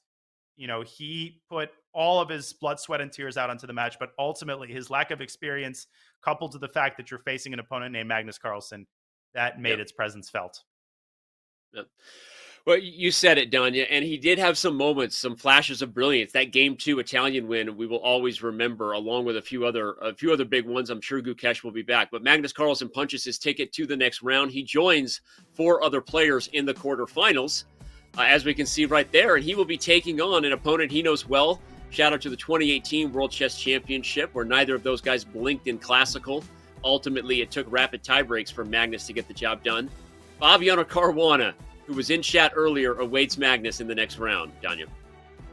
Yes, he does. That's going to be a matchup of the ages. One of those iconic matchup of athletes that we have come to look forward to so much. I can't wait for Carlsen Caruana. Just a couple of cars. None of you can. A couple of cars driving their way towards some great chess. Caruana, Carlsen. All right. Well, we are driving our way toward the last segment of the show. That, of course, is the interview with the match victor. Magnus Carlsen, the World Chess Champion, will be joining us on the other side of the break. So fans in chat, leave your questions. You have a chance to get a question answered by the World Champion Magnus Carlsen via the mediums that are me and Danya here. So leave them for us. We will be right back with the champ and the final moments of today's SCC match when we return.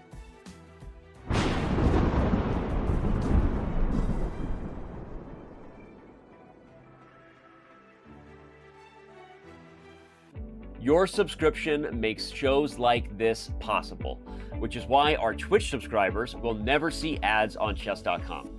Connect your Chess.com account and Twitch account at go.chess.com/connectaccounts, and bang, boom, voila, you're done. 100% ad-free bliss forevermore. Whether you're following our events on site or on stream, type the command connect in the chat, and thank you for helping bring these shows to life.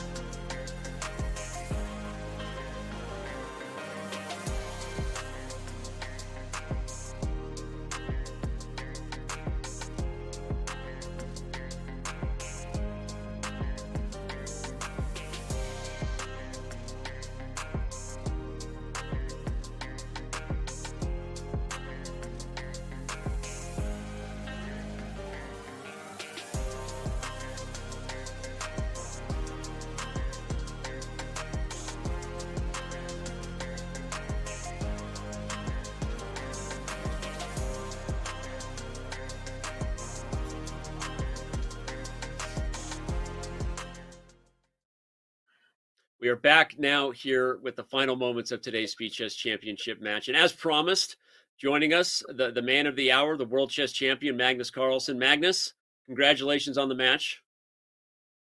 Thank you. You're back in the SCC. What is it about the SCC and the format that you like, that you love?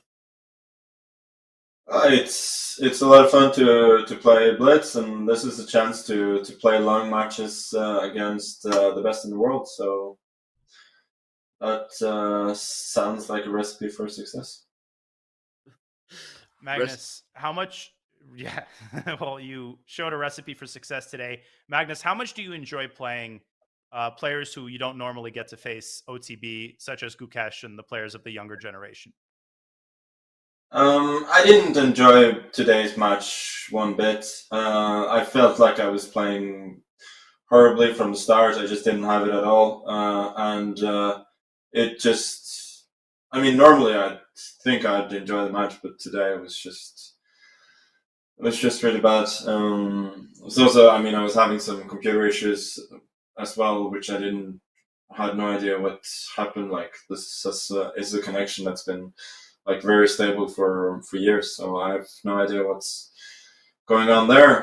But yeah, generally it was just, I mean, he's a very strong player, but he has no experience playing. Yeah.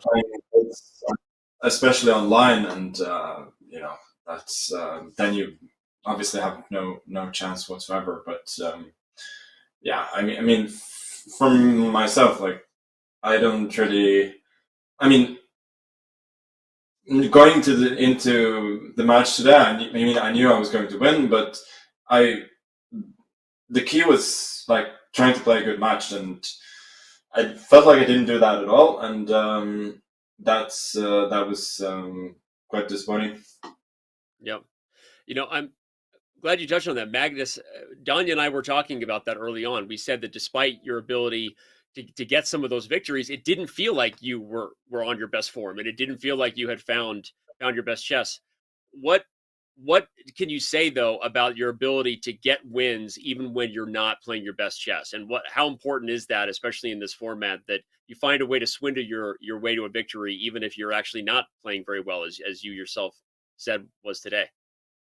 Yeah, but that's, I mean, it's a combination of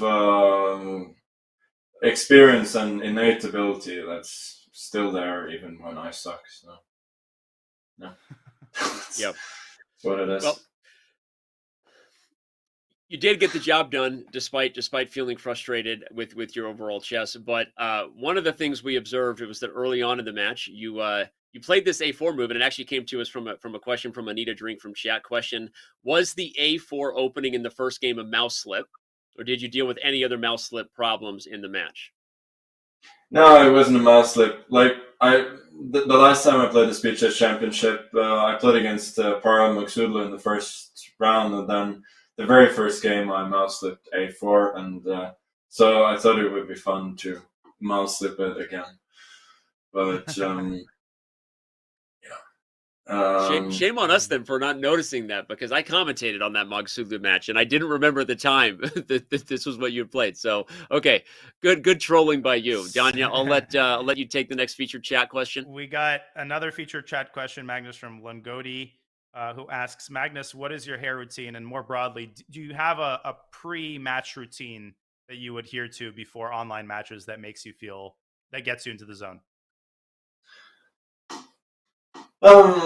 Yeah, that's a good question. I mean, today I just went for a walk, had something to eat, then had a shower and played. It wasn't much more than that. Like, also, I mean, I've had several good nights sleep in a row, so there was no reason why I shouldn't be in good shape. As for my hair, you know, it comes and goes. Well, it had quite the personality today. We had a lot of fun. So we also had some fun talking about the bananas you were eating. Bananas, what is your favorite mid chess meal, mid chess snack? And bananas are good for your chess, you think? Yeah, I don't know. I just had the one. I just forgot to eat it at some point. I had some some nuts as well. I think like fruits and nuts are probably a good idea in general. But didn't really improve my play though. Well, you did get the job done. We hear you. So before we let you go, we appreciate you having fun with us. Let's talk about your last match. Obviously, we know the last SCC didn't go your way, but your next matchup is against Fabiano Caruana. Your thoughts on what you've seen from Fabiano? He seems to have gotten better and better every year at the SCC format. And what do you expect to happen when you face Caruana in the next round? I thought in the first match, he started really poorly against Arjun, and then he started to play a bit better after a while. So he probably got warmed up, and I think in general the trend has been positive for him the last few years in speed chess. So I have to show up. Well, we'll be excited when you do. Fabiano Caruana will be waiting for Magnus Carlsen in the next round. If you just tuned in, fans, where have you been? Magnus, you get the job done. Congratulations on the victory, and we're looking forward to several maybe great SCC matches again, unless Fabi has something to say about that in the next round. So we'll see you then. Congrats, Magnus. Thank you. Thanks, Magnus. All right, there he was, Danya. Not super thrilled with his chess today, but he did get the job done. There again, we see the final score, 23-7. Your thoughts on some of Magnus's comments and the fact that he did get the job done despite not being on form?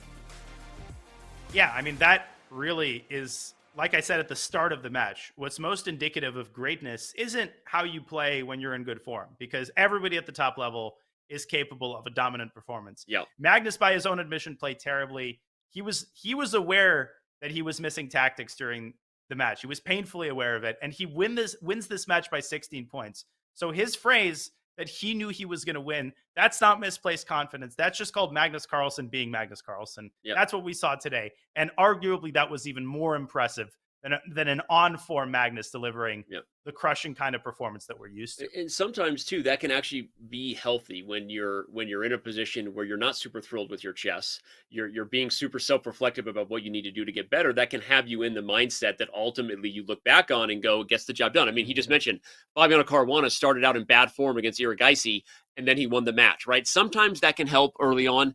We'll see, of course, if Magnus finds it in the next round versus Fabi, because I think he will need to play better to get past Caruana in the quarterfinals than he did today. So, all right. Speaking of another couple people looking to get their way into the quarterfinals, we have a matchup going down tomorrow. That's Wednesday, December 7th. Nihal Sarin versus Anish Giri. This one is, I think it's going to be close. I have a slight edge to Nihal, despite Anish going to troll me on social media for that. Your thoughts, Danya? Well, he's going to troll you on social media regardless. So I think let the Twitter war begin. This is going to be a classic SCC matchup. And like I said, intrigue is added by the fact that they faced each other in the CGC. So Anish, he's going to have a chip on his shoulder. Nihal is just Nihal. You never want to miss a Nihal Sarin match in the SCC. And he's just been playing magically in the last couple of months. So I think we're going to have a classic. I think this one's going down to the bullet. And there's no better way to start your midweek than watching I will be just a magical match like that. I will be watching as a fan tomorrow morning. I also can't wait. I also think it comes down to the wire.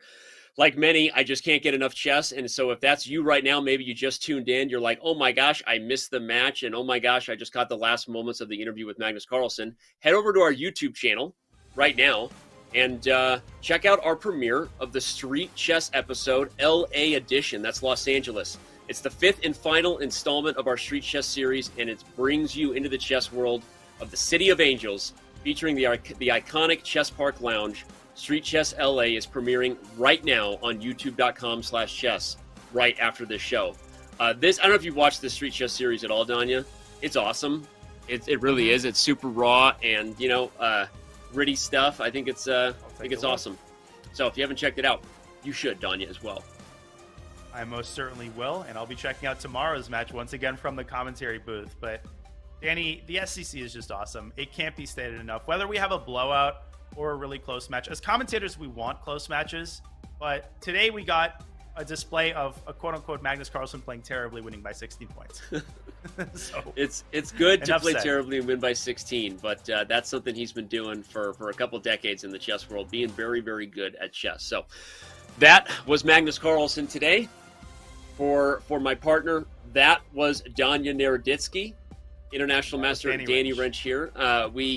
We want to thank everybody for watching. Remind you that tomorrow's matchup, again, as we just showed, is Nihal Sarin versus Anish Giri. So tune in then.